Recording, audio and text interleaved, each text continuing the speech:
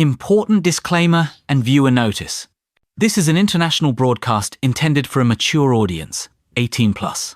It is designed for global horse racing enthusiasts, particularly those in jurisdictions outside of India. This content may be of special interest to attendees at the live event. Important notice for viewers in India. Please be advised that this content is not intended for your jurisdiction and may conflict with local laws. Please read the following carefully before proceeding. 1. Purpose of this channel: an academic exercise in risk analysis. This live stream is a purely educational and informational broadcast.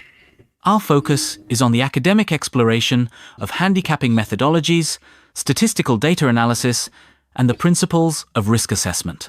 Crucially, our analytical framework does not assess the probability of winning. Instead, our entire focus is on identifying and evaluating the potential for financial loss and the inherent risks associated with each variable. This is an intellectual simulation designed to teach a disciplined, risk-first approach to analyzing the science of horse racing. The live format of this stream is essential to this analytical mission. A spreadsheet alone provides only a static, quantitative snapshot. A complete and rigorous risk assessment requires the inclusion of dynamic, real-time variables. These include qualitative observations from the paddock, the physical condition and behavior of the horses, last-minute changes in weather and ground conditions, and the strategic decisions made by jockeys during the race. Therefore, the use of a live race feed is for the strict purpose of data collection and model validation.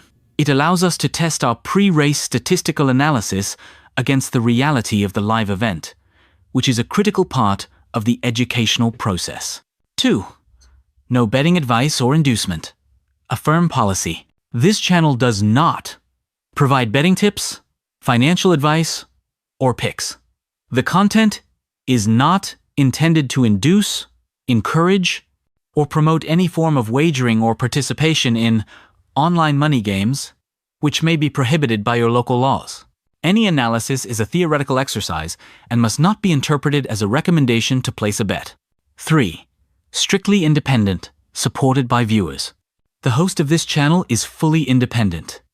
We have no affiliation, partnership, or financial relationship with any bookmaker, wagering platform, or any other entity in the gaming industry. Our analysis and content are not sponsored or influenced by any outside entity. This channel is made possible through the voluntary support of our viewers via YouTube's official features, Super Chat, etc. All contributions support our educational mission, and our content will always remain free and accessible. 4. Community Code of Conduct. Fostering analytical discussion. We encourage an intelligent discussion focused on the science of racing. Encouraged. Sharing your thoughts and analysis on the race or any horse, focusing on data, strategy, or observed risks. Prohibited. Discussing personal bets, encouraging others to bet, requesting tips, or sharing links to wagering sites. Violation of these rules will result in comment deletion and a potential ban. 5. Viewer responsibility, legal compliance. You, the viewer, are solely responsible for your own actions and for understanding and complying with all laws in your jurisdiction. This channel and its host assume absolutely no liability for any financial losses or legal consequences.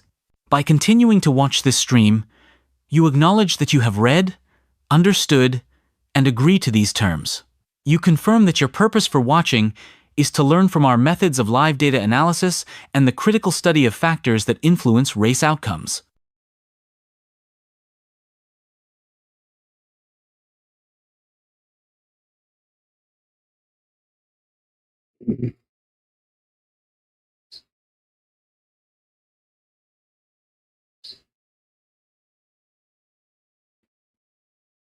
Good morning. Today is 12th of November 2025, and we're going to be doing some analysis here today at Caulfield Heath. This is how the track looks like. We have raced here a few times. The last finishing mile from the last bend to the finishing post is about 367 meters. We've got about 8 races here, out of which 2 are maiden, and the shape of the track is triangular The challenge is here, which is the last bend. It basically is a tricky position which throws away the wider gates. So this track prefers the inner gates mostly, and we'll see what we can do here. We've got 8 races to come up here today, and we'll see what we can do here today. Welcome to Grandstand, and we do horse racing analysis, and we do that in 2 steps. First, we try and identify the horses through physics, mathematics, a little bit of understanding of horse racing. And once we have identified the best horses, that's when we take a look at the horses at the paddock, when we get the live stream from the paddock or the gates. If we find that all the horses that we have chosen are looking good and good to go with, we wait for the results to validate. But if we find that there are better horses at the paddock and there are circumstantial changes, we often give it a shout out. That's more or less what we do. So we are here with the first race, which is the 1600 meter. We'll take the odds and see what's going on.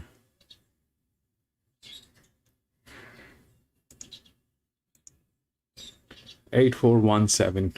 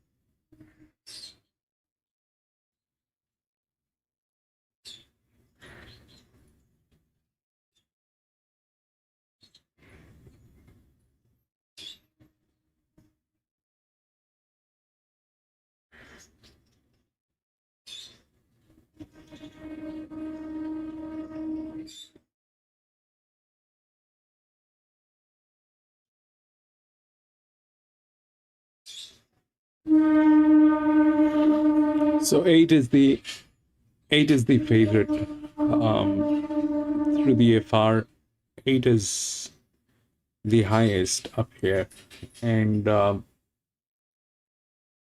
8 has a jock with his here, which is okay. Probably it is showing negative. I hope that's not a problem. It is something that is there.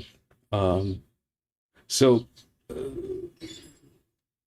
when it goes to negative, it essentially means that either it is not a problem or it is too good to be true. So that's the first thing. The second thing is it is going to run neutral. It's a 1600 meter. Ideally, what it is showing 8 and 4, that should be the thing. The 7 is is dropping through the FR. The 1 is dropping far below. So that's all that they have. But the thing is,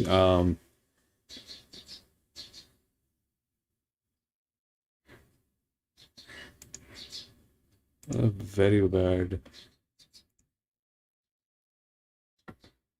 So yeah, the management is bad up here.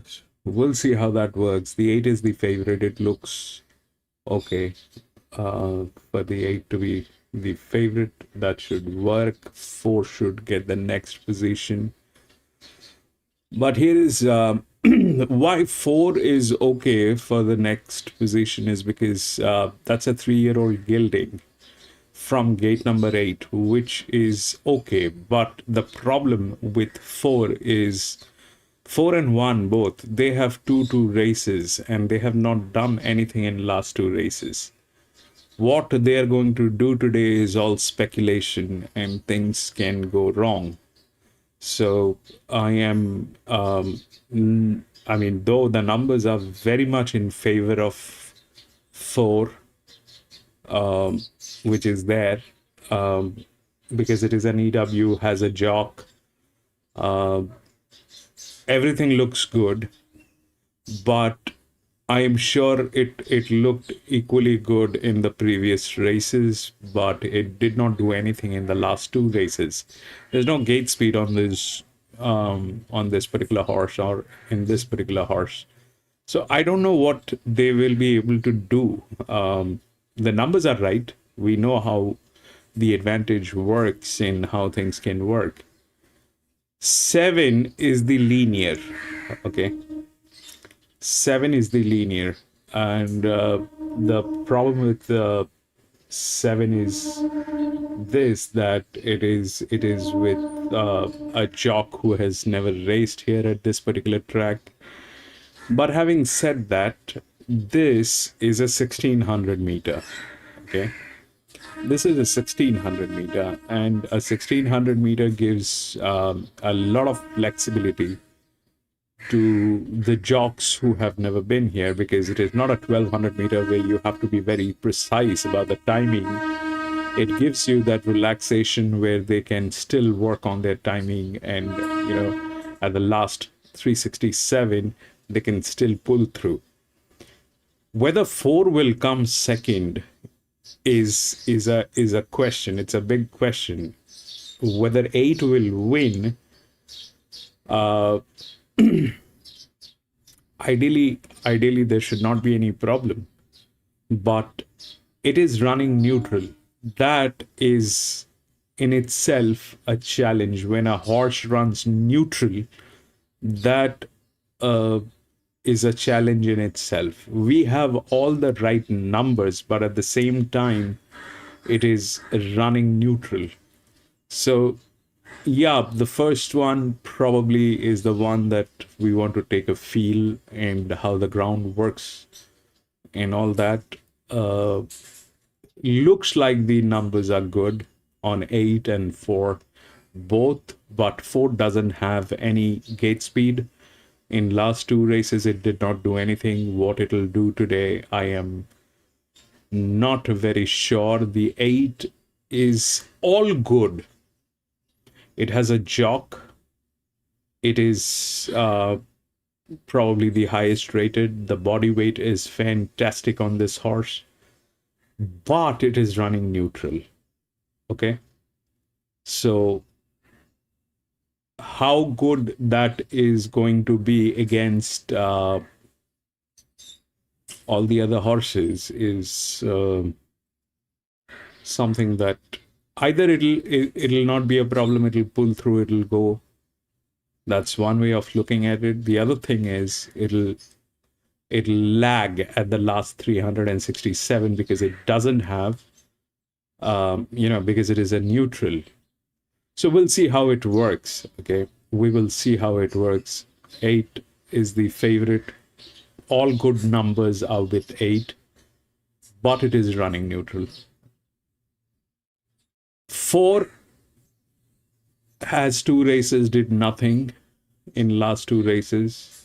7 is the linear where the jock has never raced here, but 1600 meters should not be a big challenge. Then 1 is there, but 1 is also looking like that. However, 1 has a jock who's present, and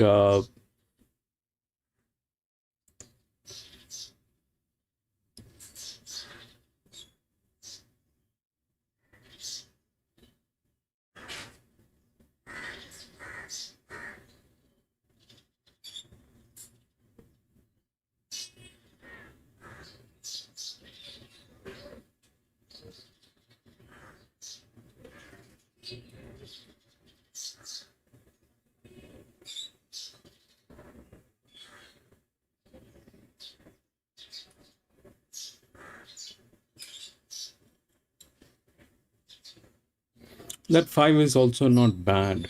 Okay.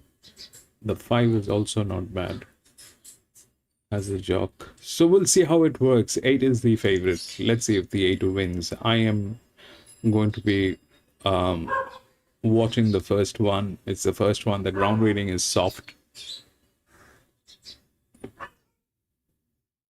It is soft 7 as of now.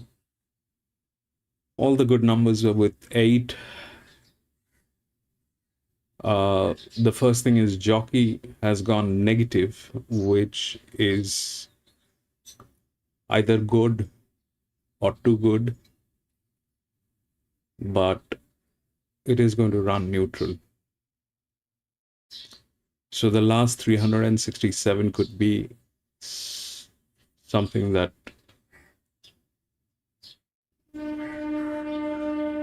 we'll see what and how it works. But that's neutral. That's why, I am a little conservative on this. We'll see how it works.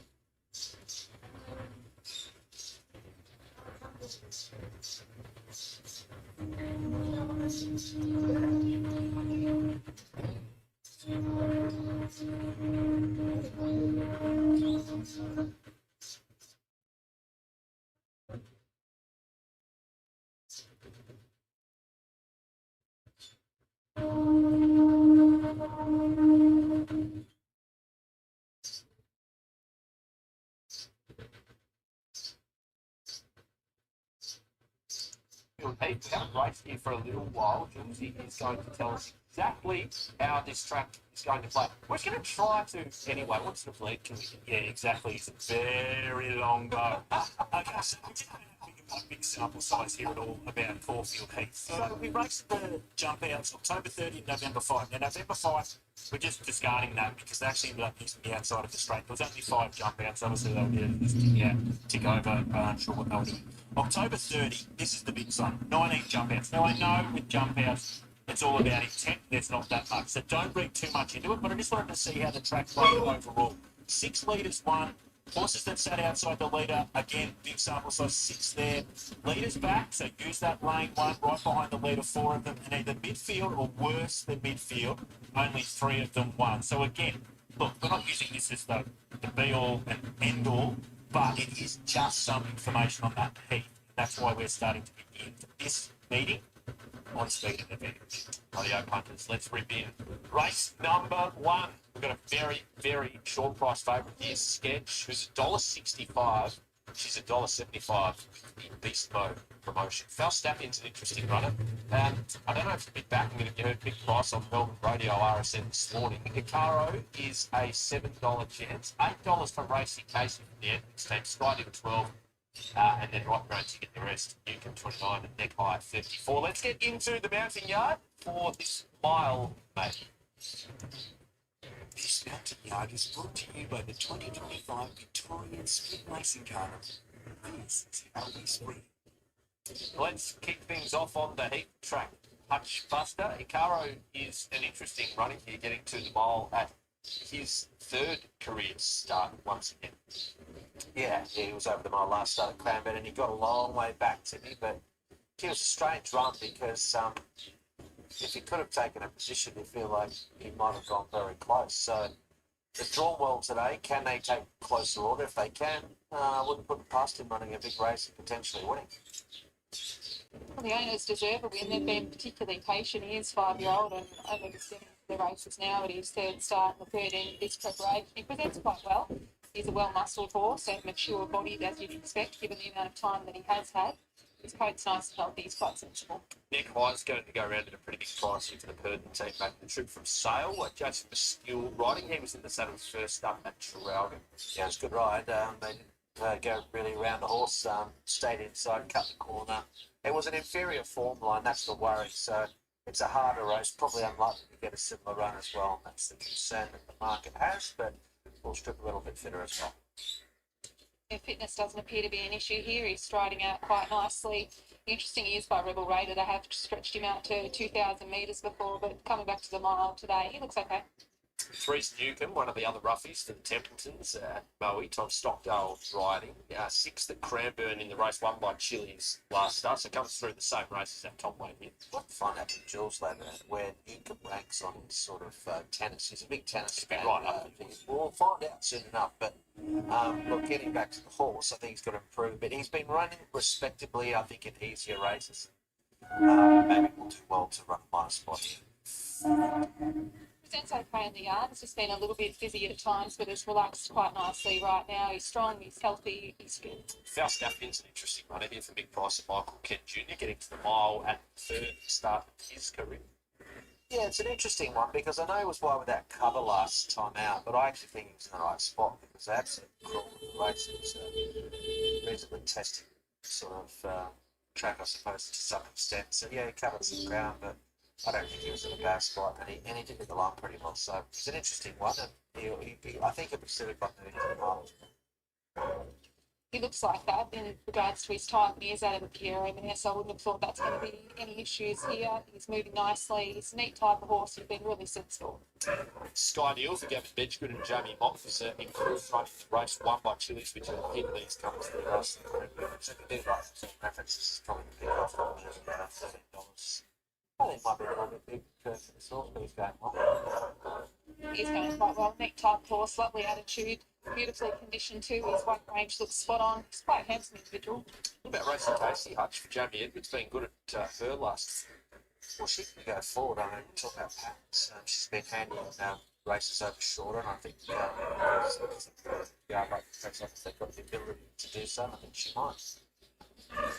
She looks like she wants to do that. She's really sassy and full of herself in the yard, pick rooting and carrying on. So I dare say that she's got a bit of spunk about her, and she's going to be going forward the way that she was acting. So 2 runs in for Sketch, our odds-on favourite this time. It had performed at this beat by Grinzinger Champ first up, who went to Adelaide and won the Metropolitan race easily up on speed, and then beaten by the subsequent Oaks winner, who won the race at Ballarat Strictly Business last start.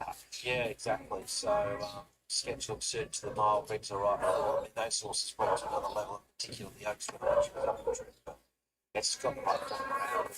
I imagine she'll be very hard to beat. She does present really nicely here. Quite a heavy set type of filly this. I would have thought potentially this is about as far as she'd get on type alone anyway. Let's see how she goes. But she's dappled up. She's a good type. She looks really well. All right, Hutch, are we with Sketch, the odds-on favourite here to kick things off? I am interested to see where she lands because she's hasn't shown a lot of speed, but I've drawn an inside gate that might have allowed to be a touch closer. Racing Casey on the 40 Caro's going well. Falstaffian. I don't think it's an overly strong mate, to be honest, so I think the favourite does it itself. Yeah, I'm with you, Hutchie. It's pretty hard to go past Sketch here. I thought she presented beautifully in the yard. She's a really good, strong, nuggety type of filly. As I said, I would have thought this is probably the pointier end of how far she's going to get. Let's see how she runs out the mile first. But she looked awesome from the yard. Of the rest, I thought Falstaffian looked pretty good as well. Let's have another look at this market. So $1.75, Sketch been really, really solid in betting. $1.88 the beast mode function on the app. Falstaffian $5.50. This market's largely unchanged. The one they haven't nicked away at is Racing Casey, who's a $7.50 chance. And their high's been back, but it's huge odds here. The deductions after Zaza Best came out. Spicy odds at Caulfield, Belmont and Balaclava. The 3 races covered here on racing.com this afternoon. Get on the PointsBet app and have a look at Beast Mode, which is live now. Chances are you're about to lose the free and confidential support for the 1-800 number, or visit the website. All right, Hunt, so we've spoken a little bit about the favourite in the inside draw, Falstaffian, Racing Casey. They could probably go forward. How did you see this open for them? Yeah, I don't think they're going to go quick. I think Racing Casey looks like the one that'll probably take up the run. Maybe Falstaff goes and joins it from that wide rally. I don't know. We see some of these types of events with smaller fields. The lack of it to go forward. You know, particularly when the numbers are small and then race lakes pace are really like, I wouldn't be that far off. Yeah. Imagining what the sort of conversations. I can imagine an absolute dawdle. And they'll sort themselves out. Racing Case, I think, will be forward. The interesting one's the horse that you mentioned earlier, Hikaro, is at the top of the numbers and got a long way out of its ground. But this will be a different race run, different. Yeah. Julesy, any thoughts here, race one? This is a really interesting one because I can understand why the market wants to be with the favourite because it brings that strictly business form on. But it could just be winner only, that race. It came from a long way back to win that, and then it just went on leaps and bounds. Doesn't mean that the rest behind it could be any good at all. Yeah, great. Should we have a look at that replay, folks? Why not? Yeah, for those that haven't seen it, this is the performance last start effort of Sketch here at Ballarat. Now, take note of the horse settling towards the rear of the field in the navy blue with the yellow spots on the front. That is strictly business, who was really good in the Wakeful after this, and then obviously went on to win the VRC Oaks. What did we like about this effort, boys? Well, the good thing, I mean, look, strictly business ran on in the second best final tournament meeting. It went on with it, like Jules said, but Sketch did run home in the race, still pretty good. Came home 11.94 as opposed to 11.60 in strictly business. So it was a sound run, sound made performance. Like that second, Kilmore was okay, so I'll beat less than a length. But I get what Jules is saying. Like, you know, well, if you don't want to take on, she's beat favourite, that's just 220 favourite there. So she probably ran to a mark. The issue is here, I mean, I've seen some of these other meetings we've been doing, Jules, at various locations around the state have probably been stronger than what this race is. It's not made with a lot of depth. Yeah, and this is the key. There's just no depth there, and that's why you're getting the price that we're sort of getting about this horse. Who I like the fact, you mentioned it, I like the fact that it did come off speed and sort of, you know, the favourite went past, the favourite's cool. Yeah, so there's no issue there. I think the horses that sort of settled on speed in that race, I don't think I want to be mate when I see it again. So this one gets Gatekeeper, welcome back. I just want to be mindful that I think it could be winner. I think it's a kind of race as well where Willow, you want to be positive. I would not want to be thinking, you know, you're drawn where you're drawn. You might have to be out of the comfort zone today to an extent. Got to use like, you know, use it, be handy or be positive, and get the win out the way. It's not D-Day for her, but she's had 4 starts, and the market's found her in 3 of them. So time to stand up. Well, we've got one there that's running low in the day shirt guy who's coming out favourite again. It was costly for punters. Like, it was going around favourite nearly the time we ran. And a couple of those races beat by good horses. Yes. I don't know if there's any real superstars here, but you know, that doesn't matter for the punters that are taking the shorts, Timmy. No, not at all. $1.72 now with points bet, so a nice little late push if you are on our odds-on favourite.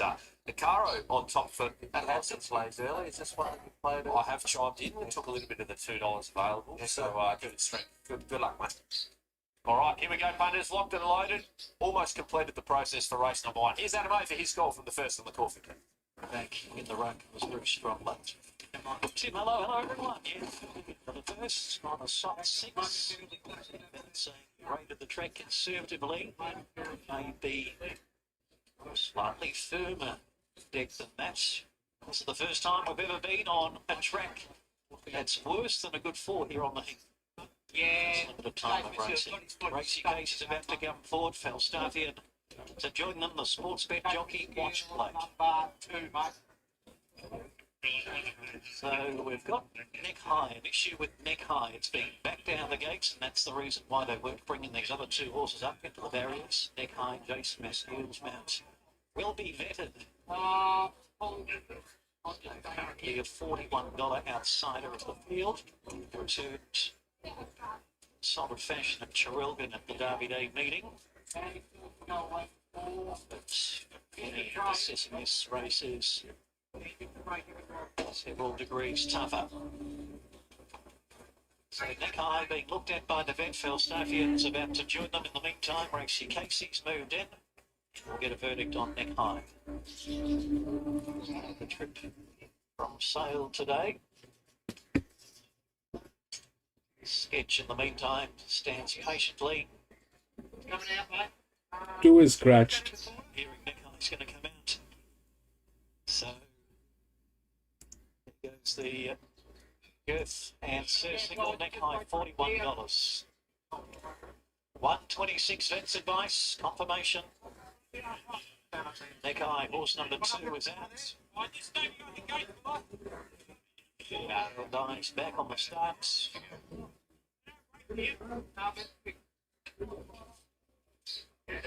That horse away from the barriers, so it's okay there being corralled.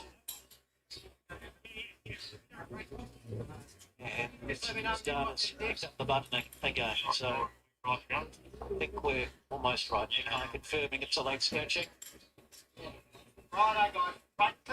Now off. Sky Deal missed the start. Nakaro also slow, and Sketch jumped very quickly from the inside gate. Falstaffian's working forward from a deep position with Racy Casey in the middle. Newcomb's fourth, then Nakaro, who tracks the speed back on the fence at fifth, and 2.5, almost 3 lengths Sky Deal. And Neck High was a late scratching, so Falstaffian wants the front and is overcoming the wide position on the track to cruise across the face of the field and now leads them into the back.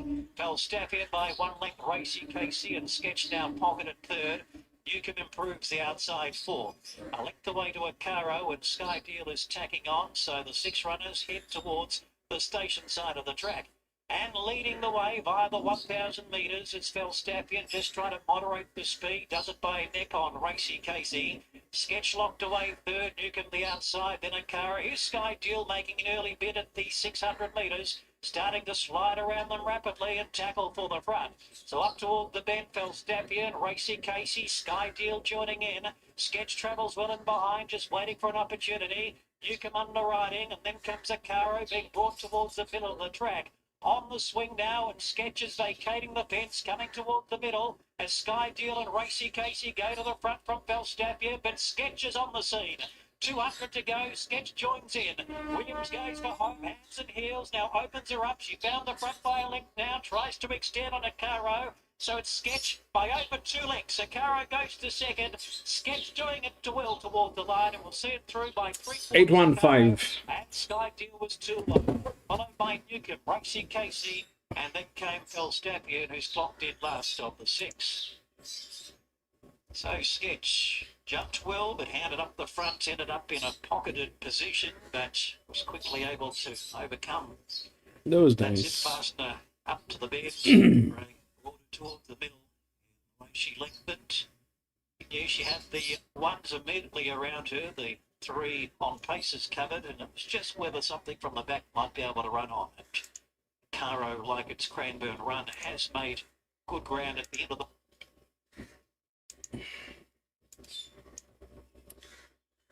So what happened is the 8 went through. The job was good. 4 and 7 did not make it. 1 went through with that advantage.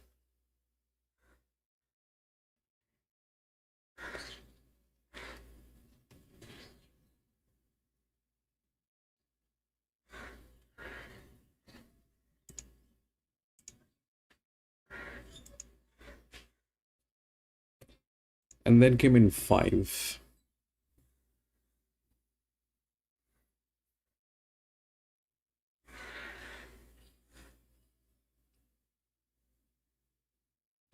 It's too early to actually, talk about all this because, I mean, both of these horses had two races. They did not do anything. This one had more advantage, some better numbers.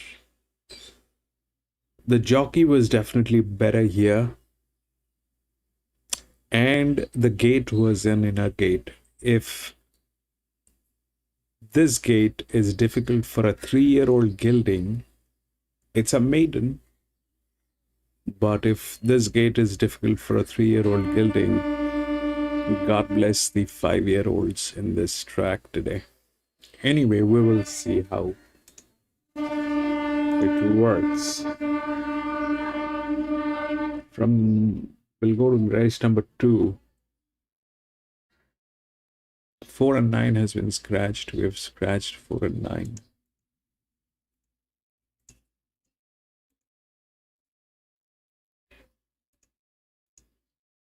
Six, 8, 7, 2.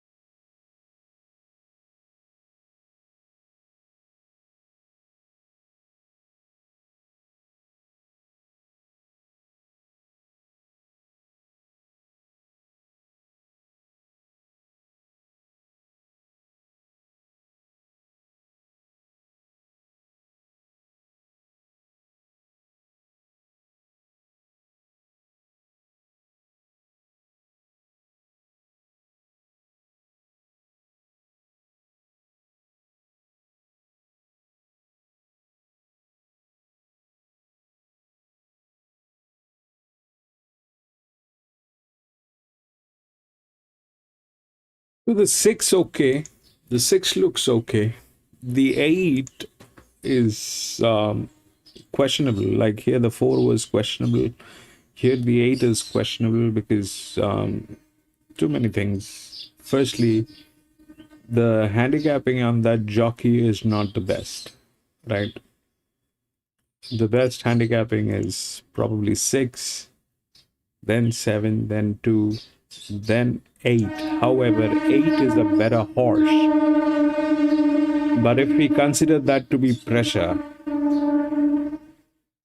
and there is no here, what happened? The 8 was a good job, a good horse. Okay, though it was running neutral, there was a fantastic jockey on this, and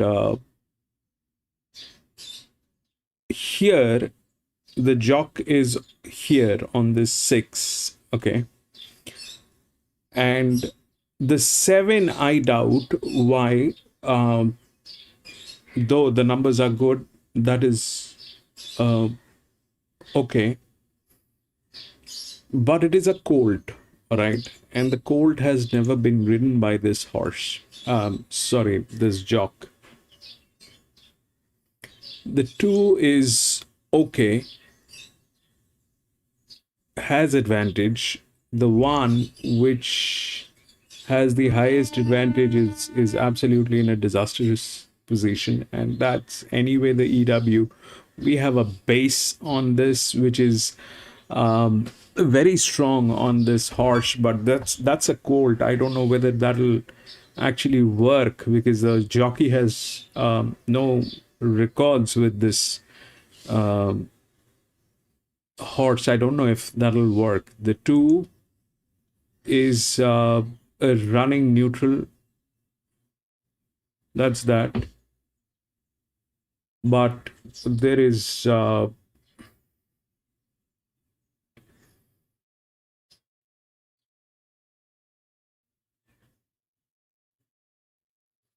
that 3 is a check. Okay, why that 3 is a check? So the 3 is a check because this is a very good horse. Okay, there's no doubt it is a very good horse, but the jockey is kind of that. But no, 3 is not also a check because this jockey has never raced here. It's 1,000 meters, so probably not. But things can go wild. Things can go wild. 6 is good. 8, I don't know how effective that thing is going to be. That jockey. Technically 3 is present, but this jockey has never raced here at this particular track. So probably it'll go to an advantage, but instead of going to the obvious, which is the 7, because this is an EW, this could go wrong because this colt has never been ridden by this jock. So we don't know if that colt is going to actually work, but if it does, then it is there. 8 is a little questionable. 8 is a little questionable because it's got the body weight, it's got everything that is required. It fits exactly like this 8, all right? This 8 was a 39, 159. This is a 35, 169 on the body weight. We are getting a little lighter than this horse.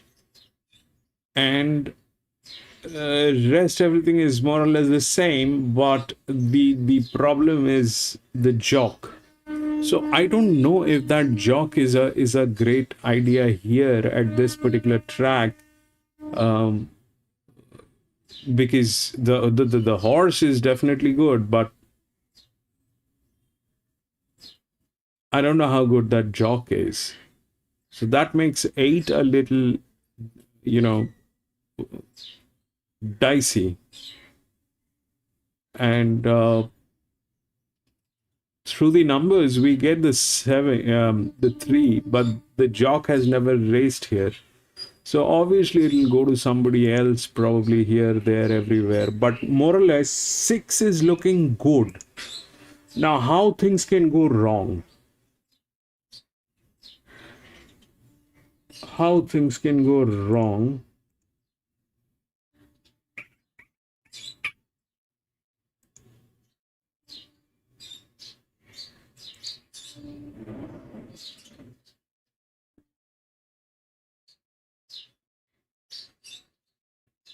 How things can go wrong? It's a 299 expected. All right, it is still a maiden. It is an expectation that it is a 299, which is less than 300. The pressure is like 33 by 100.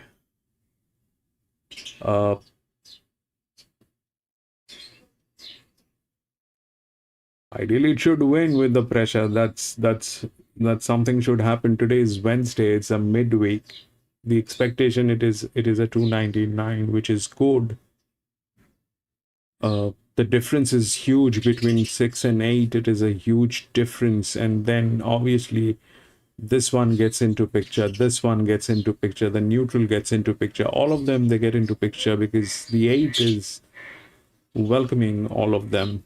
So anyway, we'll see how it works. The 6 looks good. I like the 6, but 8, I don't know actually. We'll see how it works.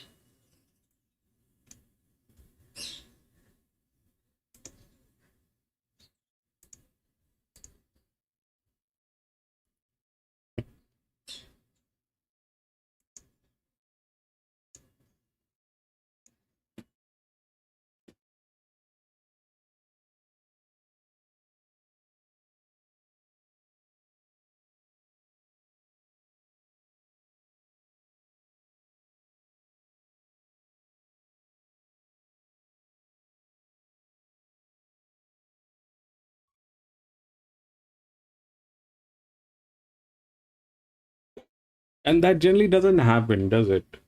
The first and the second linears. But I also do not have a very concrete understanding on the 7. The 7 is a colt. If that fails, then what happens?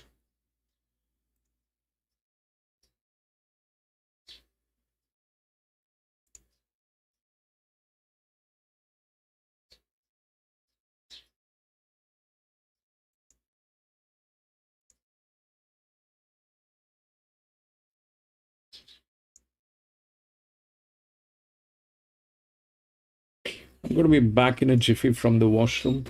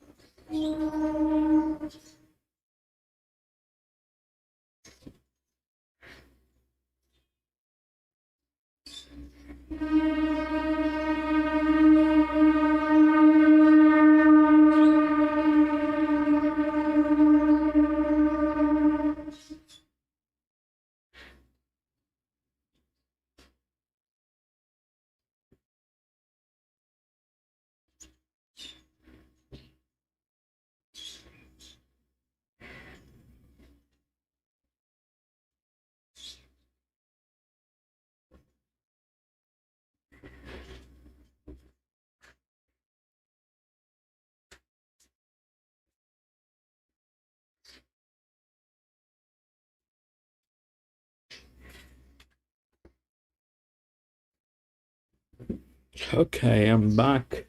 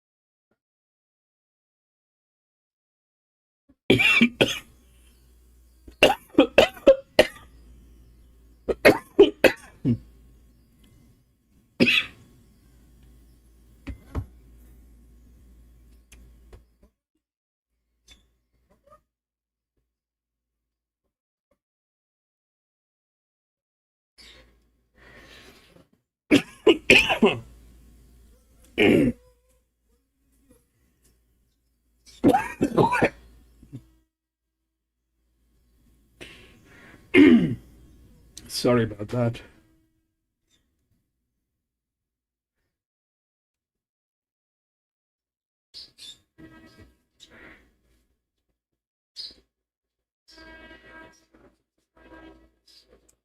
Weeks and we've got the raced versus the unraced, because we can see the race, we've got some numbers that we can see here on the left, and they're my obviously ratings next to it. So Graham plus 7.5. Then you've got sort of two numbers that were obviously in New South Wales, the 3.5 and 5, but they're solid enough numbers. It's sort of a third of the race brigade in terms of price. Royal Honour, love that performance. It runs second behind a horse that we'll probably see a little bit later today. That plus 7, that's a big number. And then you've got a Sparta, some pretty solid numbers as well. Then we get over here, there was a couple of scratchings. So we're just left with the one unraced Tower Brick. Now it sits around that $3.80, $3.90 now. What we're suggesting is in that last few minutes, we can hold that 380, 390 against a pretty good sample size of race horses. It's a real positive push from the market. Gatekeeper! Thank you for doing that, Gatekeeper. Gatekeeper brought in a lot of friends today here. Obviously, there have been around 19 20 cents deductions to come out of this market. Thank you so much, Gatekeeper, for doing that. $2.70 down, $3.10 for a Spaniard Tower, $368.50 for Graham. He is on the drift after going up $5.50. So that is the market for race number 2 at Caulfield Heath. Let's get into the video. This rounding out is brought to you by the Racing.com Tipping Hub. National form and analysis. Download wherever you get your apps. Race number 2, punters. It's the Thoroughbred Club of Australia plate. 1,000 metres. Dane Verk is where we kick off. And take note, we have been upgraded. Happy holidays. Well, both sides is it's an easy one to oppose. What's going on today, Tim? Let's hope that can improve for conditions. He's a big horse. He's very tall. He'd be probably 16.3, nearly 17 hands at his wither. He's a bit up and about here too. I don't have a base mark on him, but what he's doing is within normal limits. Interesting run at Graham, isn't he, Hutch? So he's friendless in the market at this point. He was ordinary first up, not giving a whole lot over 1,000 metres at Mornington, but it was his first run in the best part of 18 months. Can we be forgiving and trust him on his previous form? Well, I suppose so, but then try and tell that to the punters that took 370, 225, 290, 280 and have been burned. They go, enough is enough. Yeah. I've had it. Yep. So there's obviously something to work with. Some of his runs read well, but shining. Well, his parade's very good. He's a good-looking individual. He looks like he's been well prepared for this. His fitness is where it needs to be. His attitude's good, so hopefully he has taken good natural improvement out of that long time off.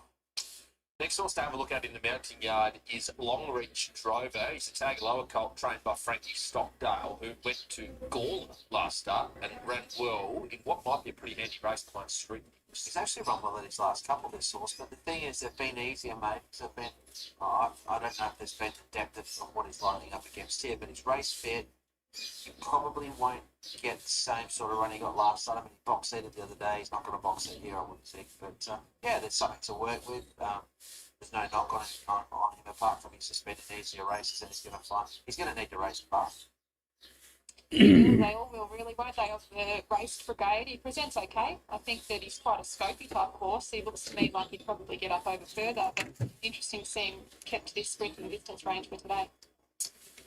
Maynard's out. Molotov Cocktail couldn't get much of a read on what to expect from this horse from the jump outs. Hutchie, what do you make of it? I thought they chucked him out the most recent of them, like they did. They got Very quiet. yeah, they didn't want to let it out of the bag, and they locked it out right back in the field.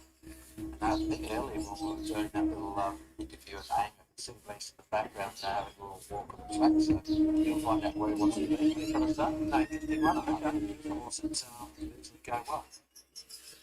Well, he looks like he should be going well the way that he's been turned out here. He's quite an attractive type of horse, medium size. You can see really nice tone over his rib cage, and he has had a lot of jump outs in his lifetime, so he has the education there. Royal Honour was a terrific run over 1,000 metres at Cranbourne, 31st of October. That was this Blue Point Colts debut. You think he'd be better for the experience? Is he the one beat here? I think he is, and look, there was good speed. Like I said, he sort of committed to probably go for it and slide in last Sunday. Drew gate 9, and Paddy Maloney ended up sort of after about 300 metres coming back. Now, when you've used that energy, then you've got to come back. Then he went and he fought, and he was only nailed late in the race. So I thought there was a lot of merit to the run. He'll improve off it. He'll probably get a better run here. If he runs up to that sort of performance, he'll probably knock over the mate today. He looks really good here in the yard today. I obviously didn't see him on debut, but he's quite an attractive type of horse, good size. He's on a mission without wanting to overdo it. I'm quite happy with his attitude. I think it's a very good parade. Tower Bridge is owned by Cormore. He's an Eye of Invincible colt having his first start. He's trained by Mark Walker. He'll be ridden by Craig Williams from Barrier 2. Craig looking for an early double. Market support with the now I know the ownership group doesn't mean everything, but they usually don't keep it for more if they can't find it. And it's that simple. So you've got Craig Williams here, a horse that's jumped out pretty well. It's hard to know how good he is, but the market's telling you he's more above average. Yeah, definitely gets a tick from the yard. Nice horse. He's handling himself very well today too. He's been sensible the whole time that he's been in the yard. Just a neck type of horse, perfectly balanced. Just getting a touch warm on his flank, but I can't see that impacting his performance at this point in time. Jess Spaniard's got some form around some very talented gallopers. A Group 1 winner in Miss Olay, and then Point Barrow, who looks a star of the future. The first up run though, Hutch, what did you think of it? I thought it was okay. I didn't think it was anything super special. I mean, the race wasn't run quickly, so there were no excuses. A little gear change blinkers going on today might help. I'm not surprised they're going for the blinkers because it was just an easy sort of run. I think she presents pretty well. She has just been a little bit quirky at times whilst being in the yard. She's tall, she's athletic, she's the type that doesn't really carry any excess condition. She's wound right up for today in regards to her fitness. I reckon I've confused Miss Olay and all that dance and much. We'll let that through to the keeper. Royal Honour, let's get him home. Is he the one to beat? I think so, yeah. And Market's got him. He hasn't really drifted too much from, 10, 15 minutes ago. He's that same quote. Wasn't sure what to do with Tower Bridge, but there's something to work with. I generally don't like what they've got to blink it up for their debut. But in terms of overall work and what they've done, I think they've got the horse really well, sort of well prepared to do well first up. Spaniard and Graham of the rest. But no, I am Team Royal Honour. So I think Hutch, we are well and truly on the same team. He Royal Honour for me on top of the yard. I thought he presented beautifully. He's got a bit of quality about him, this horse. I thought that he stood out a bit compared to some of his other rivals. Of the rest, there was a couple that I thought that could give you a push towards. I thought Graham looks to have, without seeing him first up, he's quite robust. I'm assuming that he's tightened up a little bit with the benefit of that run after having such a long time off. Molotov Cocktail presented well for his first start, as did Tower Bridge. Let's have a look at the points bet market. $2.75 for Royal Honour. Espana's $3, $3.30 for Tower Bridge. Of course, these prices are all inflated on Beast Mode, which is available now. $11 for Graham. Let's catch up with Robbie Griffith's right-hand man, Adrian Joyce, to discuss the chances of one of Hutchie's better bets on the program this afternoon. Royal Honour. Thanks for your time, Adrian. Royal Honour, it was great to see him go to the races for the first time and run so well. Yeah, he ran terrific. He was still green in the run, but it was a super run. How has he been in between runs? He seems very well. We haven't had to do a lot with him because it's not that long since he had his first up run, but he presents really well and he's in good form. Nice barrier too, with the way that he raced at his first start. You hoping just to be in the first four somewhere? Yeah, it'll be up to Pat really how he jumps. We could be a little bit more forward than that, and to overcome a wide barrier the last, and it was a stop-start race, so hopefully it's a smooth run from him. Sometimes these blue points, they can be a little bit quirky. What's he like at home? Yeah, he's pretty good. He's bouncy, but he's a pretty plastic kind of a guy. Of the rest of the runners today, can you give us a push into any of those?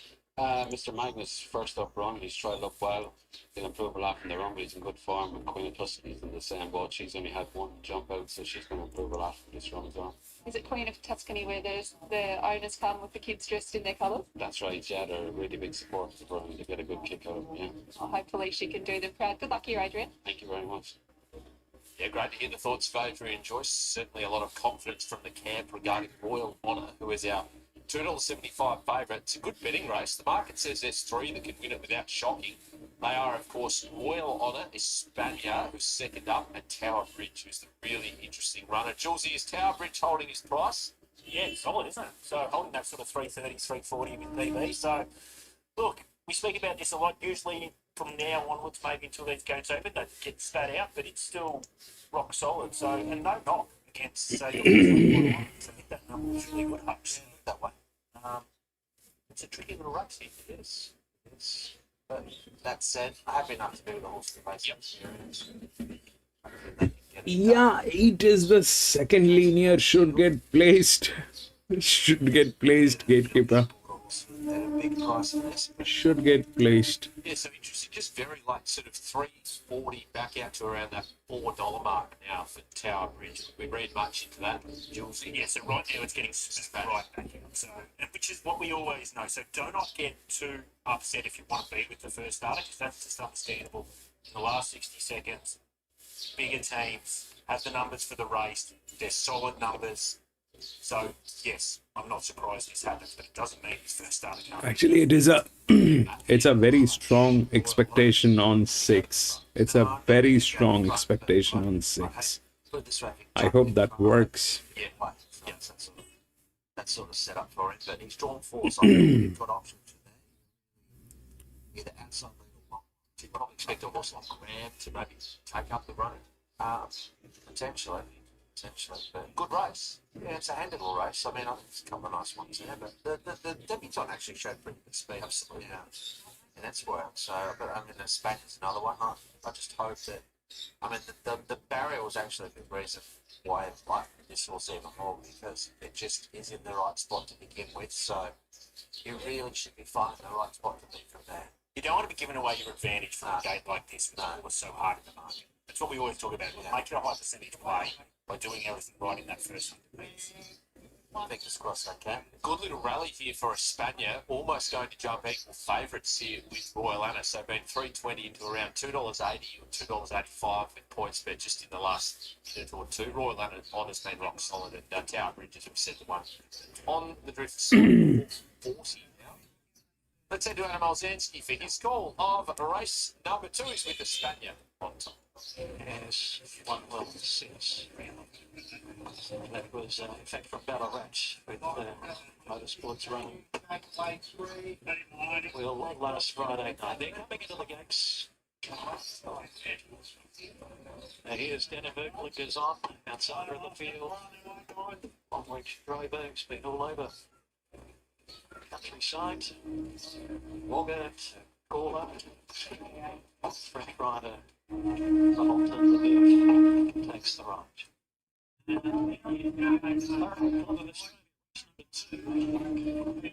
Getting ready. Run, baby. Smartly.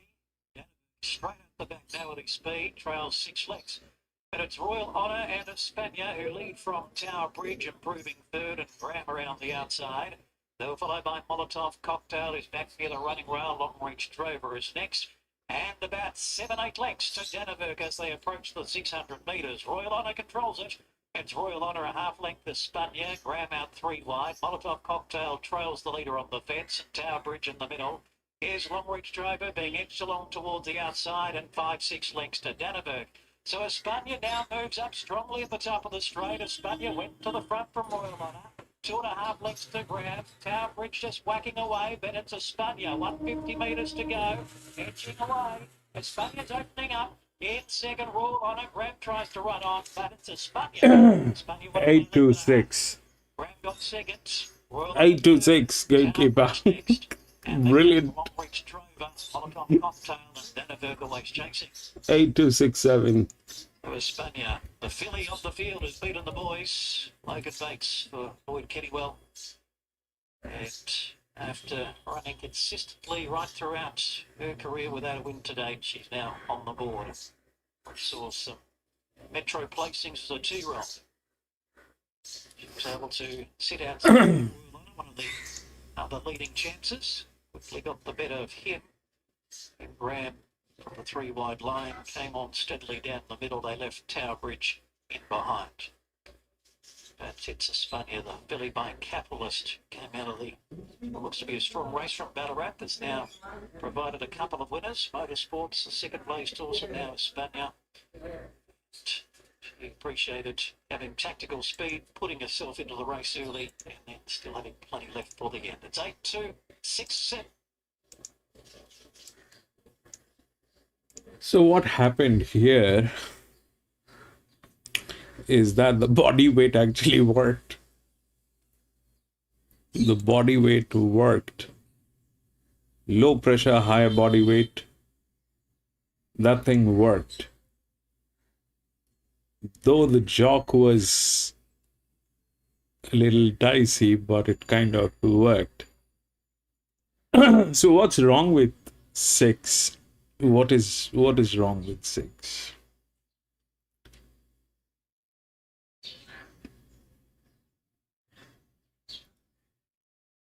That was a very strong expectation. I mean, so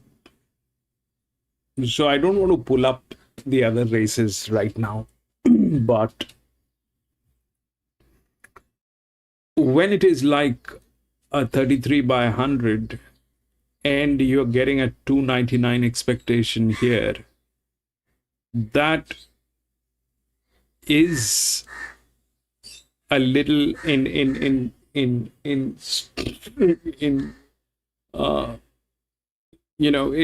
doesn't we needed so what we needed here, what we needed for a horse that profile,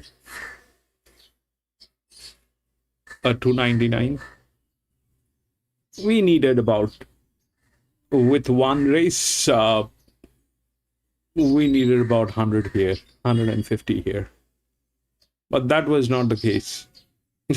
Because we are dealing with very midweek horses, and that's why the body weight kind of overpowered. So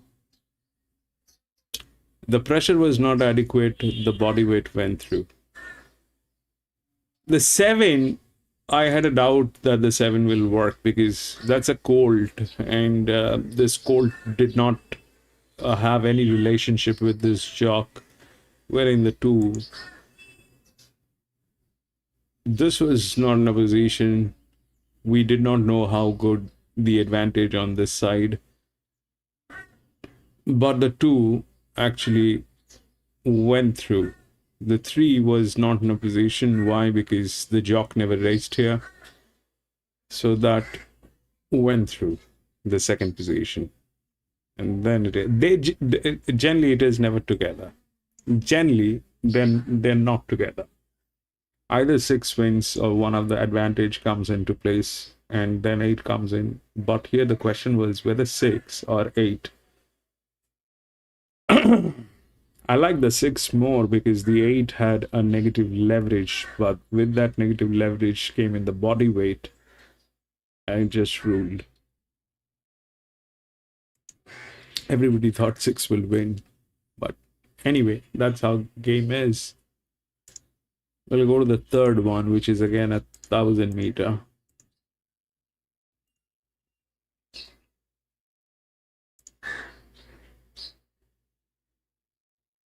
One and 6 got scratched, but gatekeeper, brilliant job on that.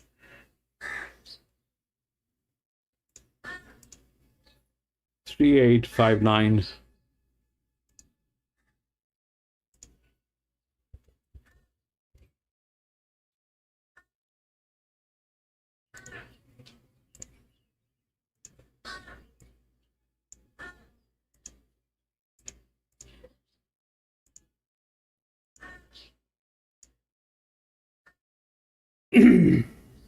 So you see right now,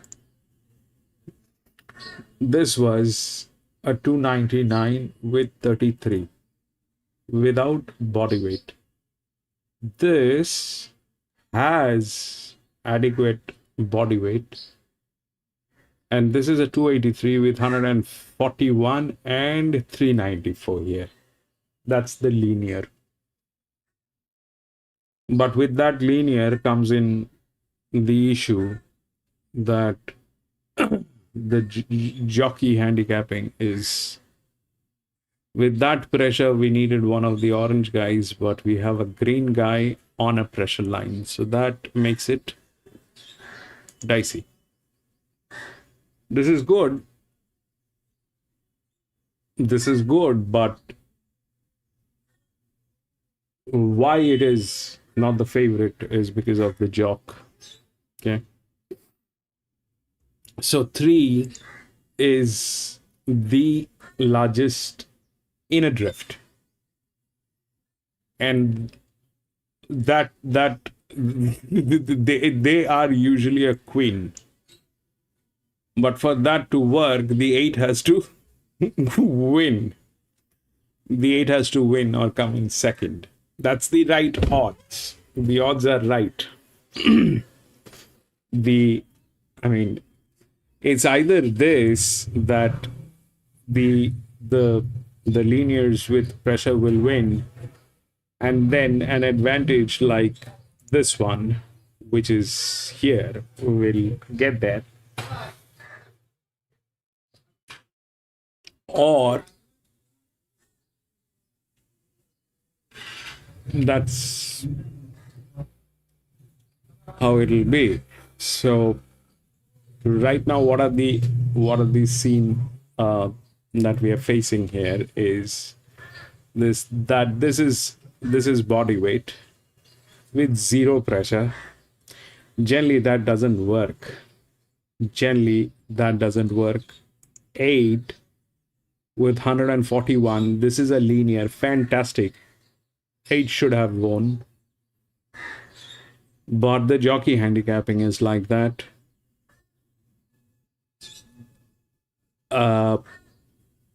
This is a 33 at a 9.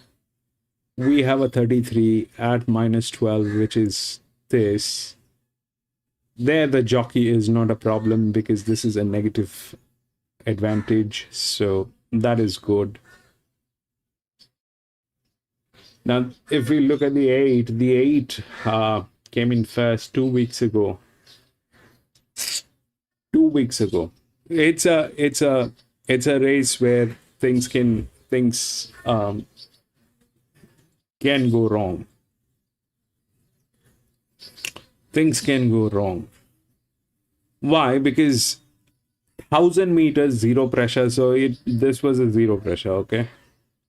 This was a zero pressure. Though the jockey did not race here, that's an added problem, that the jockey was not there, did not race here. That's one of the problems which was here. But 0 is a problem. For winning, 0 is definitely a problem. So this is good, but there is a jockey mismatch here because the pressure is 141, 394. At the bend it is 71, and the jockey pressure doesn't complement this. So the 8 is definitely a problem. And if 8 is at 36, we've got another 36 here, which is at -6 with a lot of advantage. So what is going to happen?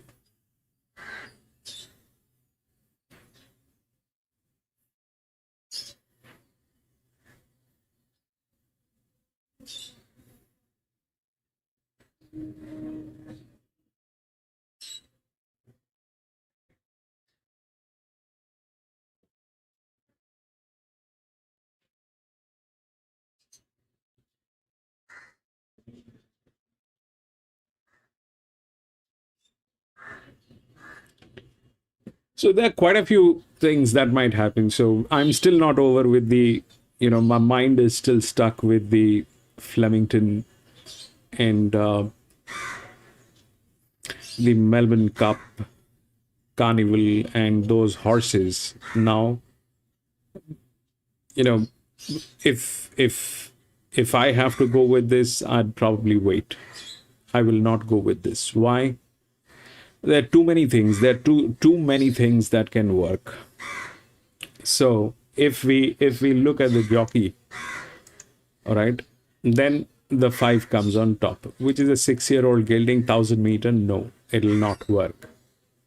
Then comes the 10, which is from gate number 2, a 5-year-old mare, fantastic, but falls here and has a fantastic jock. It is the second linear. If we look through the rails, it'll come here. Okay, but it has the rails.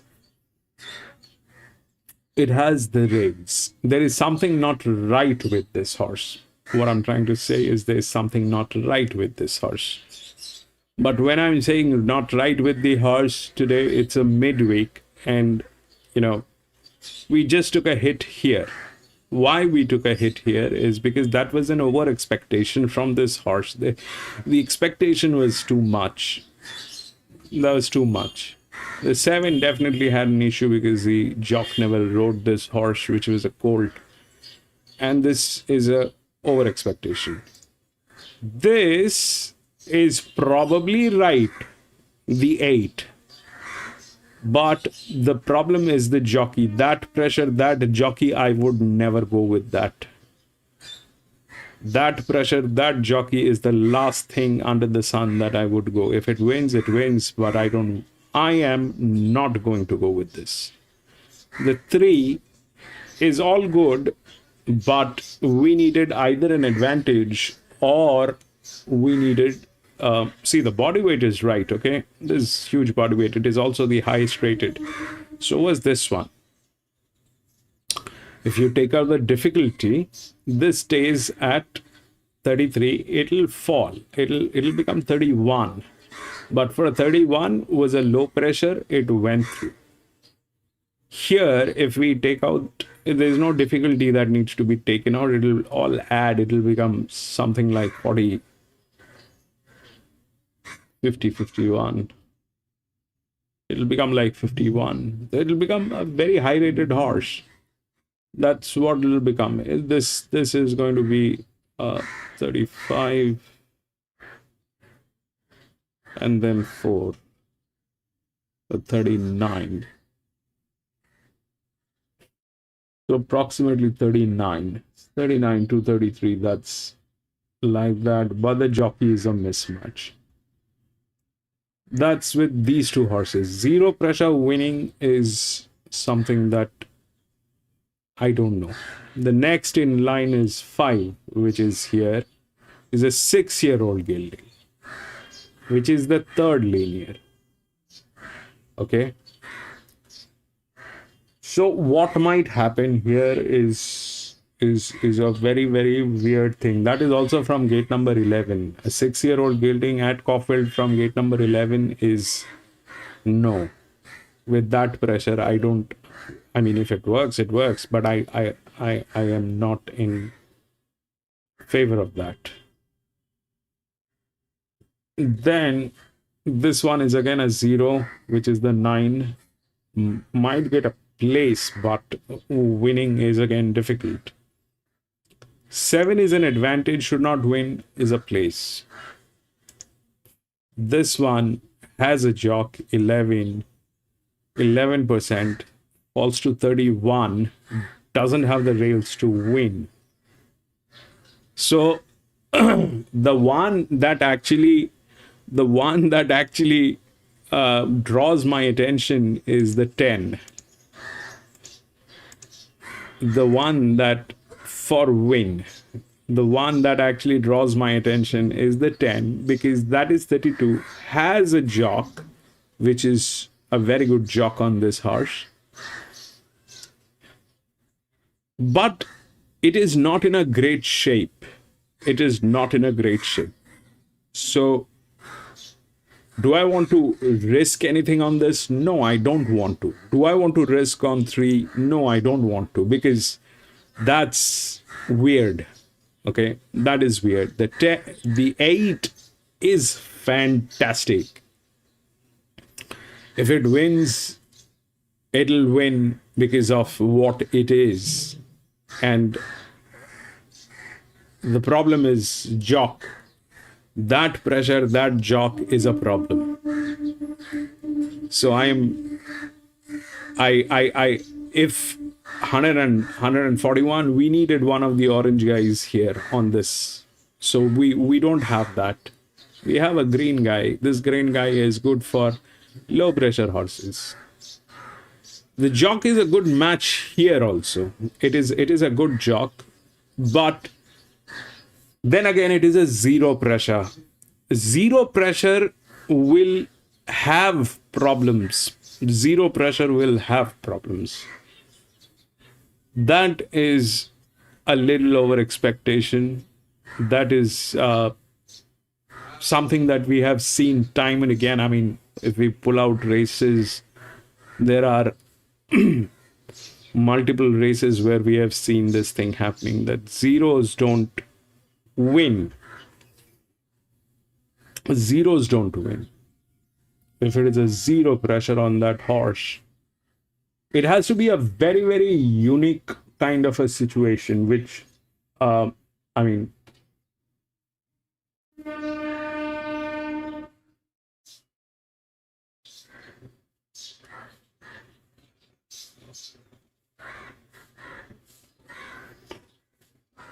I don't want to get into this.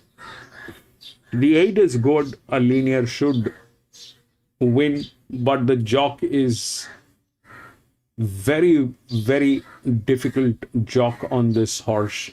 That I don't know whether he is even aware of what has happened, and there is a 37% leverage on this horse.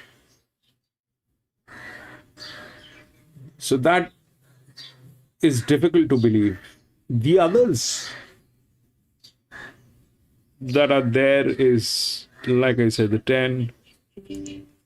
Then this one is a drift. It doesn't need the rails. This is an outer drift with a pressure, but that's also not doing great. That is also not doing great.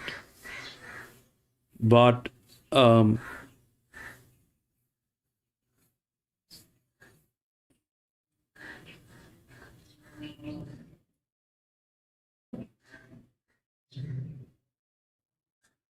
that is also not doing great. But they have a very good management here.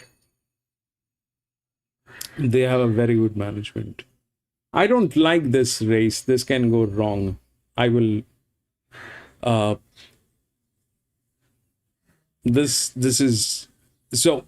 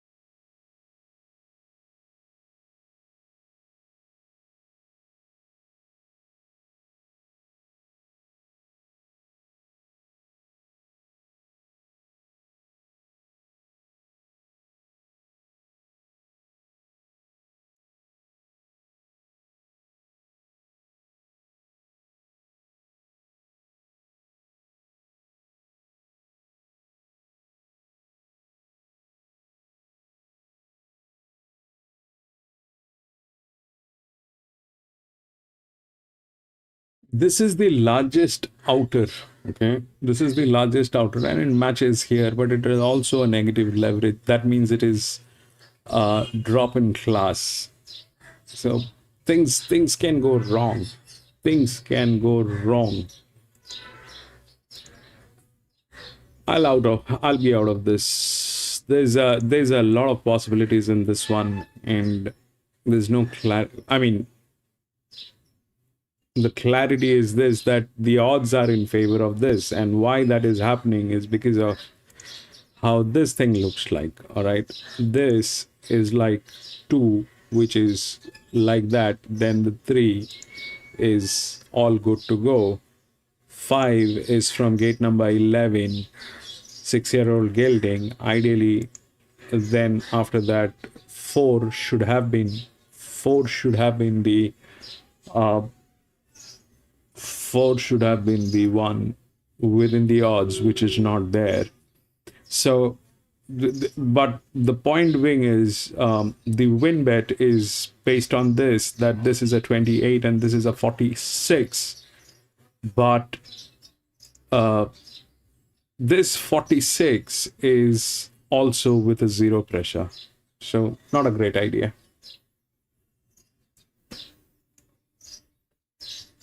Lee, welcome back.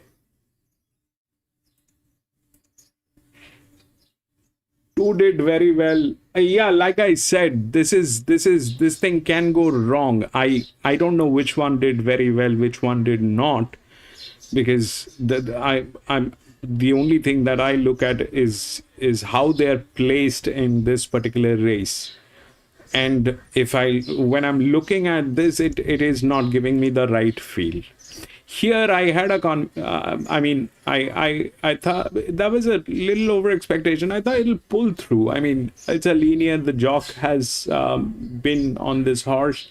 There should not be a problem. But if you actually look at the pressure line, it is not there. And then 8 actually went through with an advantage because it was a heavier horse, low pressure. It just went through. 7 was dicey because this was a colt and the jock did not know this, so 2 went through. Next, they do not come together.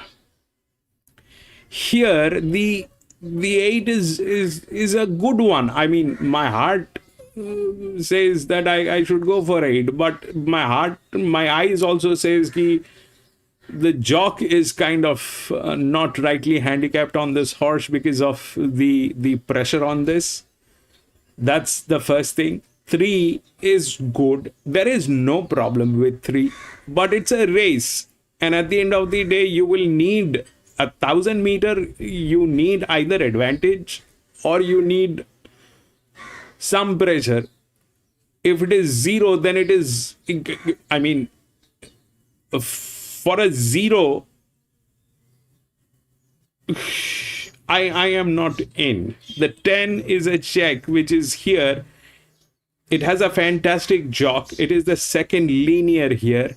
I mean, that is where numbers are right, but the horse is not doing good. So that's not making sense here. The 2 is a good one. It doesn't need the physics to win. The 11 also doesn't need the physics to win. They are all 11 probably cannot win because it is going negative. But you are right about the 2. The 2 is at 14. It doesn't need the rails to win. It's a drift.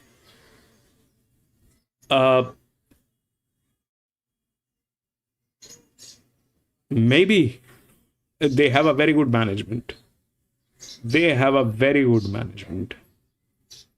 So, yeah, all those things can work. But, I mean, is it worth it? Is it worth it to, actually go with 2 or 10 or 3 or 8? I mean, we race almost every day. We know what are the risks here.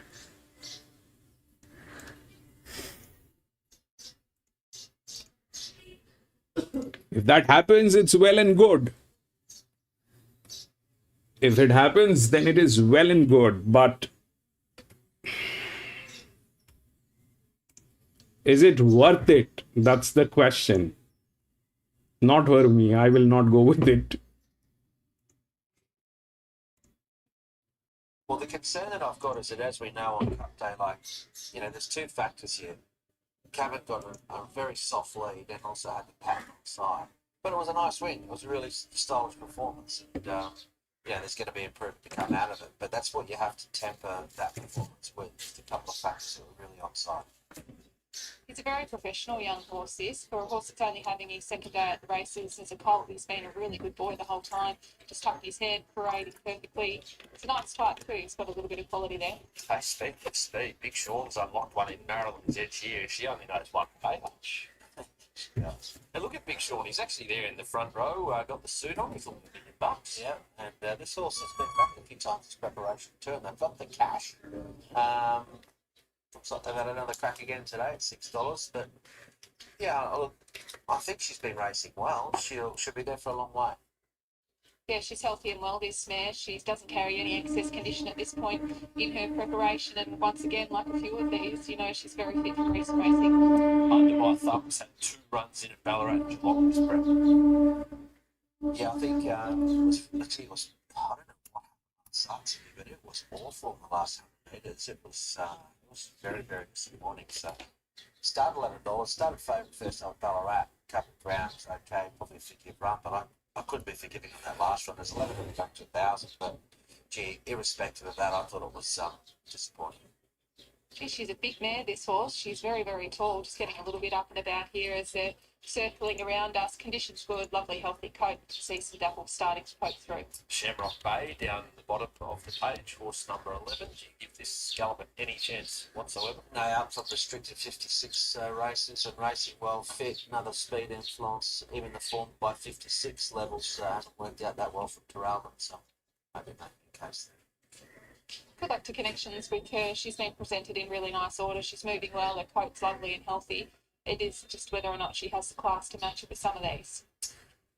All right, Buster. Interested to see how you've seen this race with close to midnight on top first up. Yeah, I am. The more I look at the race, sometimes you get a bit closer to me and you get keener, and I think I am here with close to midnight. I thought the jump outs were good. I thought the form last preparation is solid. Had experience at the track. Should get the right run for that. There is a bit of speed. That's interesting, but I think that might be an issue for Cavan. All of a sudden not getting that role, but then it depends how Cavan relaxes. For us, should be running on a Mr. Magnus. So I just, with those few that were willing to press early, I wanted to be on something just potentially sitting off that. I think close to midnight, who showed a lot of speed in that jump out. I hope they don't necessarily contest it today, but it wouldn't surprise me if close to midnight was pretty handy there as well. But I went 3, 8, 4, and 5. Yeah, well, you'd be expecting them to run along pretty solidly here. I'm going to go with Cavan on top. I think he's just got a little bit of class about him. My first time assessing him. Great attitude for a young horse. Only having his second day at the races too. Really nice type. Happy to go with him on top. On the rest, I thought it was a pretty even yard. All the horses presented in nice shape. Got close to midnight, looked good. Same as fine. It was pretty even. Let's have a look at the market. $4.29 in beast mode for our favourite close to midnight, but $3.80, $5.50 for Cavan. Maryland's Edge, $5.50, being well back, $6.50 for Mr. Magnus and Feroci's $8 chance. That is the market for race number 3. Let's see how close to midnight has returned. Your market co-trainer is catching up with Amy Yardi. Thanks for your time, as always, Will. Close to midnight. I thought he'd thickened up a bit this preparation. Would that be your assessment? Yeah, definitely. I reckon he'll probably race about 15 to 20 kilos heavy this time in. So really gone out and had a good break and finished up. So that was the reason for the 3 jump outs. He's just carrying that bit more. But yeah, he seems well within himself. So yeah. With these jump outs, have you been happy with the work that he's been doing? Yeah, his second one was a bit average, to be honest. He just wanted to fade a bit late, but put up a bit crook in between that. So, yeah, after that, we gave another jump out. He was really good, quick in the bridle and wasn't stopping. So, that's the close midnight winner. Looks to be a ton of pace in this race. In an ideal situation, where would you like to be? Yeah, he's one of those horses that wants to be fast, so it's kind of a little bit tricky with speed drawn out wide. But just said to Luke, as long as they're going in good enough clear, he will relax. But if not, if they want to try run it to suit, he'll probably get in that number and sit and probably be leading. But we'll leave that to Luke. One and done. The only run of the day. You'll be able to go back and help the team sweep up this afternoon. Good luck to you, Will. Thank you. I'm not sure we'll be racing back after being reminded that he might have to go and do some sweeping. Yeah. Absolutely. Gee, the traffic's terrible. Troy, sorry, mate, I can't make it back. Third cousin on the way home, seen for 15 years. But there's a look at one of the entrants here in Vine, who probably got a little bit fine Timmy. But what about the speed map here, boys? I was fascinated by the early pace in this race. Hutchie, did you think there was as much pace? Yeah, I did. Under Maryland's Edge. Cabin the other day they led, but it was a very slow speed. So it's drawn wide today. So I would think that the instructions are a little speed, just try and slot it behind it. But yeah, even close to midnight can be quick. Vine can be quick. Under my thumb's been handy. So there's and Shamrock Basin goes. The issue that you've got a couple of those on bases haven't been that strong. So it's that second wave for mine. That's the way I saw it. What about you, Jules? Yeah, I think you're probably right. It's interesting to note that the night had sort of come towards Maryland's Edge, so which surprises me a little bit with how I think this race evolved, that they want to be with it, but they also really do want to be with the favourite, which is first up. They want to see significant movement for a horse that's first up, knowing that there's some intent there. Well, Mark suggesting that it's ready to rock and roll, which is a really positive push for Hutchie's top selection. In terms of the way the track's playing thus far, we've only had 2 races, but all looks in good order. Yeah, I think so. I mean, outside leader for the previous leaders back, the other race was small. They're smaller fields, so I don't know if probably lane 4 and straight for the first winner, and probably lane 3 and the straight for the second winner. But I don't think there's been anything that hasn't been expected, Jules. No, I think play on as we go through this day with no issues whatsoever. But I will also say, I just want to be on speed as just the starting point still. I think that's still a good default. I think this race they're gonna roll on this one. Yep, absolutely. It's going to be a charger from the Light Brigade. Yes, it will be. I think of the yard for me was Sean Mathrick and Matt Newsoon.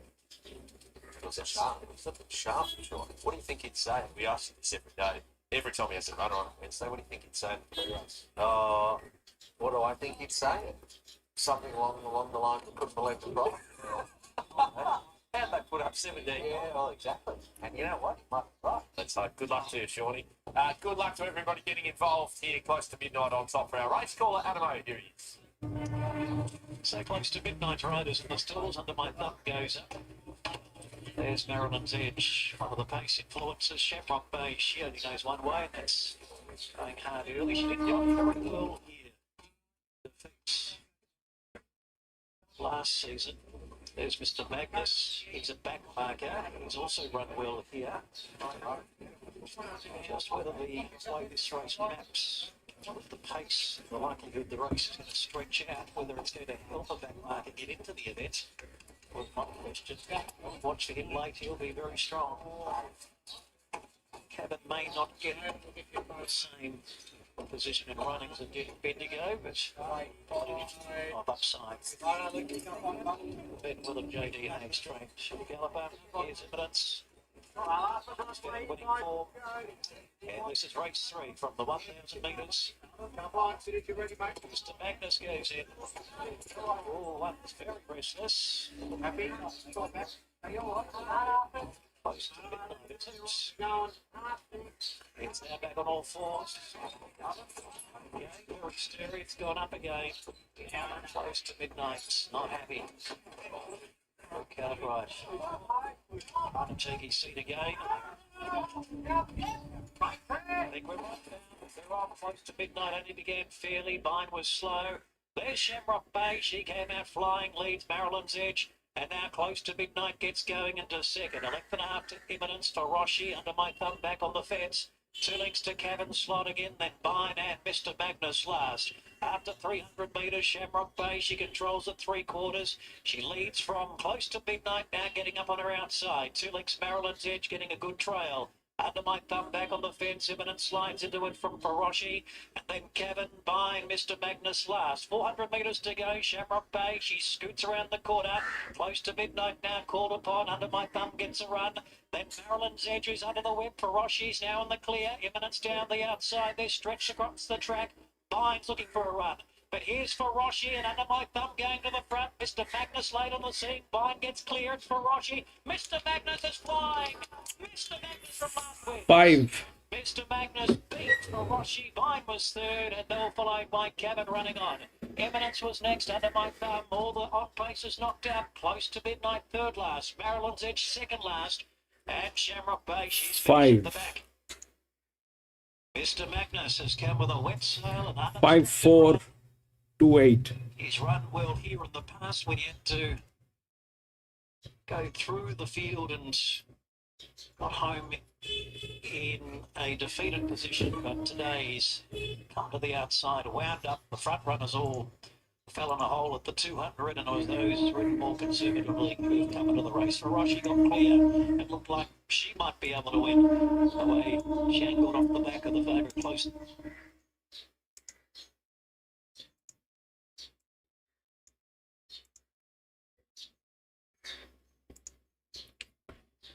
5. That 6-year-old gelding actually beat all of them. Why?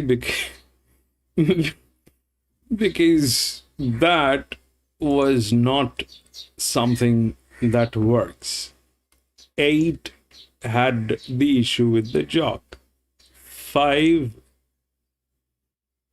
today he just had the opportunity of doing this. Then came 4, which was here, which was also good. 5, 4, 2 and 8.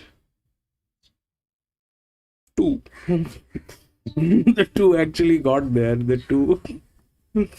And then 8. 3 did not get there. It doesn't work. Zero pressure doesn't work. Both of them did not get there.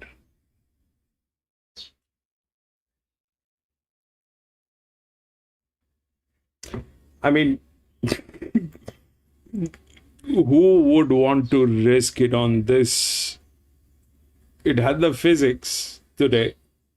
It had the physics. Also had a good jock. Low pressure. Just went through.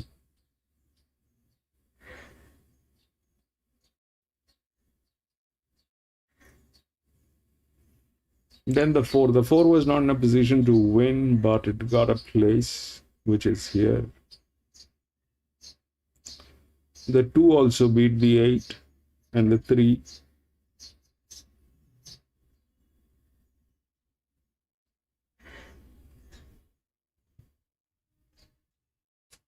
But that's how it is.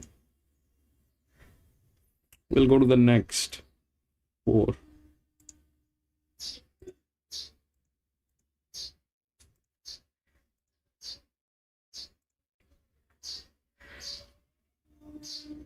Seven and 8 has been scratched. 1, 6, 3, 2.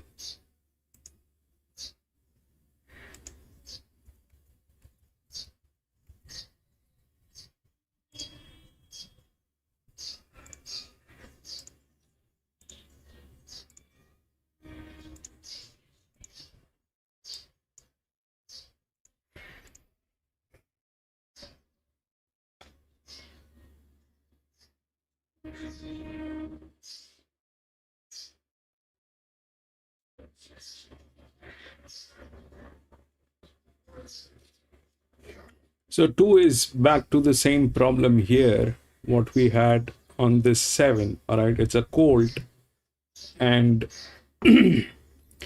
though it's a very good jock, but I think it is Craig Williams again.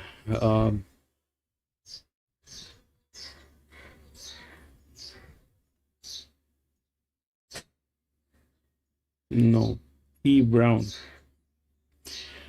But That's the advantage. Ideally, it should be doing that, but it's a colt, and they don't have that. That's the point. Now, one looks like okay. 30, 35. This will become 32, 33 plus 1, 34.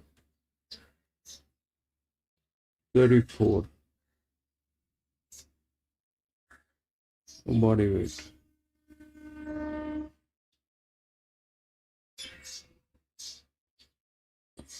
So in this case, the 10 is a check. Okay.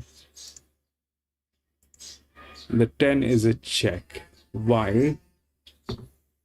Because it's a place check. It cannot probably win. It's a neutral, low pressure. This guy is okay. 8. This is I mean the numbers are right. Okay, the numbers are right on 2. Ideally that should happen. Ideally that should happen. But the problem here is that jock has never raced with this horse, and whether it'll actually get placed is a question, because that horse that colt is a very difficult animal. If you do not have a history with that colt, then it becomes difficult. 1 is a superb match. 1 is a superb match. About 6 is the linear. Okay, 6 is the linear, has a higher pressure than the 1. Why 1 is good is because through the bends. All right, 1 is good again through this thing. So here 1 is good because of that, and then 2 is rightly identified here. But for 2 to get into second, honestly speaking, we needed a little more history with this 2, with the jock. The jock is good. It's not bad. If we look at the jock handicapping, it is not bad. It is okay. But having said that, whether that'll work is a question. Now we take a look at the leverage. The leverage is here. The leverage is on 4, which is here. There is a jock, but it is running neutral. So 4 is, after 2 weeks, not bad. It is okay, but that is also fact. And then it falls down, and falls down. So out here, what are the possibilities that can happen? Out here, the possibilities are immense. This is a linear. This could be a queen, okay? Because that's not the first or the second. This is not the first and the second linear. It is not like 5 is the second, which is from gate number 10. It is not the first and the second linear. It is the first and the third linear. So this could be a queen. There's a possibility. If this jock doesn't messes it up,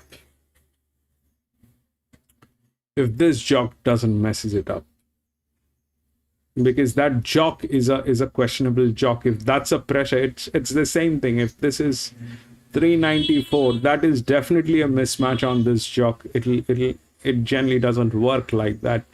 To handle that pressure, you need one of the orange guys, and we did not have anything like that. The 5 was 6-year-old gelding from gate number 11. only if I get rammed by a semi truck, I would go with 5 under any circumstances. So, but that 5 actually won't. I stayed out of this. But here, this could be a queen. The pressure has dropped. It is at 34. This is 36. Still a little overboard, but manageable. It is manageable. But the problem is not that. The problem is the 10. Because if these two are almost the same body weight, then the lower one definitely has advantage. The lower one definitely has advantage. So we'll see how that works. This is a possibility. But the jock is a question. The 10 is a check. The 2 they're talking about is good, not bad. There's a huge advantage on this horse. Technically, it should get the next second position. That's the highest advantage. That's the EW anyway, with a brilliant jock. But this jock has never raced with this colt. That's a question mark whether the colt is going to listen to this. That brings 10. All right. So, yeah, one. I don't think one can be. I don't think it is. With that kind of a resume, it has league races. It has been placed into a league race and then Group 1 races, and all that thing has happened with this. This is a fantastic horse. There's no problem with this. The bends are right. The DICR shows it is the highest, so expectation is okay on this horse. All good. There is no problem with one. One should not lose. Question is whether it is 6 or 10 in between. This thing is a possibility. They can be a queen, but 10 brings in a low pressure, though it is running neutral.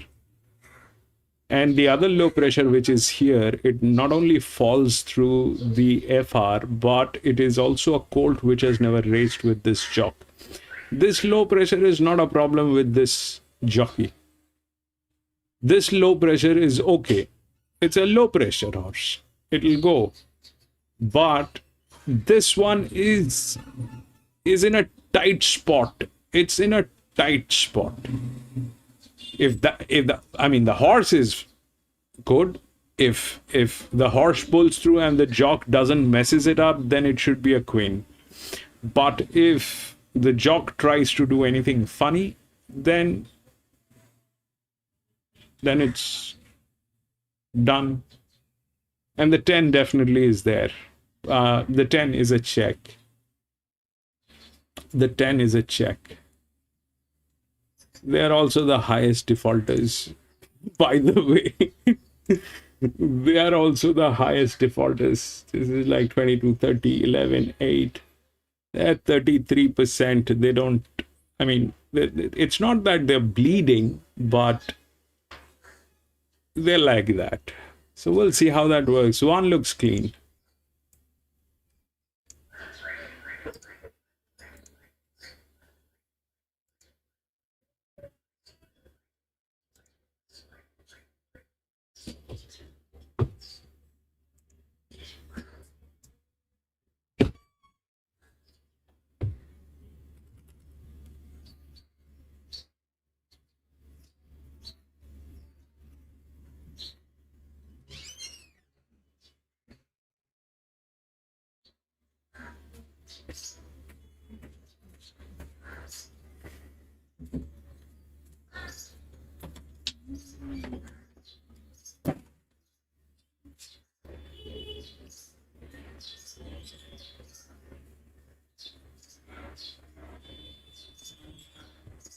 Zero pressure is basically a place chance. That is also,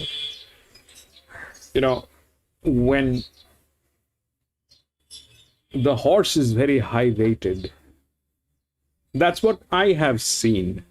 Zero winning is a very rare occasion. It's a very rare occasion. I mean, for zero to win, everything else has to go absolutely upside down.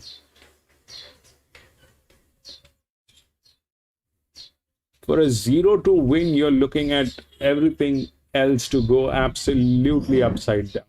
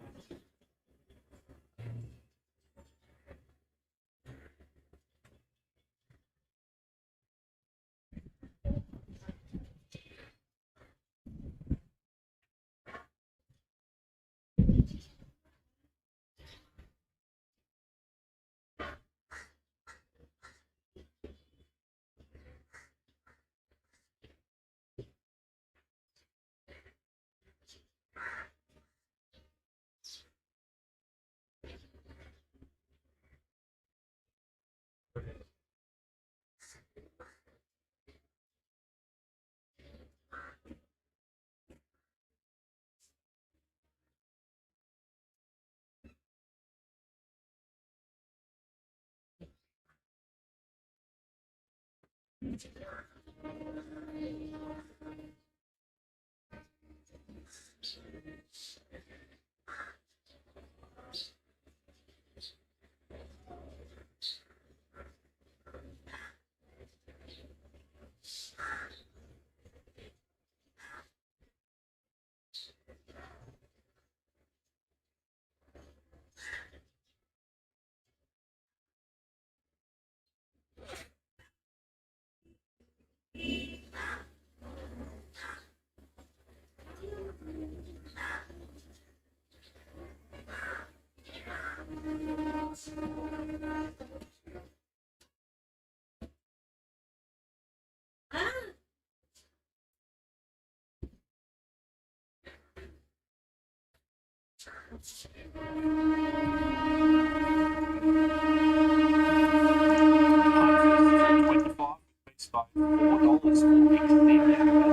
Since this month is open, blows away. It's one that Hutchie thinks can run another bit of race. It's a 650 chance, 850 for the opportunist. Fiber tees. Will it or won't it run top 4? That is the question that we are really asking, and that is the question we are about to answer. We'll have a look at the promo, because it's 5 for 25 time, ladies and gentlemen. Welcome aboard if you're just tuning in, Julesy. You've been tasked with the 5 for 25 kicking off in race number 4. What are we doing? It's tricky, but I love this product. I do too. It's good, isn't it? Just explain it to the punters. So you get the $25 no matter what. So you got to do 5 selections. These are the 5 selections, obviously, for Caulfield. There's some, obviously, in New South Wales as well today. And more or less, you just have to say yes or no to these 5 horses. And these are the ones. So I'm a team's top 4. You either say yes or you say no. I'm going yes. It's tricky. This might be the hardest leg for me. Then Fear Not top 3. I'm going yes. Archie's favourite horse, Farewell to yeah, top 4. I'm with you, Hutch. I'm going to say no. I think it's come to the end. Barbaric Lad. It was nice that they ran on there, Terry. So let's say yes, top 3. Wings of Desire, top 3, yes. But the key factor here is you get to choose your own destiny. It's the pick your adventure. Yeah. You choose you want to go down the path with the dirty pirate, whatever you want to do. Good choice. I would love to know how you want to choose your own story, yes, there, Julesy, but we better leave it at that. Chances are you're about to lose. For friendly confidential support, call 1-800-858-858 or visit the website. This mountain yard is brought to you by Carbone Lawyers. When things go wrong, get Carbone on the phone. Love to Jules with adventure. Lee, Rosehill won. I've done it on a couple of days. It never ends well. Always wins well for him, never, not so good for us. At race 4, Sure Guy. This is just too short for him. Look, there's no magic like it. One thing he has been is ultra consistent. He deserved the win. He finally got it at Ballarat. He'd burnt a lot of fingers along the way and showed good ability. The race ran pretty well, but I just don't want to take that price about a horse that took those 7 starts and eventually knock over the bat. And I say that, like I said, he was in some stakes races, some good bonus races as well. Yeah, so if that gives you any confidence in regards to the market support, his parade couldn't be much better. He's lovely and fit, coat's nice and healthy. Notice that really unusual action with his off hind here. It's like he's got a bit of string hold or something like that, but obviously it doesn't affect him when he's galloping. Next horse to have a look at is the Opportunist, who was a winner too back in the back end of last preparation during the May Carnival down there at the Bull. Has been given a little bit of time. Won a jump out on the Caulfield Heath track back on the 30th of October. What do we think of this guy first up? I thought it was good work for him. And he's a lightly raced colt, nice upside. And he'll probably be improved to come. It might be better suited going a little bit further, but yeah, he could be in for a good preparation. I would, if you like his form, I wouldn't put you off him. I think he's capable of being played.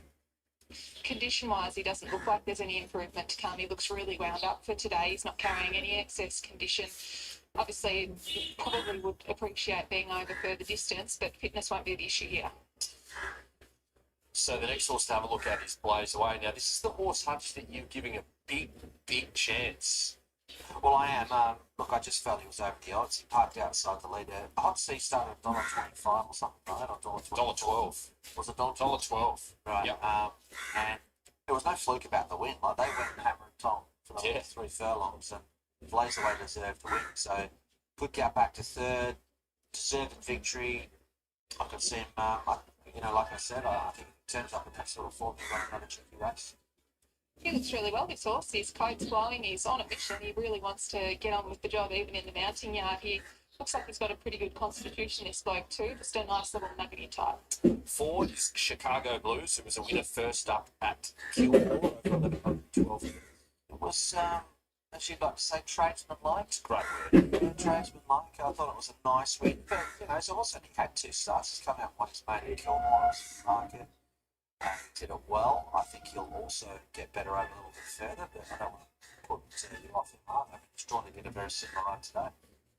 No, if you like him on his form, I can't steer you away from him from what One! Next time. Lee! He's been really well prepared. He's fit enough and he's very healthy, so no negatives here. I'm a tease, had been a little bit of a tease until he got his maiden out of the way at start number 4 at Wangan Ratter, when he went straight to the front and really was never in danger there, Hutch. Yeah, it was a nice performance.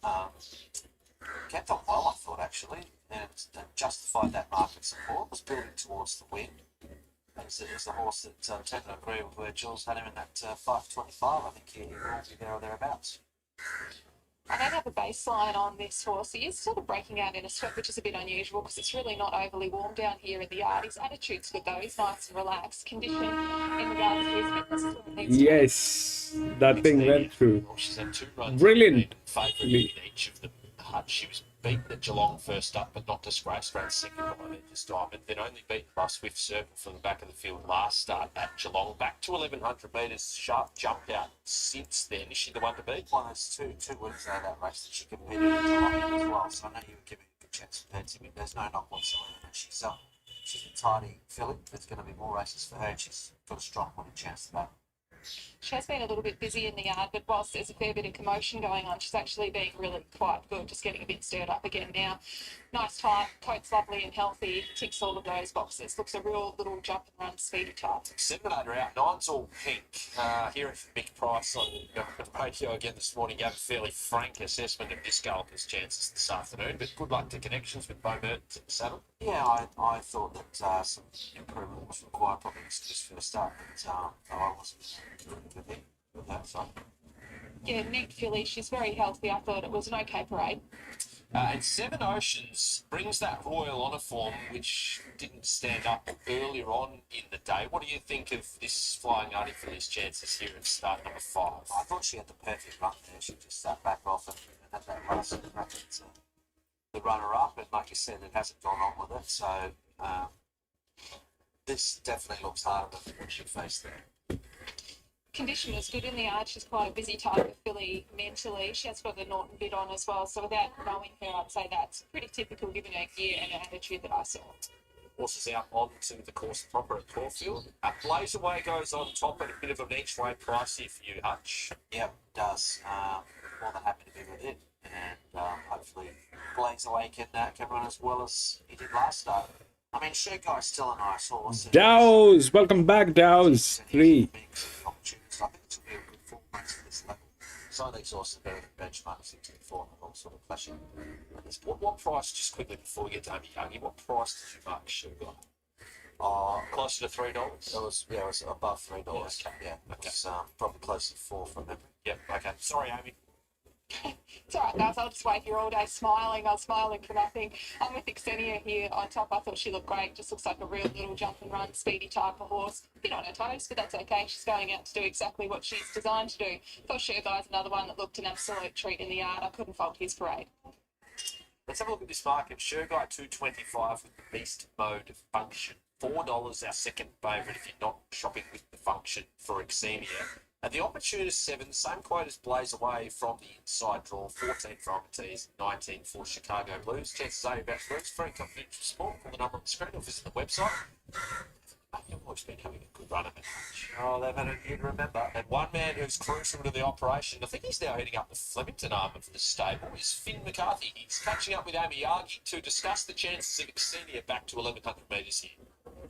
All the boys in the studio just singing your praises then, Finn, saying what an important part of the team you are, and I bet you the morale around the team at the moment is through the roof. Yeah, exactly. Like, no, it's been a terrific time at the stable, so it has, like, especially with half years. It was a terrific day for the whole stable and all the connections for him last week, so it was. Can we back it up today with another winner with Xenia? Yeah, I think she's come along really great. So she has her coach terrific, so it is, and she's training on really well. She's had to jump out in between runs, and she seems to be going really well at home. So hopefully she can put in a good run today. She's just a hot little thing in the yard, but she's built for speed, this horse, isn't she? Yeah, that's it exactly. She's just like her mother, so she is. Her mother was quite hot. We had her, but no, she's handled herself quite well today, and hopefully she can go well. She seems to have drawn pretty nicely just to be in the first few. Yeah, that's it. She'll hopefully be up on speed, so she will, and give herself every chance. Good luck. Thank you. Yeah, great to hear from Finn McCarthy regarding the chances. So a bit of stable confidence, and easy to see why Harsh when she comes through that race. Geelong, as you said, there's been a couple of subsequent winners come through that race. She is racing really well. You'd like to see her come and win again, though, wouldn't you? You would, but this is... 4 has a lot of leverage. 4 also has a good jock. 4 has a lot of leverage.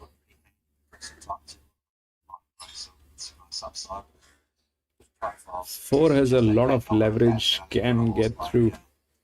We'll see how it works, but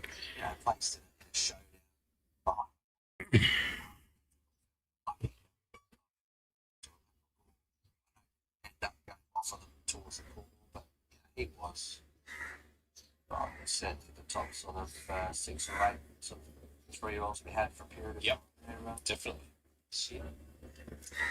So, yeah, it'd be interesting seeing it by all accounts. It's absolutely spectacular. So you went well. But the 61 is going to consider we're going to wait to some of these peers, which won't be easy. No, absolutely not. Julesy, anything from you here as we near the beginning of race number 4? You can't knock it from a market perspective, his favourite. Whether you thought he might not get as short as this, but the market just wants to be with him, sort of holding that 210, sort of 250 fixed odds. They're trusting the number that, yeah, it took a while for him to knock it over, but they're trusting now what it's been able to do and go right on with it. So, no, not from a market perspective either, the Xenia. So, a few that they sort of wanted to spit out on the tees. I think Amy was saying it didn't parade that well, so maybe that's been why the knock is on him, sort of been 7 out to 14. So, yeah, favourite, very, very heavily rolled back. Good luck, punters, if you're getting involved in race number 4 for the 3-year-old fillies. Benchmark 64 over 1100 metres. Adam Olszewski with Xenia ahead of Shagai, the opportunist that blaze away in for 4th. Here is the great man for his call of race number 4. So big scratch from Pakenham when they hit heavy conditions last week. Tim, I thought Xenia had a good chance. She's run well both times back from a break at Geelong. She went to 1200 last time and she was keen. So I like the gap between runs back to 1100. The jump out looked good, so I thought she could give Shagai a run for his money. Coming up, here's Blaze Away, who overturned the $1.10 favourite at Moe. They put a massive space on third, so Blaze Away could easily continue his progression. He's an $8 chance. Now comes up into the gates. Blaze Away locked in, has the inside alley.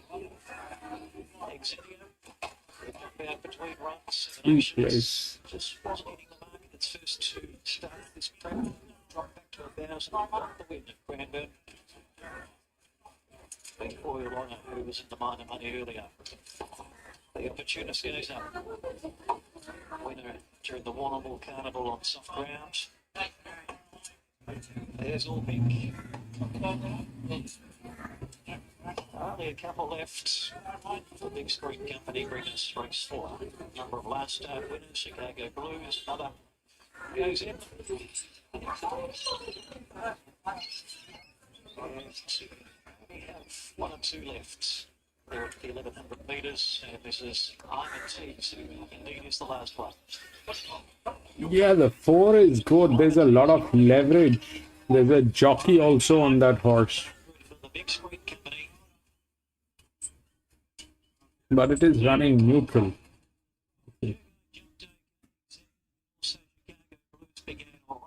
All Pink showing early speed, and it's All Pink who's looking for the front. On settling down leads from Chicago Blues and Xenia around the outside, joining the leader. And then Sure Guy, who just can't quite get in. 3 wide for the moment. Seven Oceans blaze away the fence. And then comes I'm Tease and the Opportunist is last. Down towards the 700 metres. Not a lot between the leaders. It's all pink and Xenia the outside. Mouth open. And then Sure Guy's a length away. 3 wide. Tuna, welcome back, Tuna. Blaze away the fence. I'm Tease is circling 4 deep from the Opportunist and Seven Oceans. She's back to last and tapped along. As they come around the corner with all pink leads from Xenia, who's now roused along, but Sure Guy's quickly got to them. And then comes I'm Tease. Blaze away's got the run back on the fence. Chicago Blues all over their backs as they draw down to the 200. Blaze away shot through. Blaze away from I'm Tease after it. It's Blaze away a half. I'm Tease is starting to knuckle down, but Blaze 3-5-4. It's going to be too strong for them.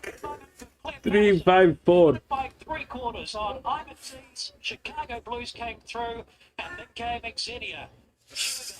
Yeah, I was 3-5-4-1. Blaze away has taken that form from Moe, where it beats potentially a horse with ability, even though it was a beaten $10 favourite at Hot Sea, and has enjoyed a good run from the inside gate. Did go around a horse, Lockie King, who rode it to victory last time on board today. Shot the gap. And I'm Tease to come from a circling run was the only threat.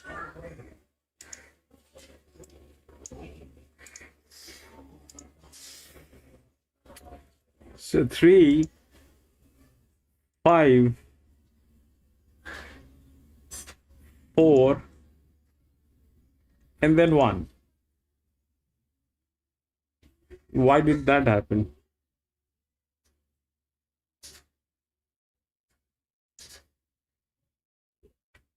This thing did not need the physics because that's a drift.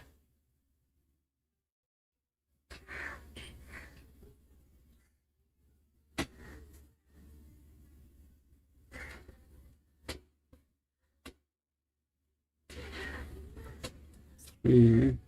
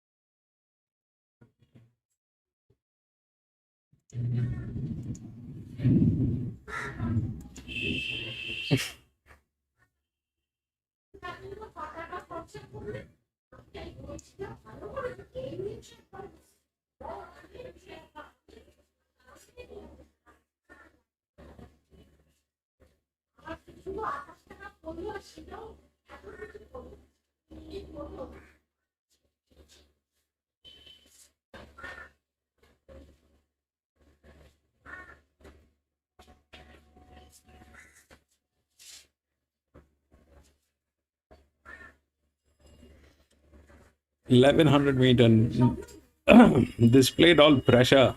3 won. Then came 5, which is the second linear. Then the 4.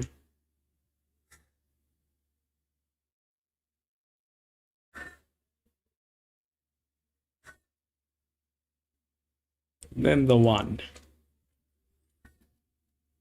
Because of the gates. Because of the gates. This track is, this track is like that. I should have noticed that. It did not work in the first one also. It came from gate number 9. 3 had a lot more pressure from gate number 1.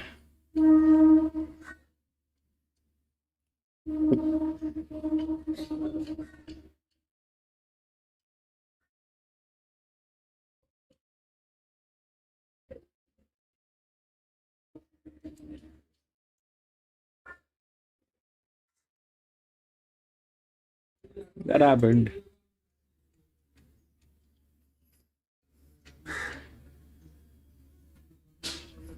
Let's go to this 5.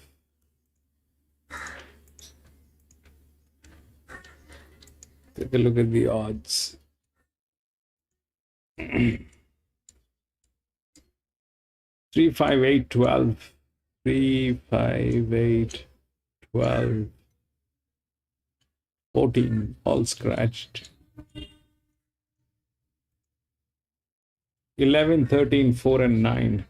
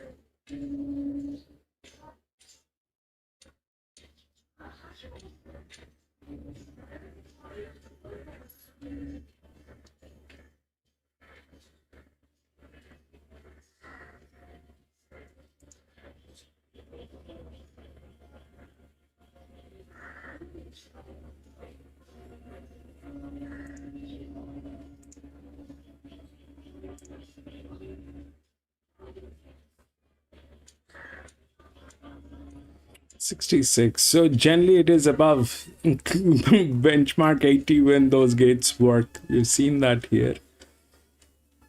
78 is also tough within that, but ideally 4 should win, but that will not happen because that's a 5-year-old gilding at a benchmark 66 from gate number 10.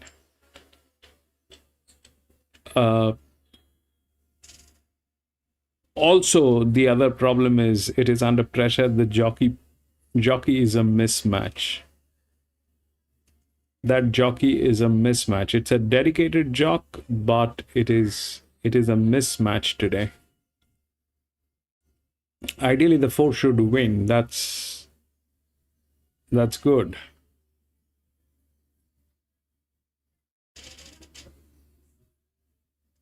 The 11 is the linear, which is here at 214.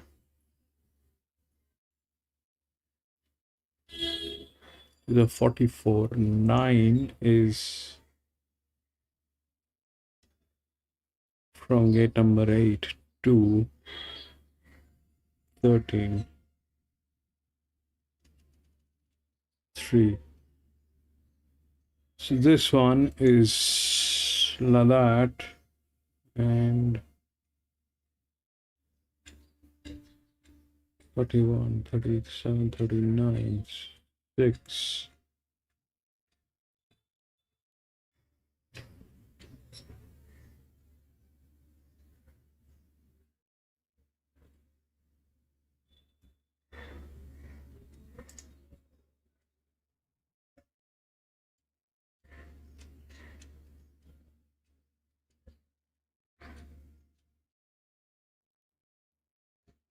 The 2 is a check.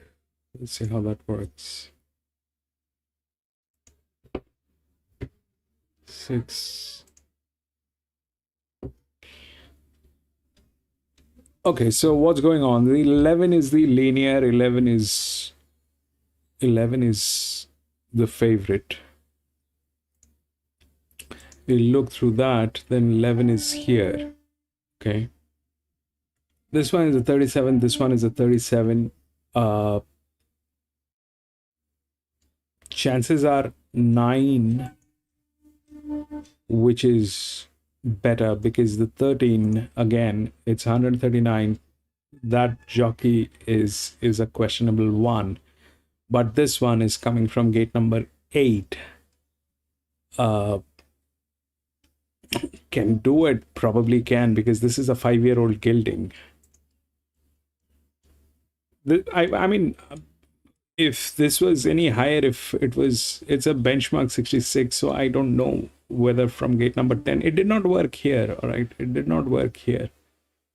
That was a 3-year-old gelding from gate number 9 with everything on its side. It just did not get there.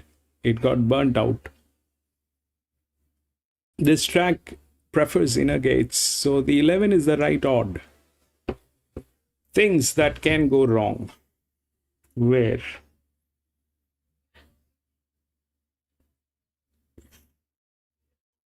This is a good jock. There is no problem.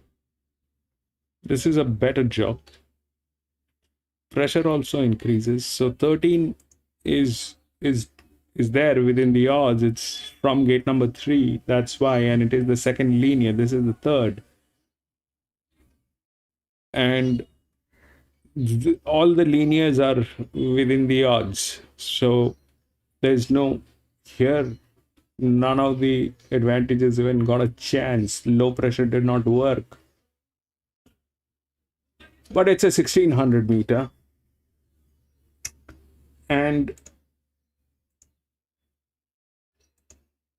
that one is an 8-year-old mare. I don't know what it'll probably do, but this one is in a bad state. It's a 6-year-old gelding from gate number 9. So this is a check from 34. This one, so here this thing won. Why? Because this was a 3-figure and it was at 31. It was a pressure line. Here it is a 4-figure. This thing should have dropped a little more. It did not drop. And the nearest drop that we can find is 2. So that 2 is a check, and it has the resume to do this. So I don't think that I forgot to that's a thing that happened here. But this track does not prefer the outer gates. Not up till a certain benchmark. We get to feel that, once those benchmarks are there, probably benchmark 80 and above, 84 and above, but definitely for benchmark 66 and all that, it's very difficult to come from the wide gates. So yeah, the 11 is from the inner one. It's good. 13 is questionable because if it is pressure, then that jock is not that great. The 9 is a chance, but it has a jock, but it is also getting wider here. So an advantage in between is 2. We'll see how that works.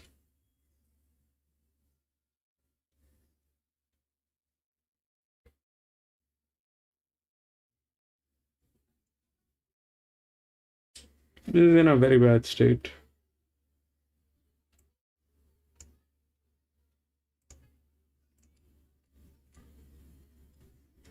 Eagle Farm 3.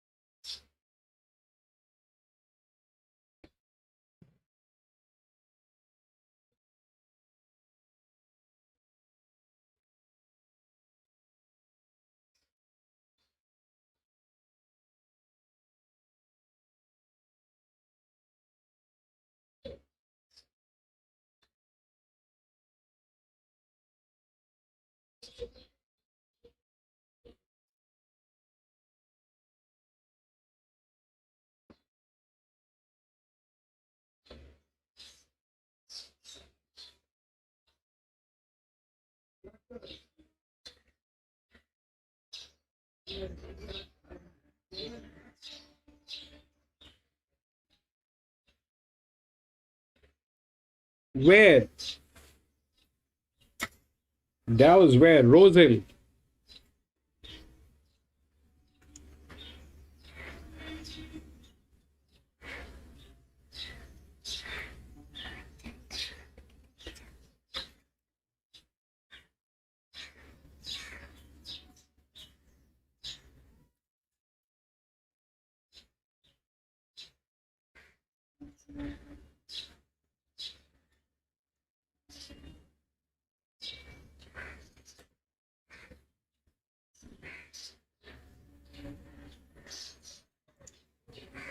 Thank you, Terry.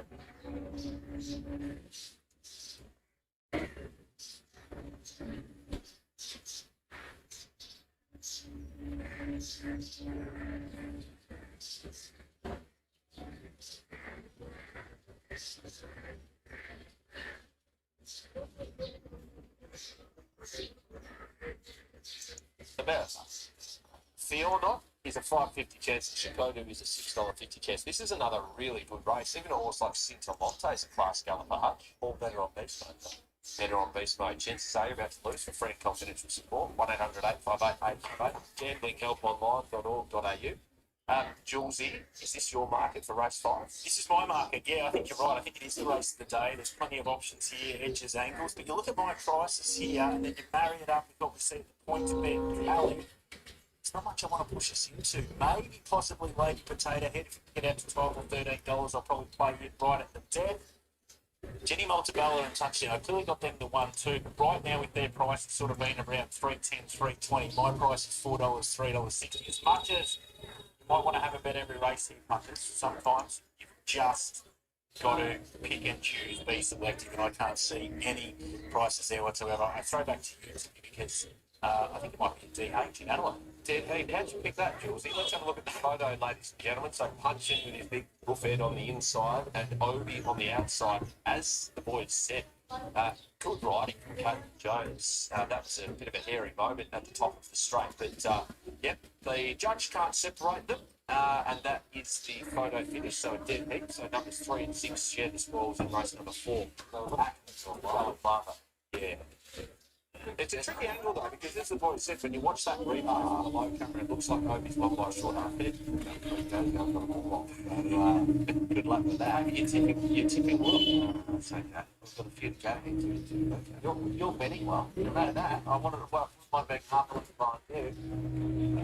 Let's have a look at your market again here, Julesy. I know we've been through it already, but what about Lady Potato Head? The run last start, was she flattered by the way that track was playing in the pack? Possibly. And this is the thing, if the market's going to spit it right out, then it's not a great sort of bet to have. But I just think if we're going to stick to my price, if it does get to that $13 or $14, there's nothing else that really I can back from a value point of view with the way my prices are compared to what the market is. So I'll have something on, and hopefully we can get a bit of luck. All right, let's get into the mounting yard without further ado. This mounting yard is brought to you by the 2025 Victorian Spring Racing Carnival. This is how we spring. Race 5 punters, we're back over the mile. We're up to a benchmark 66 and Crown Crusher in the wilderness a bit with this old boy, isn't he, Hutch? Not sure what's gone wrong, but he's been pretty ordinary all 3 starts, and the format of that Seymour race hasn't worked out well either, so he looks an easy one to oppose. Regards to his form, because it has been pretty poor, but conditions good. Brownie's done his job. 2 is Cintalante, who's a class galloper on his day. I didn't think the first up run was that bad. And well, you know what the other good thing is, and I never would have thought of it at the time, but that French Monster race, there's a stack of winners. It's horrible. I know. And good old French Monster was too strong for the pattern on the side, but it was a good run. It's just more so second up now miles. It's all third or fourth up 2,000 where you want to be with. I don't have a good base mark on this horse, but he's quite a nuggety type, carries a bit of condition around in his midsection. So without knowing him, it's hard to assess whether he's probably going to need another run. He's particularly healthy, though. He's a really good-looking individual. Fear Not returned at Bendigo over the 1,300 metres there on Cup Day, and it was a terrific return. Yeah, I thought it was really good. Really good against the pattern. Wasn't easy to do what he did. I was pleased with. He's never really run a bad race, to be honest. I think those 4 starts in the first campaign, they're all positive. He's 13 to 1,600 now.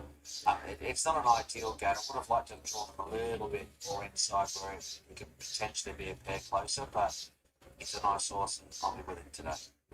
He is a lovely horse. Very good effort to run so well after such a long time on first up. His condition's good. He seems really happy to be here. His eye looks nice and healthy. His coat's good. So only ticks from where I'm standing. Blue Pino's out. Lady Potato Head. Well, she was a dynamic winner at Pakenham last start at a big price. She went straight to the front and ran into the ground. Nothing else really had a chance. Could she replicate that performance here, do you think? Potentially. Look, it was a race I saw a bit of speed in, actually. I thought there should be good tempo here. So she will go forward. She won well last start. She's won 2 this prep. There's a bit more to come with her, but it's also a bit more pressure here. But yeah, I wasn't completely convinced, but like Jules at around 10, I had a similar price, so we'll see where she ends up. She's a pretty consistent galloper, this mare, isn't she? She's never really far off them. Presents well here. She's nice athletic type. She's moving beautifully here. Really good for reaction. Cyclone Harmony's going to go around at a pretty good price here, Hutch. That is the case. And, probably also out of that French Monster race, but never really got into it there. Might have ended it first up, I'm not sure. $81, certainly won't be recommending at this point. There's probably others that you're going to pick ahead of this horse based on form and what he has been doing. From where I'm standing, the horse looks well, his condition's good, nice and healthy, ticks those boxes if you like what he has been doing. Shakudo was favourite, and it was a terrific ride from Ben Mellon to get the very best out of him there at Sale over 1,400 metres. He now gets to the mile. There was a slow run made over a mile. I think you got the cash there, you've done well. I don't think it'll happen here, but there's an improving horse as well. So the mile looks a good move, but not even sure that he'll land in a similar position in the running shot. He's a strong horse. He's really powerful hindquarters and all over his body, to be fair. Sweet attitude. He was a little bit up and about when he first came in, but he's relaxed beautifully now. What about Aloked? We know that she's got plenty of speed. Yeah, she does. And she used it last start in Mornington, race won by didn't really rate her much of a chance. Don't think she's got the right form. They're happy to let her go around. Yeah, condition's good. She's relaxed. She's fit. She's moving well. Ticks those boxes. Now, what about Jenny Maltabella? It was a really good debut. It was a tough day to make ground in Ballarat, and she was pretty good despite being a beaten $2.30 favourite. Yeah, it was a really good run. I mean, you can understand why the market's with her. It's an excellent performance. She's drawn well. She did settle handy at Sale first start, and she beat Polyglot that day. And she's come back and run really well fresh up, so she's the horse to beat. Her condition's very good. She's a very tall, athletic type of mare. She's been pretty consistently on her toes the whole time here today. I mentioned to the strapper on the way through, is she usually like this? He said no, she was really quiet at Ballarat, so I'm not quite sure what to make of that, but a little bit stirry. She looks like she works herself pretty hard at home. She's got no excess condition, but her condition is very good. 12's out, 13 is touchdown for Lindsay Park and Luke Curry. Yeah, really good. Nice one at Sale on first start. Went to Ballarat and just got way too far back. I think they just lost sight of on the lure a bit there, and it's a good run. That won't happen today. Give them some nice horse going forward. He's lovely, this horse. Really sensible parade from him. He's been an absolute gentleman the whole time that he's been in here. It's a nice type too. He's very easy to like, and his condition's excellent. And we get to touchdown. He was the last one. So that is the mounting yard here for race number 5. Terrific little race for a Wednesday afternoon on the Heath track. Around 6 minutes till the jump. And you would fear not to win here, Hutchie. I am. I'm happy to be with it. I mean, I think it is that sort of each way type of play. Because Touchdown and Jenny Maltabella are both nice horses. It's hard to know what's between them because they're both lightly raced and have got upside. So I think on what they've done thus far, you can see they'll be tough to beat. But Fear Not is also quite a progressive individual. Shakudo I put in for 4, but I think it's under the odds at $7. So I went 4, 13, 11 and 9. With Touchdown on here, I thought he looked great in the yard. Really nice, progressive young horse. Got a good record. I think he's been turned out beautifully. Like his attitude as well. He's just conserving his energy. That was boom. Really well. Jenny Maltabella, she looks great. I'm just a little bit concerned about knowing her that she's so up and about today when apparently she hasn't been like that previously. So bit of a learning curve in regards to her, but she's been turned out in great shape. Few Not's another one that looks good, as does Chikuto. All right, so Touchdown continues to lead the way with Beast Mode at points bet $2.95. Jenny Maltabella $3.40. Fear Not, the one Hutchie thinks can run a good race. It's a $5 chance. Shakudo is a $7 hope. Cintalante 13. 13 for Lady Potato Head, Crown Crusher, and Cyclone Harmony 41.81. Let's catch up with Tom Javanik to discuss the chances of Fear Not, who was terrific shooting. Thanks for your time, Tom. Fear Not, he's a good-looking individual this far that's putting together another record. Yeah, it's nice their range, so they tend to keep improving. Ideally, Ford should win, His first overrun, but coming from the turn of the gate is wide. The gate is wide, and generally What kept him away from the scenes for so long, Tom, before that first up run? He firstly needed a little bit of time, but he went a little bit sore behind. And it was just a case of we brought him back in. He wasn't quite ready and turned him out again and gave him a bit more time. So hopefully now he's a bit more seasoned. He can have a good prep Considering he has had such a long time off, did he exceed your expectations to run so well fresh? Well, sometimes they can do that, and sometimes second up can be a little bit of a concern, but I think he's a horse that's very plain-winded and doesn't need a lot of work, so hopefully he can run well. I just hope he doesn't sort of get too far back and have too much to do. Do you potentially ask him to sit that little bit more forward, or are you trying to get him to learn his racecraft properly so that he can step out over further as well? We sort of left it to Jordan and just sort of said that if you... Race 6:13. Distance, obviously first time was 1300 and we went right back, but so naturally settle a bit closer and he might end up a little bit wide with cover, but sometimes you end up in no man's land as well. It can just be so complicated, can't it? Good luck, Tom. Thank you. Just that. Julesy, any thoughts here on race number 5? 3 minutes from the jump. What's the market doing? What can you tell us? Your market. What are you keen to potentially spec? What's happening with Lady Potato Head? Is that enough questions for you? There was a lot of questions there. Lady Potato Head. Lady Potato I want an Head. answer. I don't want to answer anyone. Lady Potato Head's got out at $12, $13, so I'll probably have something on in it because I marked it $10. In terms of the market, touchdown's been crushed. It's now into sort of $2.60, $2.70 point bet, so that's been a really big push. Yep, marked it favourite, but I just can't play at that price point. For me, Jacuto's getting to a price close to where I want to be with. This is one that I really want to back. Possibly not, but once it gets to that price point for me, then it's usually press the button. So there might be a couple of plays sort of at middle pinners, but overall... 2 will not to win. 2 will not win. 2 is an advantage. It's somewhere in between. If it plays right, then it should be 11-2. But if it plays even more right, then it is 4. Ideally, 4 should win. But a benchmark 66 from gate number 10, that generally is not something that happens at this track. The last race I went wrong with that. I did not notice that. So benchmark 66 here, I mean, if this was not a benchmark 66, 4 is clean, but it's very dicey to actually back the 4 from gate number 10 on a benchmark 66 at Caulfield. This will be a good format going forward anyway. On top of that, it's a 5-year-old gelding. It does have the feel and the vibe and all that other stuff that talk about that could be a race that you can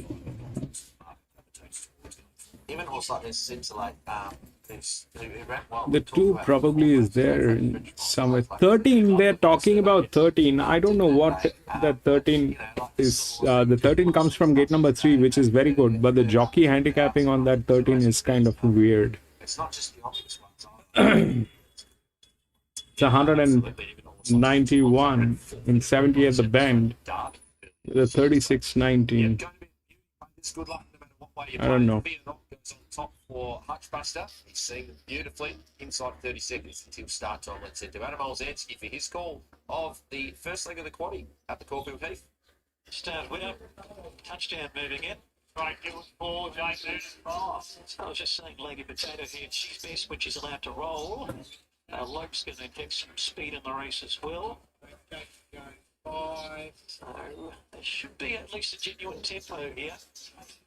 Here's in the long day. And the lights blinking on the stalls with feelings. She's got from a long break. Bendigo. So Judy Childs bringing up your knots. The barriers.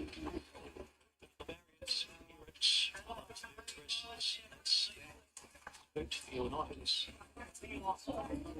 Right away from the seat. Now, here one of them has got the leg caught. Probably here over the barrier cam. It's the one crown crusher. Standing up, 2 colours. It is. So there's concentration around that barrier. You wouldn't have been in the gates all that long. Presented well the yard crown crusher. Mont's Mountain in its 4th run in. He did 4 runs last trip. rapidly turned around some moderate form for victory at Mornington. Just put the spice in. $41 chance today. You can go, mate. Nah, go the other way, mate. Just leave it spare, please. So, Scalloper not taken away from the barriers. We'll see what happens here. Number one. That was 9. Looks like this horse will be 9 probably is there in some way. 9 is there. 9 has a jock. 9 is 6 fence advice. It's pressure. 9 is there. This is the one Crown Crusher. They're talking about 13 right now. 13 is the favorite, which It's scratching number one Crown Crusher, and we're right to go. is very weird jock. Lights flashing. Touchdown. Eddie Montebella. Drawn low and Logan's got the inside gate. 13 should win. Chicuno and also Cinderlante and Cyclone Harmony all slow. And Lope jumped well, so did Lady Potato Head, and then Jenny Montebella in between them. Third. Touchdown is fourth from You're Not. Trying to find a posse for the moment, 3 wide. And then comes Chicuno in the middle, Cyclone Harmony the fence, and 2.5 to Cinderlante. Lady Potato Head's allowed to stride, and by the 1200 she's going to come across and Lope and show the way. So the last start winner, Lady Potato Head down the back. Now 2 lengths on Jenny Montebella. And Lope is third. 2 lengths away to Touchdown. It's a genuine tempo. 2.5 lengths to Feel Not. There was an opening for it to slot in. 1 off the fence. Then Cyclone Harmony. Next is Chicuno. 6. Second last and 2.5 to Cinderlante. So at the top of the track, 800 metres to go. And it's Lady Potato Head for Emily Posman. Now 3/4 on Jenny Montebella, who's close. And then comes a Loped. Touchdown follows the second elect. It's running in form. Cyclone Harmony's improving the fence. You're Not is next. Chicuno 2 lengths away and 2 lengths Cinderlante. Coming up to the bend, close to 500 metres to go. Lady Potato Head only a narrow leader. Jenny Montebella is second, and breathing down the leader's neck is Touchdown, edging out 3 wide. As Lady Potato Head tried to kick in the lead, and then Feel Not to the middle, and Chicuno out wider. Lady Potato Head with Touchdown. 200 to go. Touchdown moved up powerfully. Put 2 lengths on Lady Potato Head. Feel Not. Then Chicuno running on. But Touchdown is 13, all over. 4, Away with it. Curry brings down 9. Touchdown. Too good. 3 lengths. Chicuno going to Fear Not. Might have got that second posse, and then came Cinderlante from the back, joining Lady Potato Head. Then Jenny Montebella, a break to a Lope and Cyclone Harmony. Touchdown. Ben Will and J.D. Hayes and Luke Curry had a nice run. Fourth, 1 out, 1 back, came in a 3 wide line, and it was seemingly all over a long way out. And when Luke gave him full rein, he just bounded away. He was third run in. He won first up. He had that residual race fitness over some of the other favourite runners who were second up from long breaks, Jenny Montebella and You're Not. And he has always shown from day one that he's got a horse, he's a horse with plenty of promise. And he has clearly shown that on the Metro circuit today. Chicuno has got up to beat Feel Not for second, and then Lady Potato Head has staved off Cinderlante for fourth. So interims at 13.946, top 4 numbers. They run a time of 1:37.23. 39.46. 1:37.23. A touchdown, nice win, son of Al Manzour for Ben Will and J.D. Hayes and Luke Curry. And Ben's track.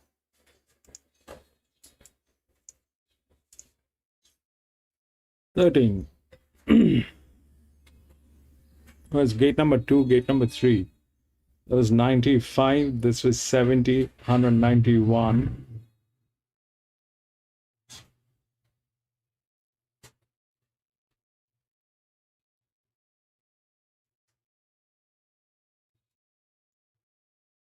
Thirteen, 9, 4, and 6. 13, 9, 4, and 6.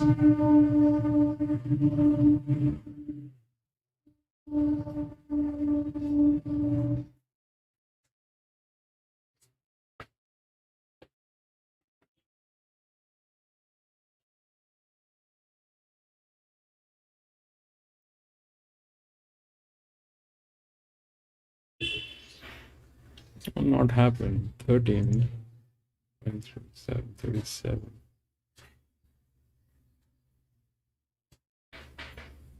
44. 31.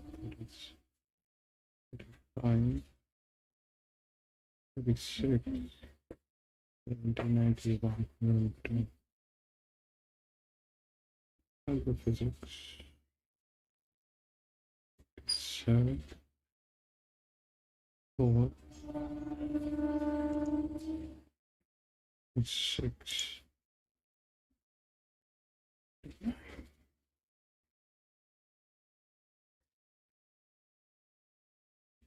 So it could not take that pressure.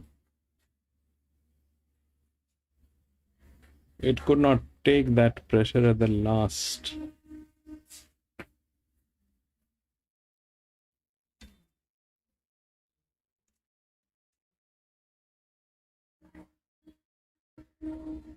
So 70, 199. This is 76, 70.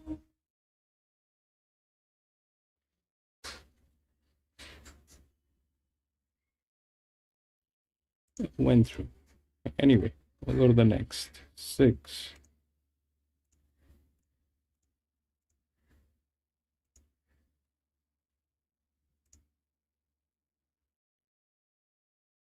Two and 5 has been scratched. They're not here.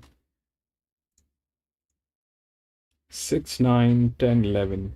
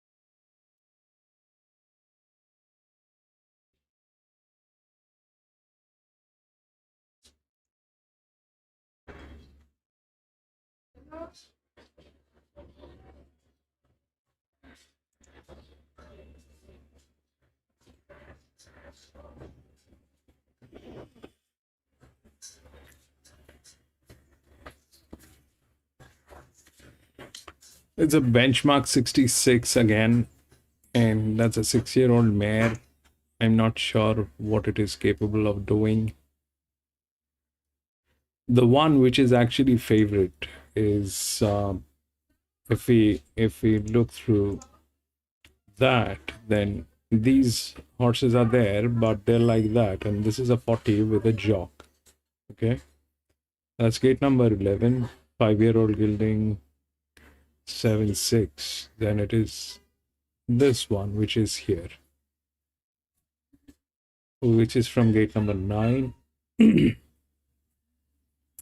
it is this, which is gate number 3, which is here, 37, 46.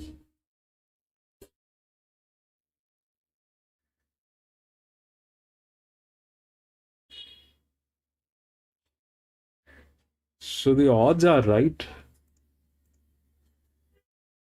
And this one is a larger drift.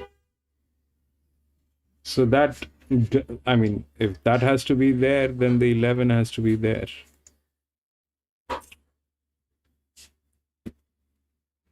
That's basically a queen. I don't know if it'll go to this 6-year-old mare. It is very high rated, but there are a lot of so the 12 is with the highest advantage, but also, I mean, on a benchmark 66, if you are having negative leverage, let's see if that worked anywhere. This was the first benchmark 66. Here it was the 11. It did not get through. So it generally doesn't. I mean, how far can you fall? Benchmark 66, if you have a negative leverage, that is definitely not good. So this is the highest advantage on that horse. That's an EW, but that's also a negative leverage. So that probably is not the thing. This is a 6-year-old mare. This is a 7-year-old gelding with a very bad management. 6 is good. Now 6 is good, and then generally how does that work? This one is gate number 12. This is gate number 5. So it generally, this one has the physics, so winning is not a problem. The other, this is also the highest leverage on that horse, that 11. But that horse is not in a great shape. The 11 is not in a great shape.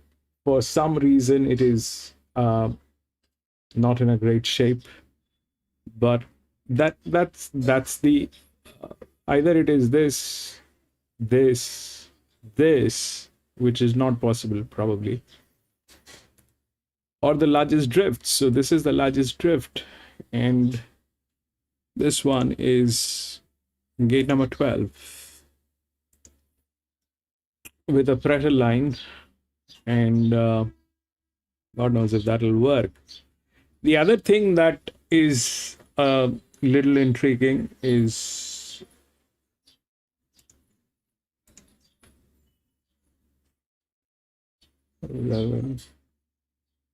which is here. So that's good. This is not good. This is not good. Advantage, and then capping is not good. Then it is supposed to be here. Then this is this. Then 6 is with advantage. This is the linear. This is the second linear, which is in a much better space actually. But it's from gate number 12. Generally, that is bad. But what is the other intriguing one is probably this 7. Why? It cannot win, but that's probably somewhere in the middle. Why? Because this is also a 37 with a lot of advantage, but it's a 6-year-old from gate number 9. This is an advantage. This is a pressure. This is a 7-year-old gelding. This is a negative leverage. 9 is a 6-year-old mare with running neutral. This is 37. This is a 6-year-old, gate number 9. This is a 5-year-old, gate number 3. And then 11 is the linear. So whether that 12 gets in from the gate number 12 or the 11, which is not looking so great, gets in, from the gate number 5, which is a linear. It has the physics to be there, but whether it will be there is a question, because it is not looking like it is in a great shape. Anyway, so it is all, this thing is all advantage. The 12 is under pressure, which is a 21. It is a much better horse, but wider gate. That's not working. Benchmark 66, that, you know, those wide gates do not work here. It doesn't work here. The 9 is through the roof. It is not a bad horse. Maybe with a 0 pressure, it might get a place, but for that, it's a 46. I mean, that's a 6-year-old mare, and this is a 5-year-old gelding with greater advantage than that. It is not the same rating, but that's the inner gate. This is gate number 8. This is gate number 3. So that becomes a check. Now the question is whether 6 will win. So ideally it should.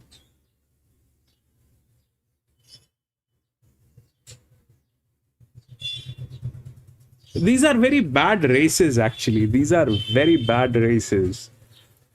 These are midweek races which are absolutely nuts.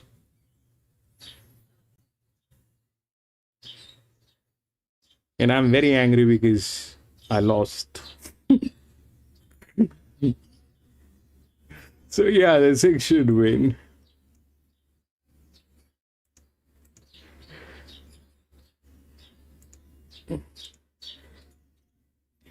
The 6 is the favorite. It is totally on advantage, and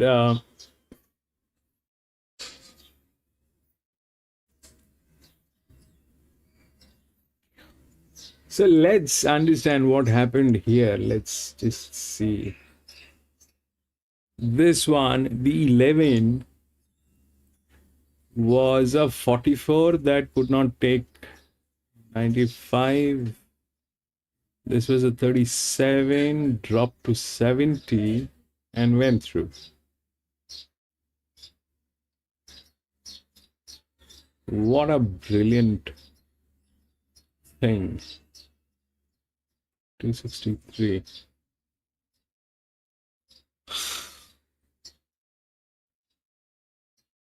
What a brilliant thing. Could not take that pressure, that's all. It could not take that pressure. I mean, visually we could see that it just stopped running at the last 367. Could not take that pressure. Man, that was bad.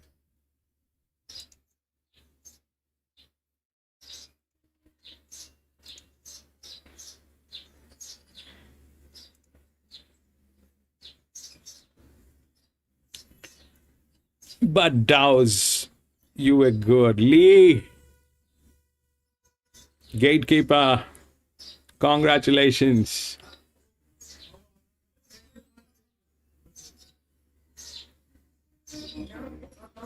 I'm very sad that I did not win.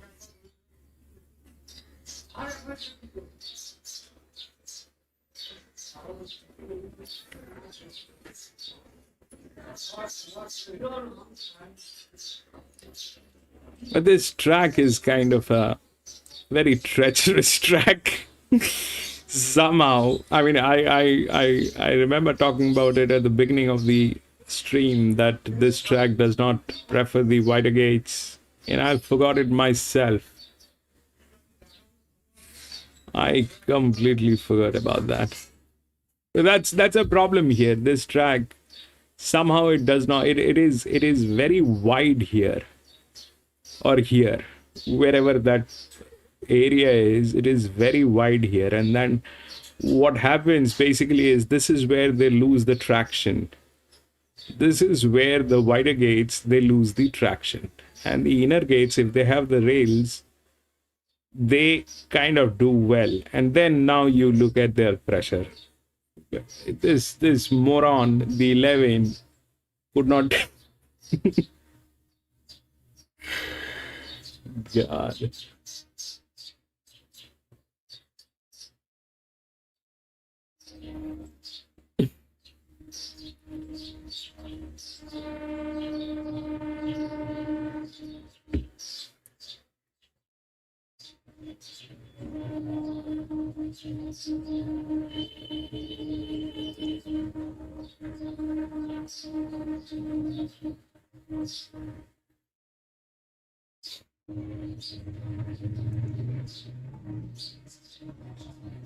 Why are they talking about race 8?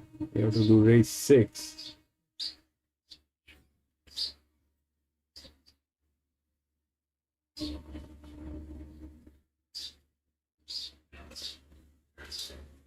Winston.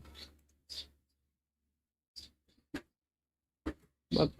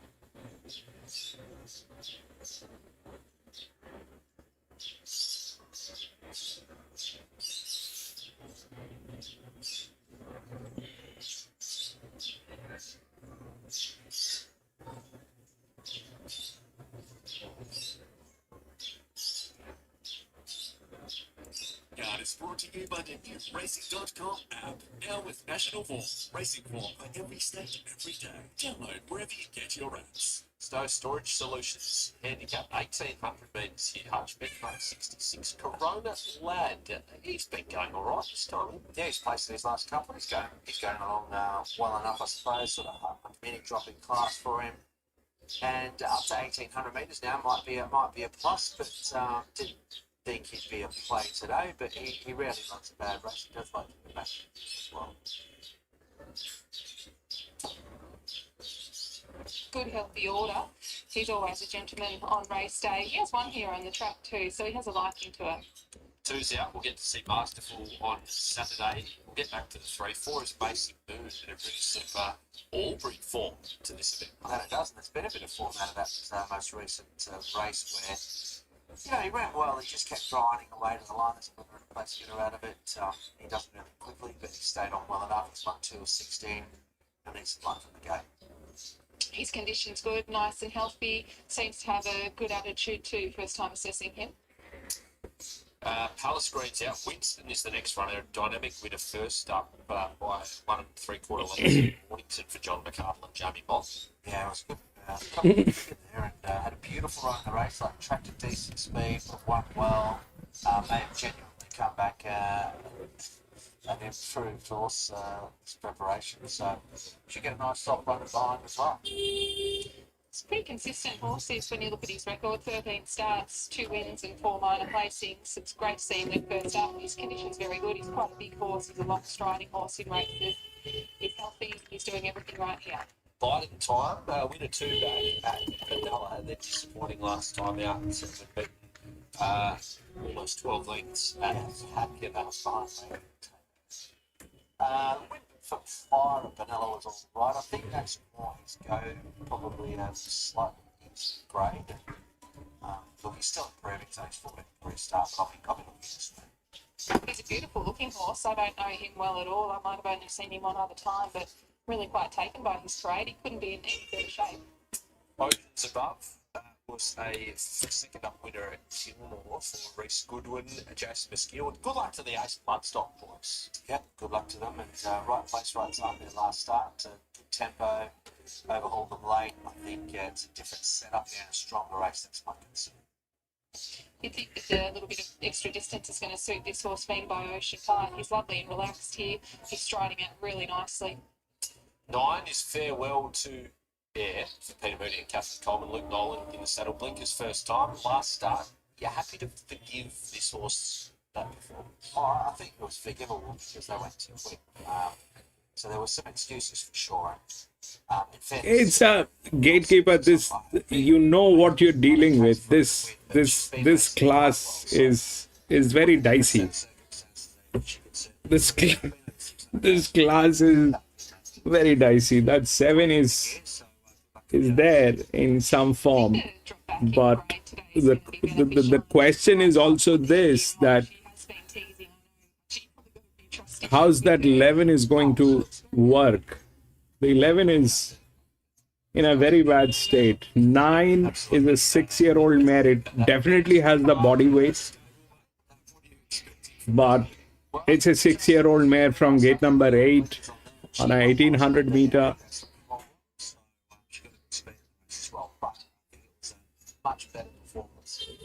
This is this is a bad one.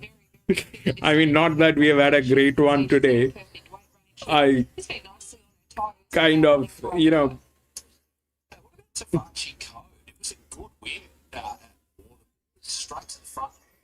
not that we've had a great one today so far. This is all 66, 66. The next one is a 70, and then I think it is a 70 again. Yes, those are the 2 highest rated benchmark races here. But the wide gate doesn't work before 80, 84 here at Caulfield. The wide gates do not work before benchmark 80, 84. But he's perfectly proportionate, striding it really well. What about Wolfers here, Hutch? I think Connections would have been pretty happy with the way she returned over 1400 metres in Ballarat. There was always going to be a bit sharp for her, probably 1400, but she got back on a real strong pace. She worked home well enough up to 1800. I think she can really springboard off that first up, and I wouldn't be surprised if she. Very sensible grade from this mare. She's quite a tall girl. I think that she's particularly healthy here today as well. Her coat's nice and rich, stappled up, and Greg always turns his horses out looking perfectly. Nile Crocodile's going to go around a big price. She has been racing well. 10 starts. And I don't know the 12. The 12 has the highest advantage, but it is also a negative leverage on that horse. How far you will drop from a 66 if you have dropped? How far will you drop, and what will you do? It's the second horse today. You never see a horse walking with string halt. That's the second one that we've seen today. Really unusual. Her condition's good. As we said before, the previous horse won't affect her when she's galloping. You can see her doing those high steps behind, but her coat's nice and healthy. She should be running up to expectation on her form. Yeah, how? That is also a drop. The 13 is also a drop. But it's got a inner gate, a lot of advantage. It's an EW anyway. Conditions excellent, so should be thereabouts. All right, so that's the year for race number 6. Hutchie, how'd you see it? I didn't have a strong feeling for the race. I wasn't sort of really strong on my beliefs. I thought Tabachi Code was interesting off that maiden win where they went forward and dominated. Winston looks pretty good as well. Definitely a better figure than what Winston put in last prep. Street Lark, gear change last time at Wolfless. I didn't like a couple sort of in the market, so I ended up with 11, 6, 10 and 12. Well, I found the same horse on top, Hutchie, so hopefully we're both good judges. I thought he stood out in the yard in regards to how good he looked. Don't know how that form's going to measure up. We'll find out in about 5 minutes, I suppose. But yeah, condition was excellent for Tabachi Code. Off the rest, I thought Winston presented particularly well. Biden Times one that's paying a bit more that also looked great. Farewell to Air, I think she's knocking on the door with blinkers going on, and the other Moody Coleman runner in Street Life also presented well. It's a pretty even yard, this one. All right, let's have a look at the market. These runners set 6, to 9, go. 10, So 11. Winston, joint favourite just about. Farewell to Air, who's been back late, which is a good sign for anybody on. Street Lark 650. Let's catch up with Big Johnny McCardle, who brings Winston to the Caulfield Heath track on this Wednesday. Well, Johnny, in unprecedented times, there's a horse sale on and you're not there. What's kept you home, big fella? Not so great thing.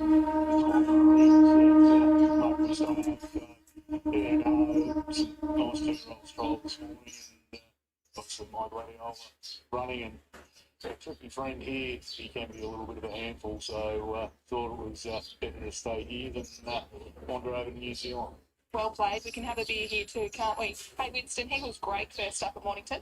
He was well ridden by our stable runner, Sam Kennedy. He can be a bit of a trick, this horse, and she did a really good job on him. So hopefully it's signs that he's starting to mature. It has taken him a while. From the gate, the way the race looks to pan out, you'd think that he'd be in the first 2 or 3.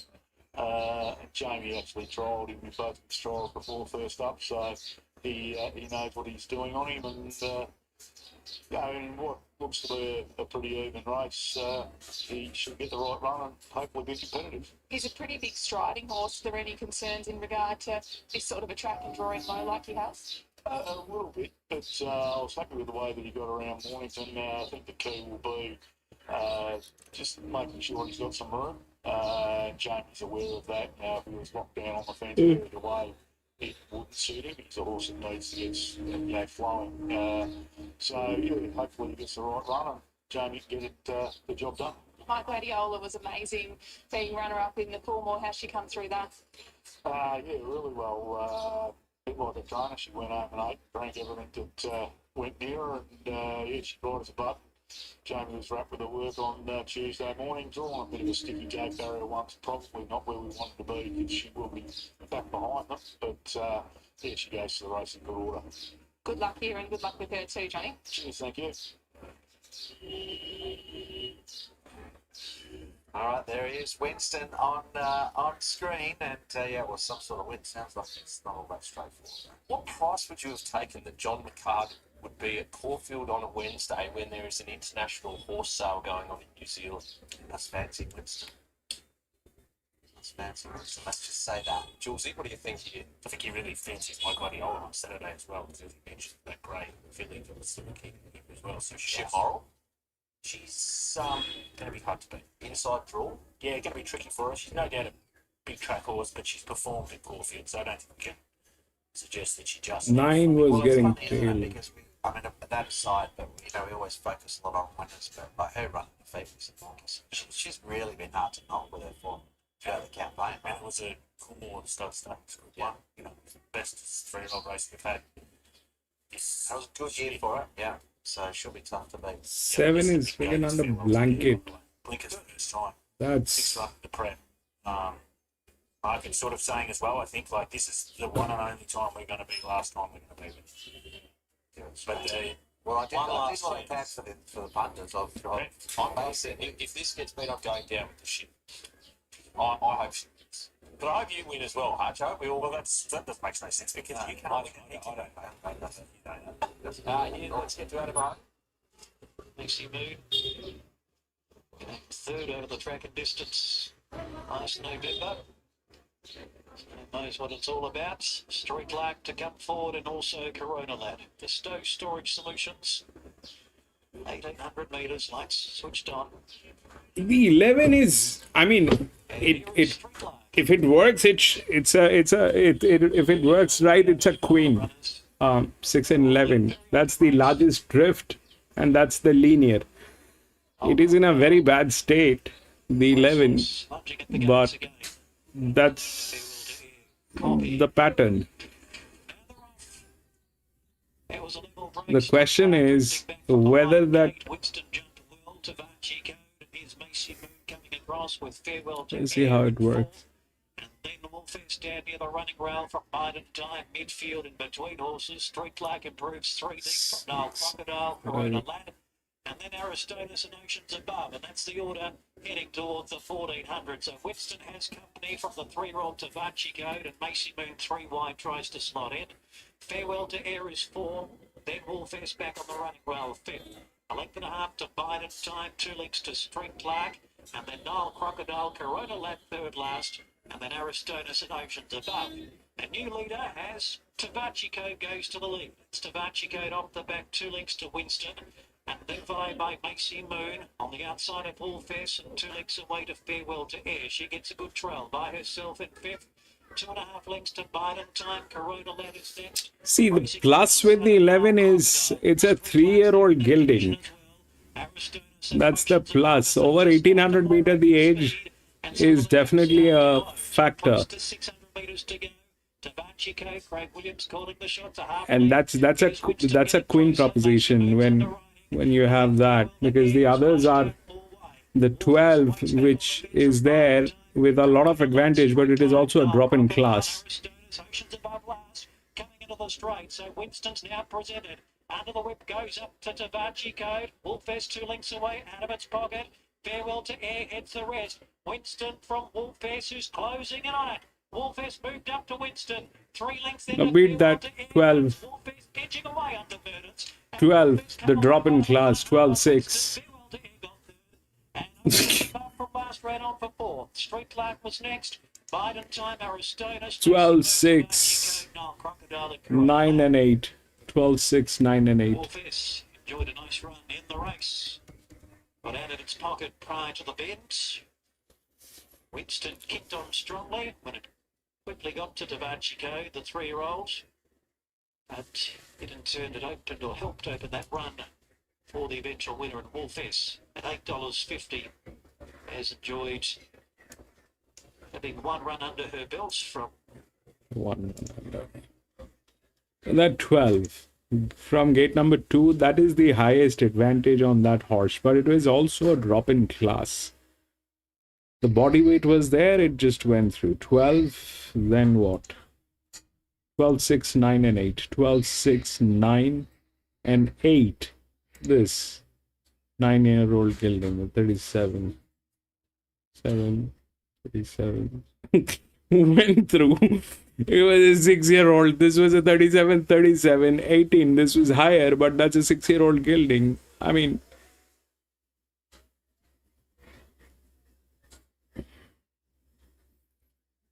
this was a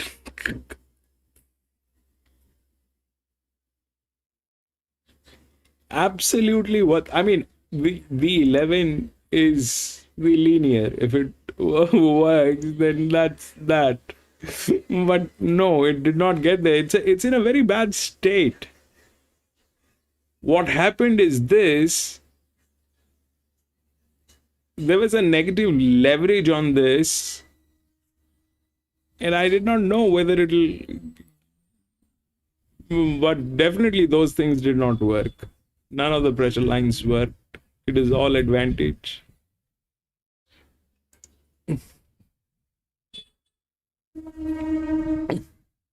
Go to 712. Now we have climbed up to benchmark 70.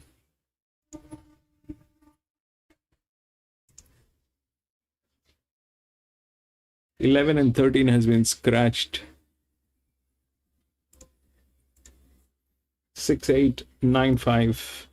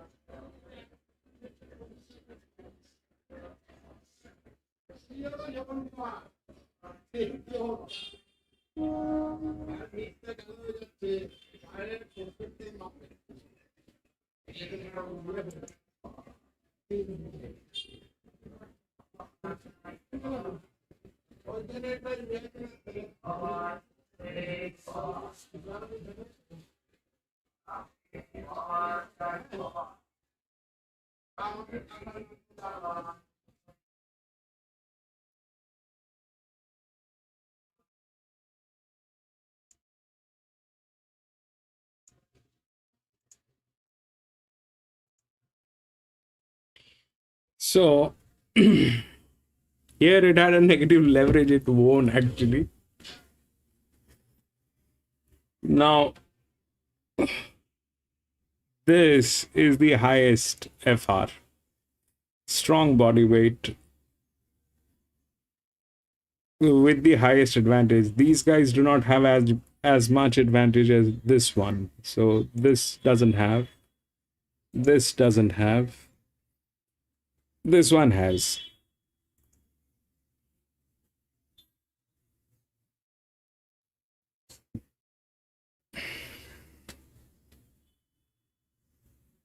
This is 34, 40, 40, 40, 40.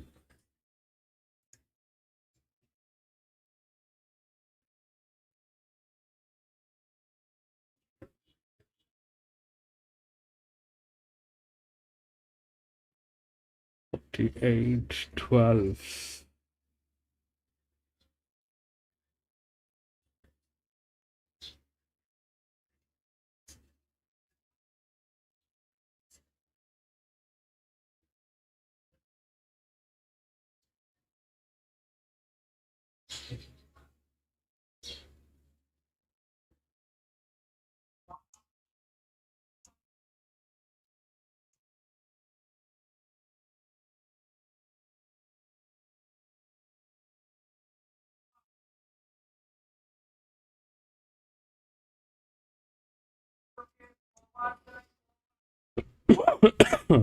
What?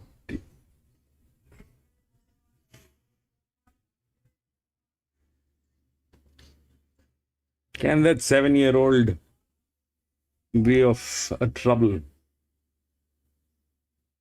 They're both 40. This is with advantage.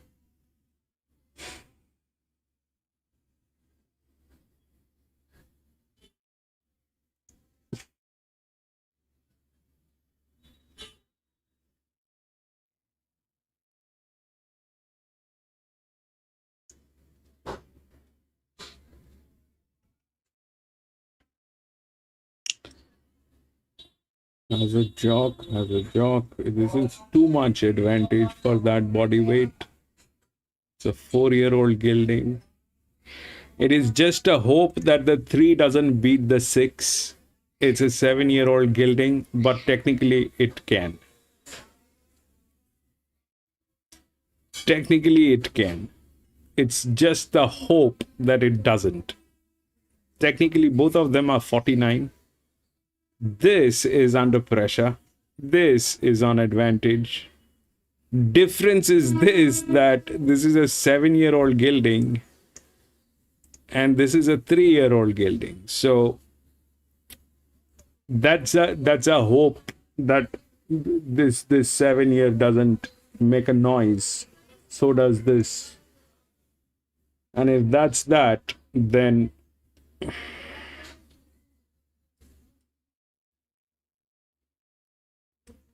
It is 48 here, which is gate number 12, 11, 12, 9 is a 44 from gate number 10. Here, what happened? 6 was a 40 from gate number 1. 44, that did not work. 46, 12, 46 from gate number 2. So 44 from gate number 13, that was a bad one. This was anyway a bad one. This is a very strong drop. This is a drop, but this is a very strong drop, like not coming back. Here we don't have a drop, so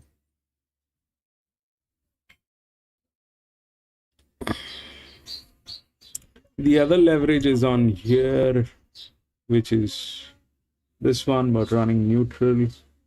That probably is not it. Where are we going to be in trouble? Apart from that 10, the 10 is very wide, but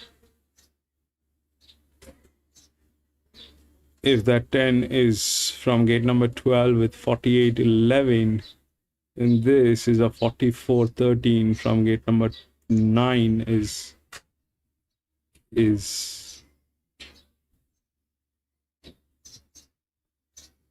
good. Has a physics. The 5 is gate number 8, which is a 5-year-old gilding. And this is very wide.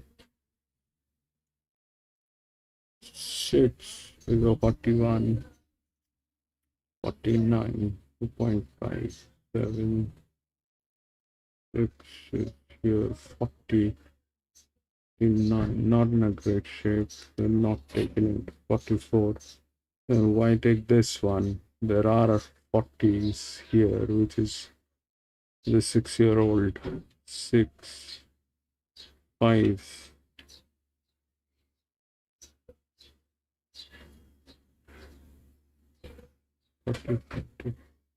This is far-fetched. I don't know whether that'll work, but yeah, it looks. I mean, it's a hope that the 3 doesn't beat the 6. It's a hope that the 3 doesn't beat the 6 out of its wits. If that happens, it'll be very bad. Chances are it won't. Why? Because it's a lot of leverage. It is the highest leverage on that horse. So leverage, we are aware. Now the question is, 3 weeks it had. We have a jockey. So 13% is okay. 13% is not something very challenging. 12%, 13, but this is almost touching 14 here. 84. Jock is good. 6 should win. But I mean, is there, okay? He's there. He's not gone anywhere. He's there.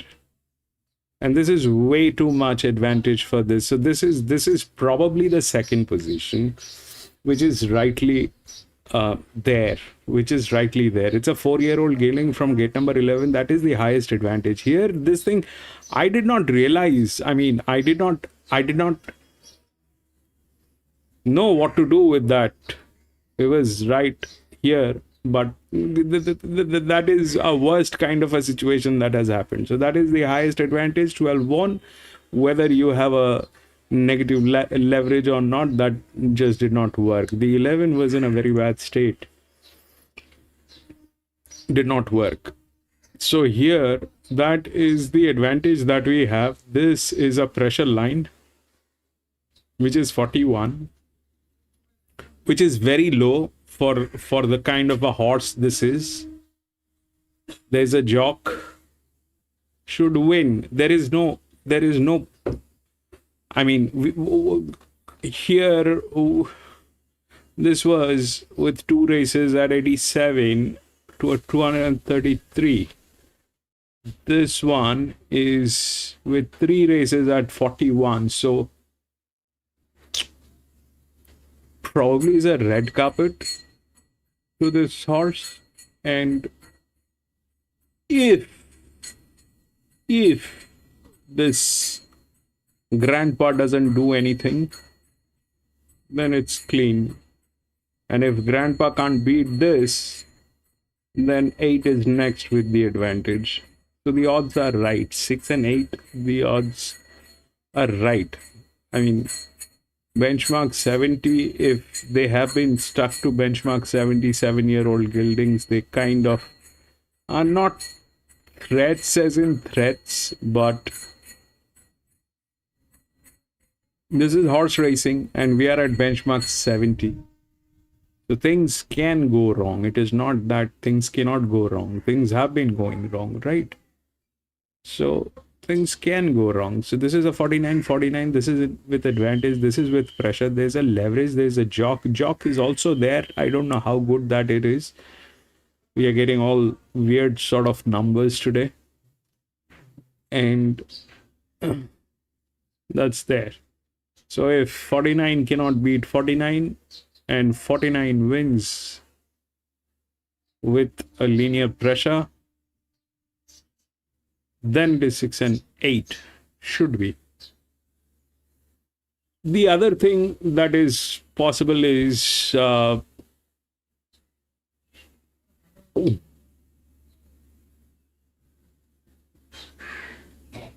they're all 46 and gate number 7 and all that. This is a 48 which is here with an advantage. So that 10 is anyway, it's a check. It's 48 which is here. And then we are dropping down to 44, 9, 10 and all that is happening. But this is very, very wide, gate number 12. So the advantage is definitely here, whether it is a 44 or not. The thing is that here, the one that might get knocked out is probably 5 and 10 might get there. So the 5 is a far-fetched thing. I don't know whether that will happen. It's a 40, because if that's a 40, then there is a 40 here, which is from gate number 2, which is Russia. Then there is another 40 here, which has more advantage, which is a 6-year-old gelding, gate number 3.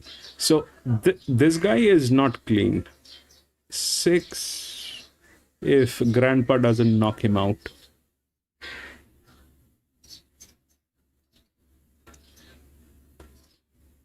Eagle Farm.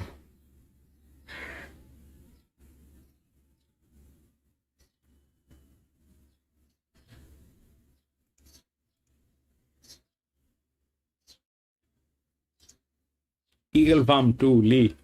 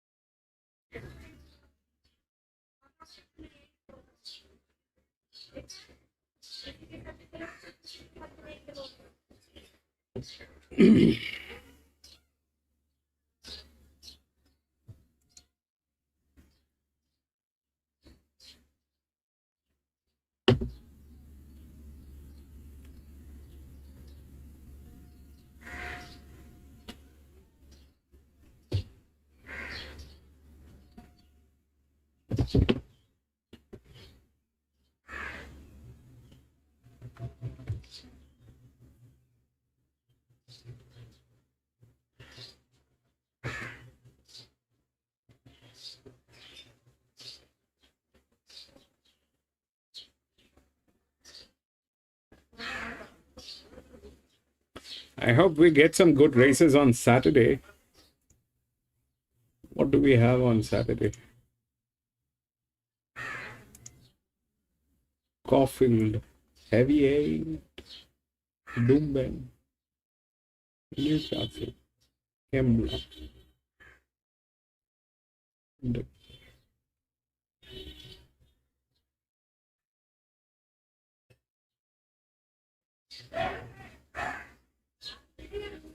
Definitely not going to Kembla. We'll stick to Dumben, I think. Dumben's good.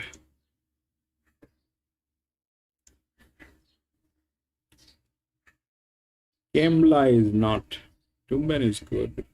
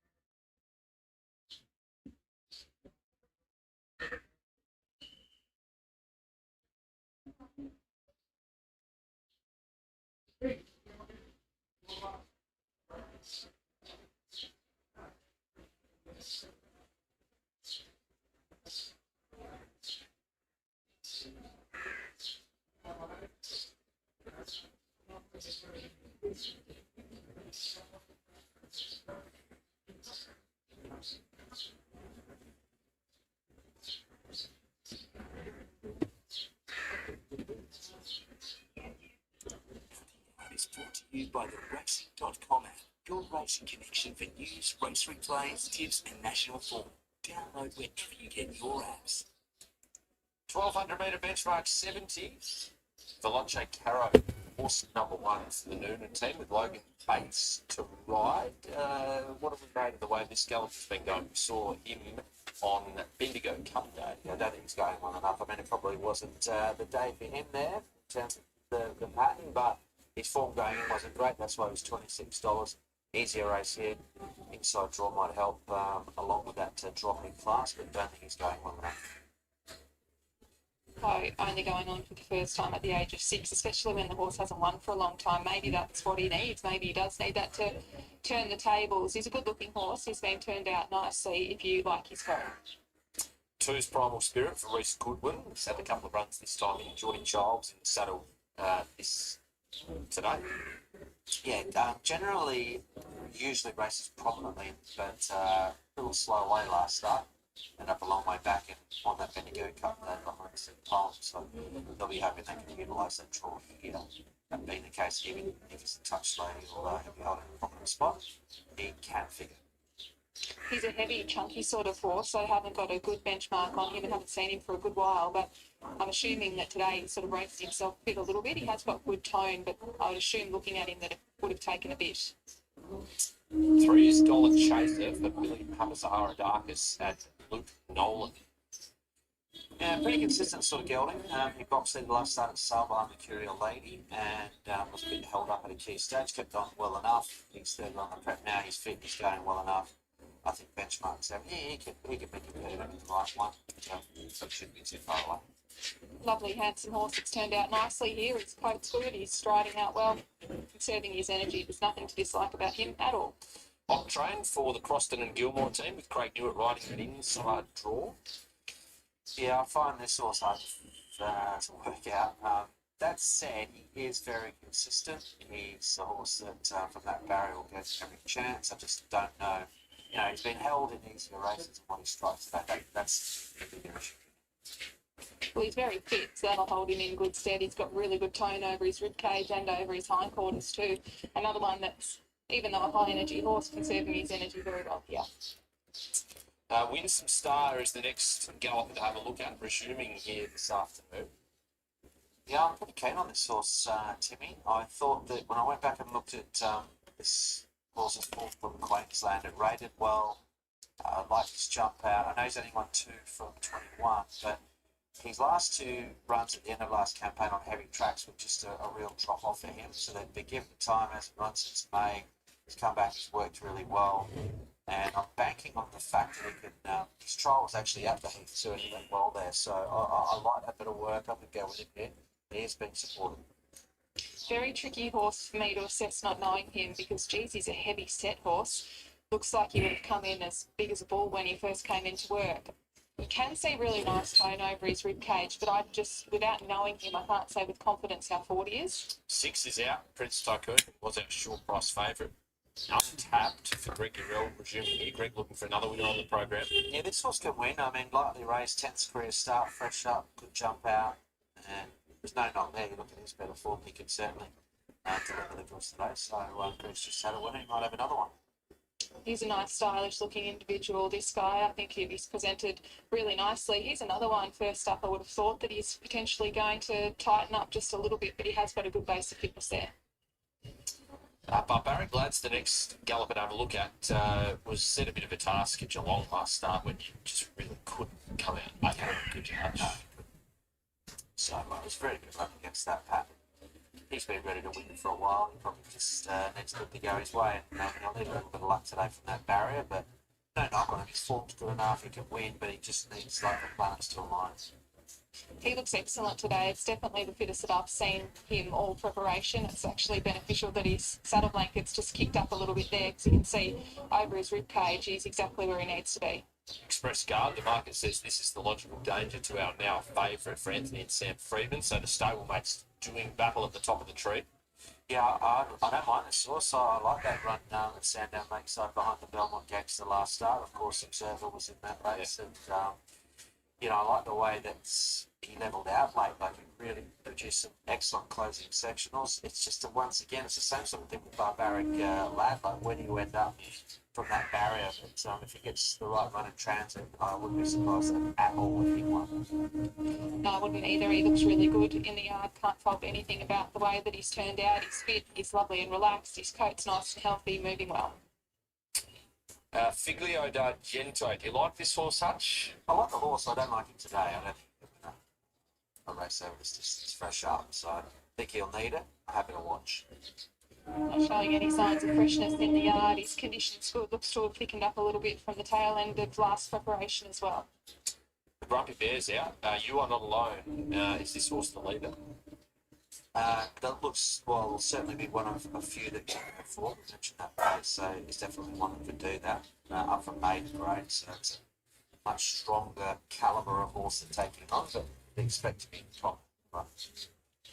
Well, he's ready to rock and roll. He's been quite tense the whole time that he's been in the yard. He is having a pretty decent sort of a sweat here too, all on his neck and even between his back legs. I'm not sure if that's what he normally does without having a base mark on him. All right, Hutch, who wins the penultimate? Good little race, isn't it? I was happy to go around and stuck in. I'm a bit disappointed in that, to be honest, because it was taking up a fair bit of percentage. With this scratching. I was with some start, but it was a good edge way chance. I think Express Guard's ready to win.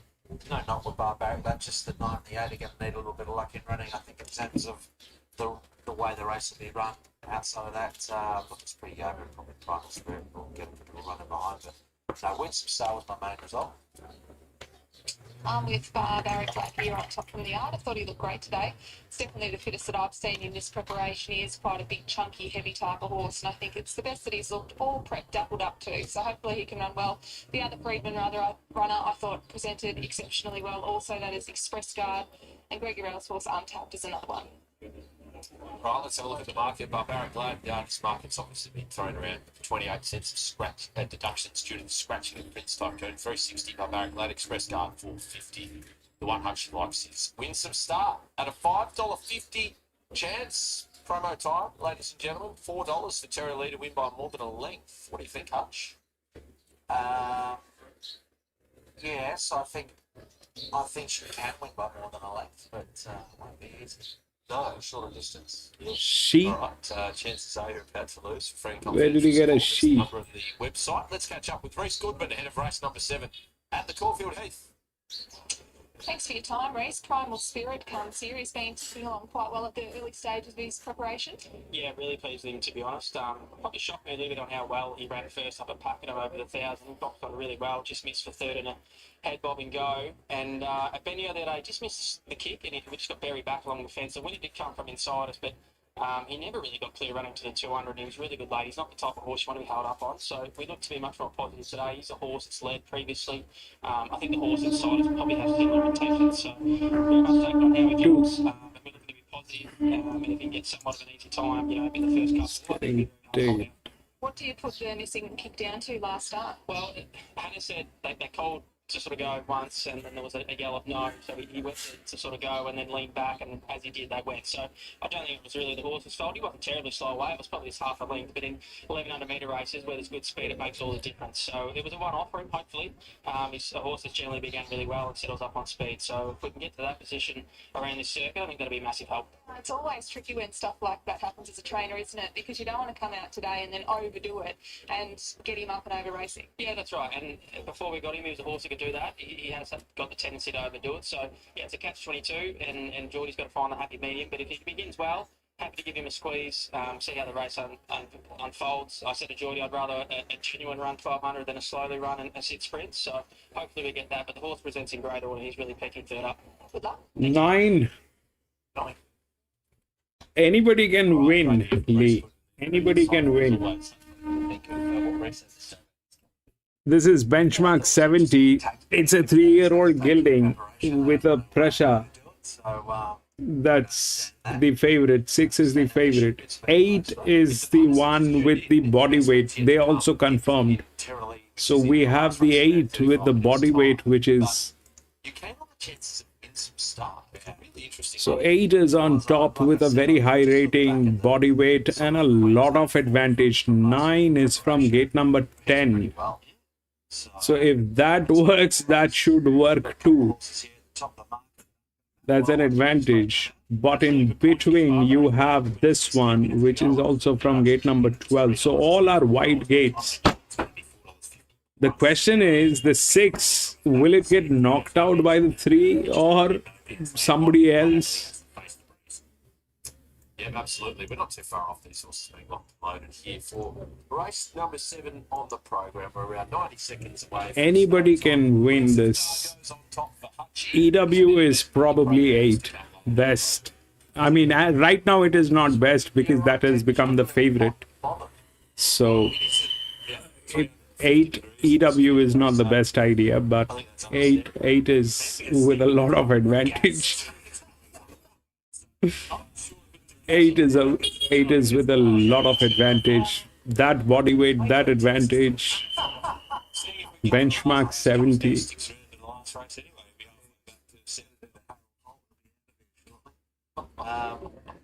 Anyway, all right, enough nonsense. Should we get Adamo? Yes. All right, we can always rely on Adamo to bring things back on track. Adamo, how'd you see race 7? Well, I saw them very similar to Punch. I was with Winsome Star as well. I thought Winsome Star would run up to some of that early... Yeah, the 2 is a neutral. It's getting tailed down. I took a look at that too. The 2 is a neutral. That's the lowest pressure line from an inner gate, which is very good. If it goes upside down, which it looks probably has all the chances of going upside down,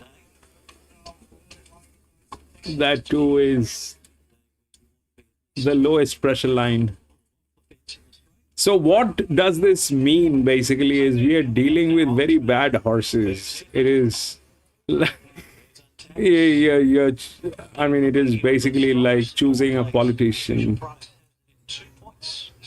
It is like voting in your country. Who is the worst? Who's the less worst? Let's vote on that.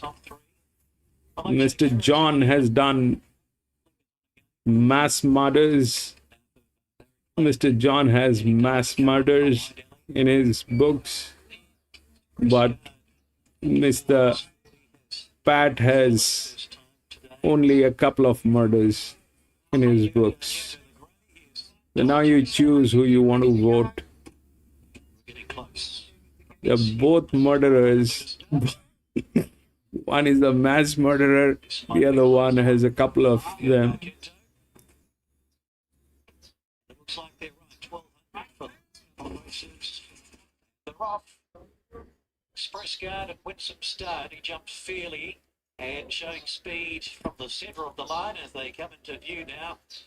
There's pace from in the middle now going through. Winsome Star's going to take a trailing position as it is You Are Not Alone.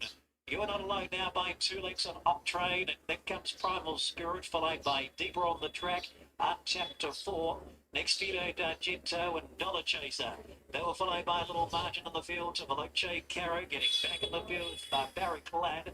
And then comes Winsome Star, and Express Guard went back to last. So You Are Not Alone found the fence now, leads 3/4. Primal Spirit second, Untapped 3 wide going up. They're 2 lengths, Vito D'Argento and Octrade. Dollar Chaser in the middle. Barbaric Lad swinging deep as they corner. Veloce Caro, Winsome Star, and Express Guard is last, coming to the middle and making ground. Here's Untapped. Untapped found the front, 200 to go. Barbaric Lad is zeroing in, and also Express Guard starting to launch. And they'll follow by Winsome Star, but it's Express Guard going to Barbaric Lad. Express 9. Guard, Barbaric Lad. It's a nobody finished. I think Barbaric Lad kicked back. Barbaric Lad got the better over Express Guard, who headed him, and they spaced the rest. So by Veloce Caro running on, and then the video down. 8. 8 and 9. Chaser, and then Winsome Star. I'm sure he finished closer than that, but he's pulled up towards the end. Oh, great rally from these 2 horses down to the line, little between them. Express Guard's got his head in front clearly. 8, 9. Lad's kicked back. And yes, Barbaric Lad off the campus has beaten Express Guard by about a half head. 8 will beat for 9. They had it between them a long way out. They had wide gates. They settled back on the field. They pulled to the middle of the track. Barbaric Lad helping Express Guard track into the race. Express Guard lengthened strongly and then put a gap on the rest of the field. We've had horses like I think the 2 also got there. Veloce Caro in a photo for third. It might go the way of Untapped. In fact, not far away, Filio D'Argento, for all those minor positions, are about 5 of them across the track for third. So confirming numbers, 8's won it by Barbaric Lad. Barbaric Lad for Anthony and Sam Friedman. Jamie Mott beats the 9 Express Guard, getting the stable, the Quinella, Ethan Brown, and the 7 Untapped. Third from the 1 Veloce Caro. 8-9-7-1, time 111.17, 111.17. 8971. Apologise for the start of the race. Can't see the start here, so I was working on the screen, and then when I went to look at the field through my binoculars, I couldn't find them. So it took me 50 to...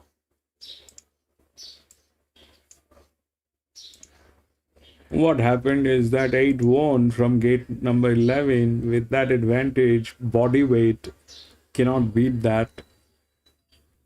9 was a 44, had the physics. 13.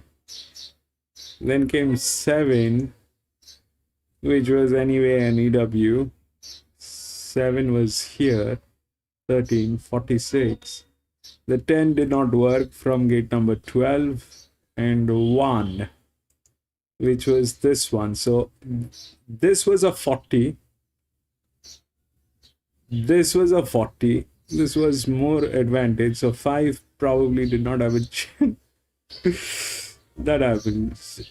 6. Now what happened to 6 basically? So they were both 49s. All right. They were both 49s. This was under pressure. This is a lot of leverage. This is a 3-year-old gilding. The age was there, but benchmark 70, it did not. I mean, age. There's hardly any pressure on this horse, but still did not.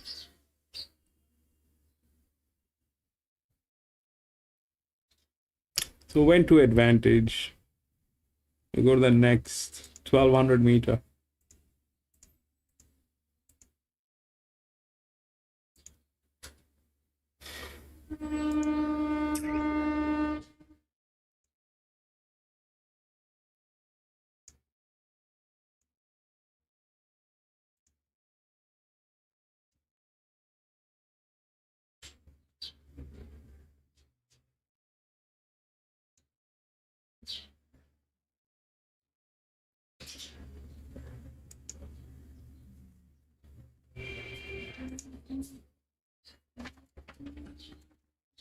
1, 4, 12 scratched.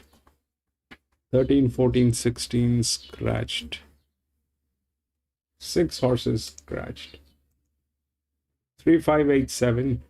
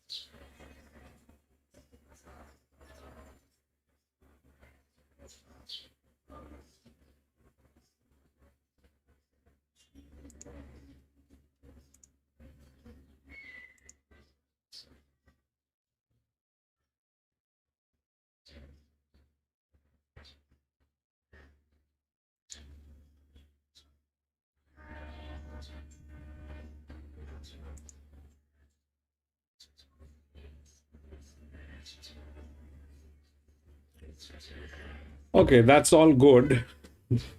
It should win, but now the problem is this is a same sex, same age. We have taken a lot of heat on these races. So what generally happens here is very dicey.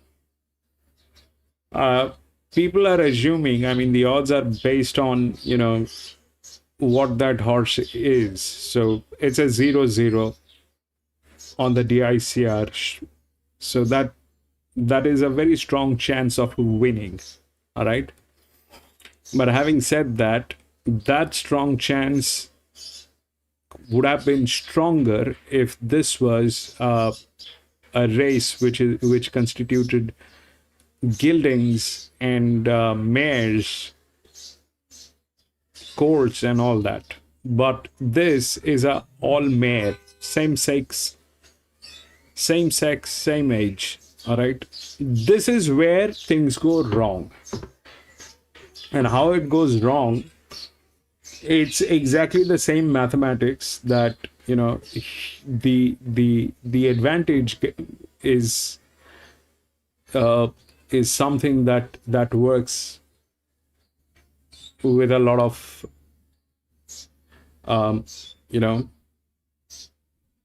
thing. So when we talk about pressure, now this horse is under pressure, 164, has a jockey.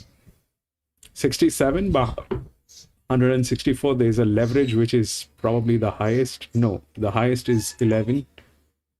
That is the highest, but it doesn't have the physics to win. That's separate. It has everything that it requires to win. Okay. It's after 22 weeks. It has a vacation. Craig Williams is writing this. So everything falls into the right frame. That a high leverage horse, when it is about like that or more than that, it requires a vacation. It requires a jock along with the pressure. So it has the vacation. which is 22 weeks, and it has a jock, which is all good. So when we look at the numbers, that's all right. That is all right. But the problem is this, that in a mixed sex, we did this last Saturday, I think, or when, I don't remember, where it again went wrong. And went wrong, why? Because it was a mixed sex. I'm sorry, same sex and same age. So when it's a same sex, same age almost, then that pressure becomes a liability. That pressure becomes a liability. It, through the numbers, it should win. Okay, that's the first thing. But what if it flips, where there's a 100% chance? I'll take out the last.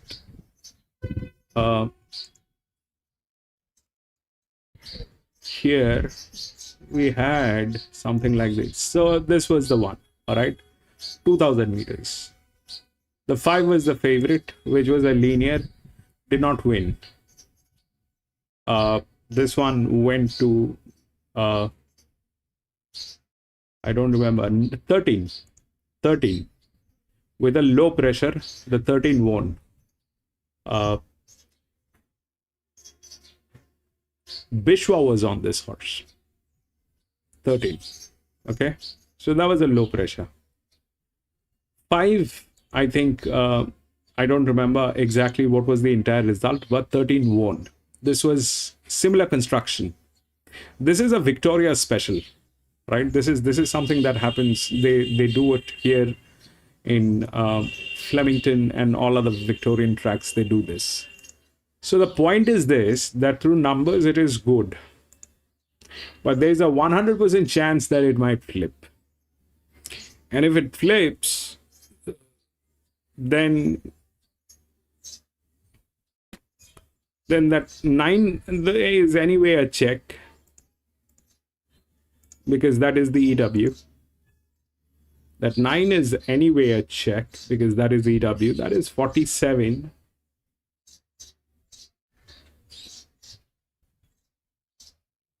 This is very wide. I don't know. But that 9 is a check. Here, it was a very heavyweight horse with a lot of advantage on that horse. It went through. All right. The 6 was a 49 at pressure. I had doubts on this horse. The 3 is all good.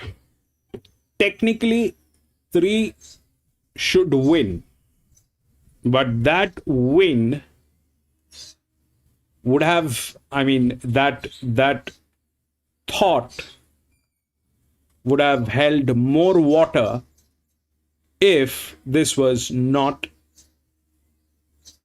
a same-sex, same-age race. It's a good thought. It has the right numbers. It has the vacation. It has everything that it requires. It's a picture-perfect horse. But it is a same sex, same age. And in that case, you know, any of the horses that has, I mean, this is that, then this is a horse which is a low pressure. Then there are plenty of other horses. These 2 horses are very, very strong. These are dropping by. These are dropping. But these 2 are the 9 and the 7. This one is a 41% bleeding through their finances. So I don't know how good they're going to be. But that 7 is with the physics and a very good management with a low pressure. So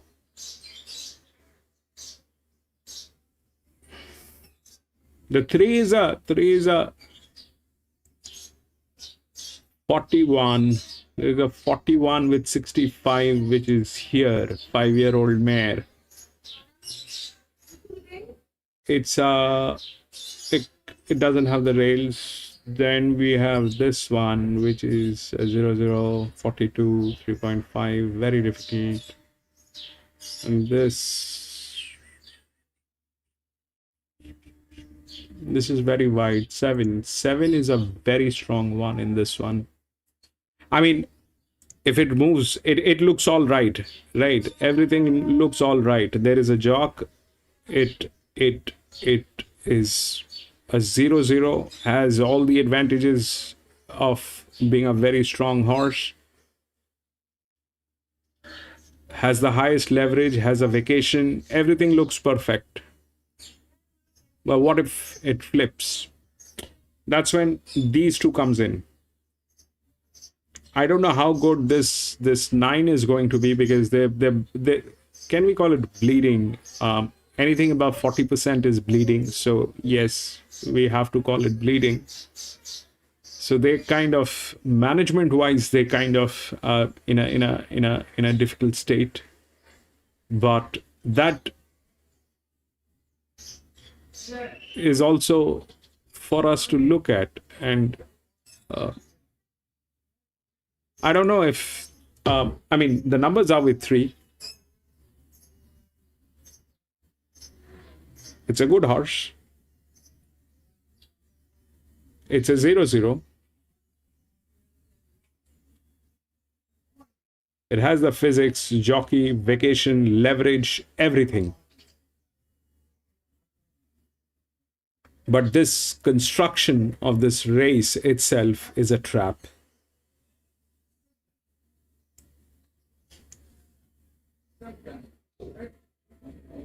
Nine versus 8.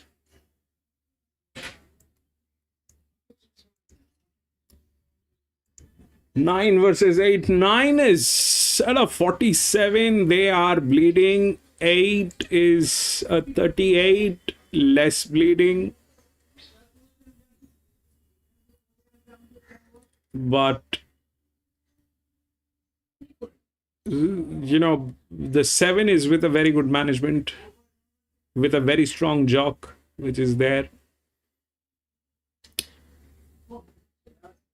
The 7 is, but generally what happens here, generally, you know, in this kind of a construction, if you look through the handicapping scale, so this is where it is highest handicapped, and then it starts falling down. Okay, then it starts falling down, and finally here it is the lowest handicapping on these. So 8 and 9 are neck to neck. All right, they have like almost no handicapping. Then this one, which is a little like that. So those are the numbers, but they kind of, 8 and 9 are kind of neck to neck, where 9 is a 47 with a bad management, and this is a 38 with a little better management. But 3 is in trouble. 3 is in trouble. This thing goes wrong.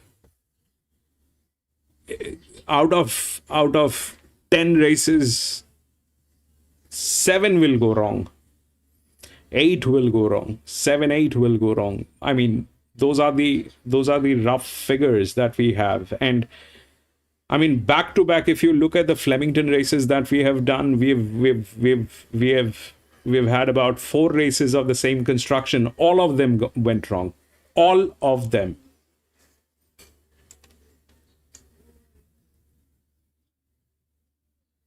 Even the previous race, 7 versus 8. 7 was 13, 46. 8 was a 55 minus 25 with a body weight went through. 46 at a 13, 4-year-old gelding, gate number 7, and 9 was a 44, had the physics. 7 was the EW, did not need the physics. This one had the physics. It's almost the same numbers, bro. But this was a 44, that was a 46. Take out the difficulty plus that. Then this one went through from gate number 10 because it is with a better jockey. That's all. The 9 was with a better jock. Okay. The jock handicapping was very strong here. So that went through. Why the 6 failed is because it was a benchmark 70. The first one we were doing a benchmark 70 with a 41. Could not take the pressure here. The 66.21. Can you believe that? If that does not work, can you believe this, that this did not work?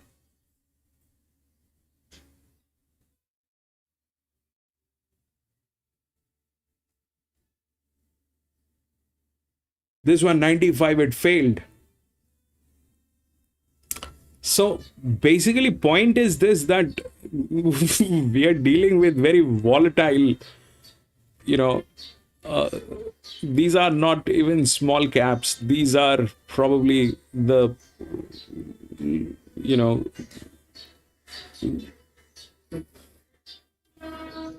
these are worse than small caps. These are like mom and pop shops.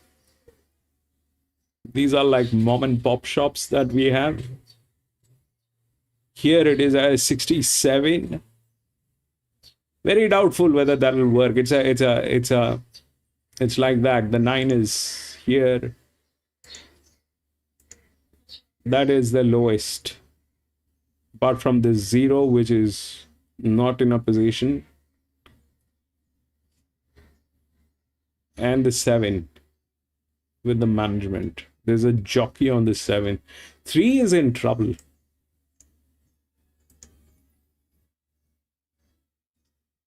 Oh, there's an objection, 9 versus 8. Oh, I'm so sorry about that. Maybe. God knows what will happen to that. But it looked pretty neat. I don't think the only objection that it could be that the 8 might have is that it started dodging or pushing when it started tailing 9. 8. When it started tailing 8, it got too close. Maybe that is the complaint. But it did not look like there is any it holds anything very strong. I don't know whether that'll stay. But here the 3 is in trouble. That's the bottom line.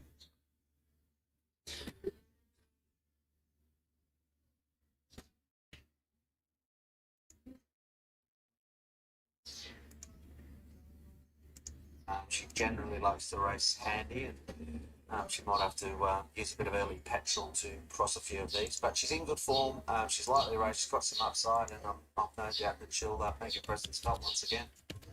She looks great, just nicely on her toes without wanting to overdo it at this point in time. She's very, very fit, and her coat, you can see there's absolutely glowing. Next horse is Patchouli Dream for the Hahn team. Tio Nugent riding. This mare is resuming this afternoon. Hasn't competed since back in May, but she goes well fresh. She's got a win and a second, and this is her right trip. 12 Lee Rosal won. 1 and 3 before wins to come over this distance, but probably best watched. No market support. Happy to have a look at her. Has the concussion plates going on for the first time today too, so she's probably going to appreciate the give that's still in this track out there. Her condition's good, just having a little bounce. She's obviously feeling pretty good. Tornell, she was a winner 2 back at Sandown, and then was a beaten at $2.25 favourite at Seymour last start. Since the first week of August, she's had 5 runs. She's just gradually sort of coming back into it, and they're back to 1200 today. She shows speed. I don't know what her optimum trip is, but I just feel that I'd probably throw her a little further at this point. Just the way that she's gone this prep, she's very consistent, but I was just looking elsewhere. Well, she looks excellent. Her coat is beautiful and obviously dropping in distance consistently, like you guys just touched on. She's incredibly fit. She's got really good tone over her body. She's happy to be here too. I think it's a good parade. Always love seeing Winks, his little sister at the races. Wings of Desire, now in the care of Graham Begg. Yes, it's pretty handy, Graham, isn't it? It does worry me a bit, this one, because she's shown good ability and, who knows where the ceiling could be. But look, I think she's one to fully respect. She's had a bit of a gap between runs, but I'm sure they're happy where they're at. And that was a little concern I had. But she's got a great turn foot. She'll run well after the work's ending to go by. She's an interesting one. She's a really good-looking type. I haven't seen her in person before, but she's pretty anxious here. I don't know if that's normal for her when she was racing up in Sydney or not, but got the two handlers on her and she's been consistently on her toes, just half wanting to be a bit silly and want to pause and run backwards just a little bit. So not sure if that's normal, but she's an impressive-looking horse and her condition is very good. Blackberry Bomb resuming for Simon Zara. She comes through a race won by Terra Lee, where she was just absolutely awful before being tipped out. Yeah, she's better than that, that's for sure. That was at Sandown, the race you mentioned to me, but she's a hard one to catch. Like, some of her form brings well, and then she just doesn't always bring it, so that's the hard part. I think she presents really well here. She's always been a big, strong, heavy-set kind of a girl. The coat's in beautiful condition. I love the way that she's moving today. She's really nice and free, fresh up here. And Portia Crystal for the Kavanaghs was a winner two back, beating Shomara at Kilmore, and then went to Bendigo on Cup Day and was down the track. Yeah, over-raced, probably in the right spot of the track there too, so that's a worry. Got the pattern on side, can't figure, but didn't figure because she was just too keen, so she'll need to sort that out. She's going to need a bit of luck from that wide barrier today too. She's here in good shape. She's a very fit horse at this stage of her preparation, especially just dropping back slightly. Ellie Kazam, can you make a case at a big price that she's going to run well here today? I can, because I didn't mind the win at Ballarat. I thought, it was a good run on the day, etc. But there was 1,000 metres. I suppose you could query the 1,200. They tried it early in the career, didn't figure. But, I wouldn't read too much into that. It was start number 2. So I thought there was a bit of substance last time out. Maps to get a good run. I'd be trusting. In a race where you could probably oppose a few, I didn't want to oppose her. You definitely have to respect her record and the way that she's been turned out. 4 starts for 2 wins and a third, and looking as good as what she does. She should be running a race. All right, we go over the page. A couple of these rats. We're left with Serene here for Anthony, Sam Freeman and Luke Curry. Good performance, fresh up behind Charlotte. There's a bit of form out of that. Also got a little bit fitter, another long race. It's got a bit to offer, and stable going well as is Luke Curry. She's been really busy the whole time that she's been in the yard, pretty much within normal limits without knowing her overly well, but we would like to see her just have a nice warm-up and relax a bit. She's very fit. All right, and that is the mounting yard for the lucky last hunt. You've been tipping them well today, and your best bet was in the last in the markets. Yeah, I hope so. Terra Lee, I think she's due that she can kick off this campaign where she got last time in Alakazam and Serene, maybe some value for the multiples. The Mercurial Lady will need some luck, but main play will be the favourite, Terra Lee. Well, I was hoping to put Terra Lee on top, but I feel like I was expecting her just to look a little bit better than what she did today. For that reason, I'm going to go Tornell. I think that she's absolutely at her peak. The distance range is a query with her, so it's a little bit of a jumble and a bit of a puzzle, this race for me. Of the rest, Winks' sister, who is Wings of Desire, she's another one without having a benchmark on her. She was pretty up and about today, so I don't know if that's to be expected or not, but her condition was excellent, so it's a little bit of a low confidence race for me with a couple of question marks on some horses that I do really like. Let's have a look at this market. Terra Lee, $2.25, $4.20 for Wings of Desire. Remember, in the right-hand column, punters, if you want to jump on the points bet, you can get some inflated, spicy odds with beast mode. If you do, you're getting $5.45 for Mercurial Lady, Tornell's a $10.42 chance, $17.88 precisely for Serene. Let's get to Amy Yagi. Chances are you're about to lose. For free and confidential support, 1-800-858-858 or gamblinghelponline.org.au. Amy, great day's racing, competitive card. We might have seen some pretty nice horses, particularly earlier in the day. What have been the highlights from your point of view out there on course? Yeah, absolutely, Tim. Couldn't agree more. It's been a really good day, actually. I thought Claire Patterson getting her first city winner with Blaze Away was probably the story of the day. only got a small team of horses win number 6 for her in her career and been a horsewoman her whole life. She's obviously the wife of Shane Patterson, who's one of our very esteemed clerks of the course. So that's a really great story for her. A horse by Doubtler who's been doing a really good job as a young sire as well. So hopefully she's got a nice horse that's pretty progressive and can go on with that. Thought probably the most impressive win of the day has been Touchdown. He's a really nice, progressive New Zealand bred horse by Elmer Zor. Great group of owners in that horse too. Ben touched on post-race that there was a number of mates that he played footy with when he was younger and some old clients and new clients, and it's always great when you get a good group of owners like that. I'm sure that there's that personal connection with Ben and the footy club as well, but I thought he's probably been the most impressive winner that I've seen today so far. Anyway, boys, maybe something will pop out of this race as well. Are you out there on Saturday, Yagi? Certainly am. I may as well just could have brought my swag and just funked on in here. Had a couple of quiet days away from the kids. I need a bit of a rest, but I'll be here front and centre on Saturday again, and looking forward to it. It's been a bit of a busy time for us of late, but the racing from last week at Flemington was awesome, and looking forward to another Group 1 day on Saturday as well. I know you wouldn't have had a chance to really have a look at the fields because you've been working all afternoon, but the feature race, the CF4, it looks like a beauty at the top end, probably pretty light on talent apart from Jimmy Star and Angel Capital, but anytime you get those two in a race, it's going to be a mouth-watering clash. Oh, absolutely. Couldn't agree more. But do you know what? To be fair, you could tell me that Black Caviar was in it, and I'd go, oh, okay, because I've had my head in today's meeting so far. I'll get on to that tomorrow. But Angel Capital, he's got a bit of X factor about him, doesn't he? He's a horse that I'm definitely looking forward to seeing come Saturday. Thanks for your contributions this afternoon, Amy. We look forward to your post-race commitments in a few minutes' time. Hutch, for the punters at home that might just be tuning in, Terralee's your best bet on the program. You're pretty keen that she'll be returning in winning order. Well, maybe so. The market seems to be pretty keen on her as well, Timmy. She's been relatively well supported, hasn't she? She's even in recent minutes she has set a time from her earlier quote. So she looks the type that should be able to make the most of a nice barrier where she's drawn and just park, hopefully just in behind the speed. She's also had experience in the track, in fact, to where she won her first race start. But like I said, I am respectful of Wings of Desire. You know, she's got the pedigree, she's got some nice performances there. Here we go. Go Queenie. Go Sheridan. That's fantastic. All the little boys, they're out having a great time, enjoying it. They're out there every single time that Queen of Tuscany goes to the races. Good. If you could get dressed up in the colours, what set of colours would it be, Timmy? Red or orange.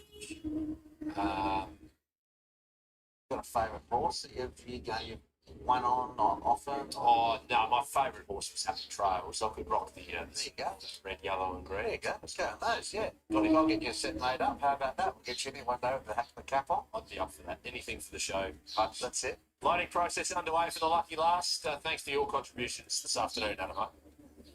Is Blackberry Mock moving again? That's it, thank you, yes. Yeah, that's for the final time. And I'm with Sarah Lee. And there she is. She was very good winning here, 1,200 metres in her debut, leading a number of next start winners. And the best of luck in some of those subsequent starts.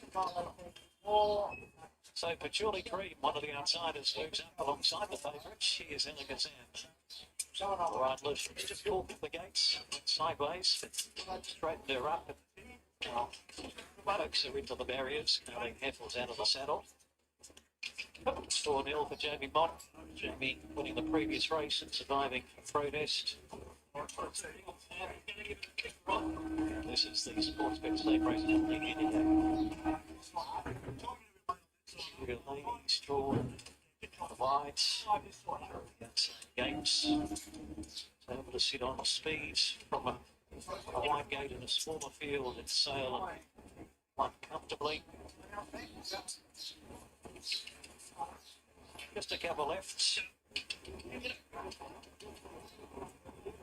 know from this start with the various partnerships, Gumtrees, how many are left to move in, but we can see Tornell walking up. So Tornell goes into the gates. And this would be the last one, Mercurial Lady. And the lights are flashing on the stalls. The running of the last. The sports bet slash race bolting hand again.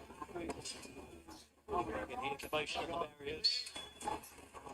The gates spring open, they're away. Mercurial Lady jumped well from out wide, so did Wings of Desire. Alakazam showing speed, and Blackberry Bomb as well. Terra Lee is midfield as they come down towards the course proper, and they're trying to find their order. And Alakazam's gone through. Blackberry Bomb's up there. Wings of Desire's deeper. Patchouli Dreamer's next, and then comes Zareen on the inside of Terra Lee. And Mercurial Lady is drifting back to midfield, couldn't get in as wide. Porsche Crystal, Tornell, third and second last respectively, and Queen of Tuscany is back at the tail end. Up to the corner, 600 to go. Alakazam leads a half length. Blackberry Bomb. Wings of Desire caught 3 wide. Terra Lee got a lovely trail. Just behind them, looking for a way clear. Mercurial Lady wider. And then Zareen back on the fence. Patchouli Dream under pressure. Tornell. And then comes to the outside Porsche Crystal. And last is Queen of Tuscany. So down the straight, 200 to go. And it's Wings of Desire to Blackberry Bomb. Mercurial Lady's left the way. And then comes Terra Lee. Taking its time to wind up. But taking a gap now. And Tornell's Fish.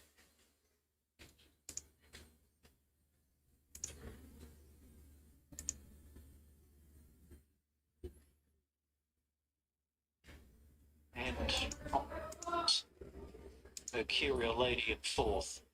8. Wings of Desire. The second favourite has won $4.60 from $5.50. Graham Big and Jordan Childs have combined. She's come back from a break, but most importantly, she's only recently joined the new team of Graham Big. And after a couple of jump outs and a trial victory here, she's been presented well for a strong first up win. 1:11.05 was the time. Confirming numbers. Interims are 8, 7, 3 and 5. 8, 7, 3, 5. The numbers at a time of 1:11.05. Wings of Desire, she comes back. 8, 7, 3 and 5. Of Dubai Mare and Vegas Showgirl, of course. Close relation to Wings. And she's showing a little bit of that. So what happened is that 8 went through with a low pressure. The 9 was bleeding. They tried and they did the wrong thing. The 7 was the next. Then 3, then 5. It played within the odds, but the 3 did not win. So that's the problem with the same sex, same age. Anyway, that is it, ladies and gentlemen. We had 8 races today here at Caulfield. That was the last one, but I'm going to be racing back again on Saturday. So if you have a little time, please come and join me. We will race together, do a little chit chat and try to have some fun here. And thank you so much for being there, my friend Lee. Thank you so much, Dawes. Thank you so much for being there, my friend. Gatekeeper, thank you so much for being there, my friend, and bringing in all your friends. That's a very generous thing, and I really appreciate that. We need that help to grow. And thank you for all your help today. Thank you so much, Gatekeeper.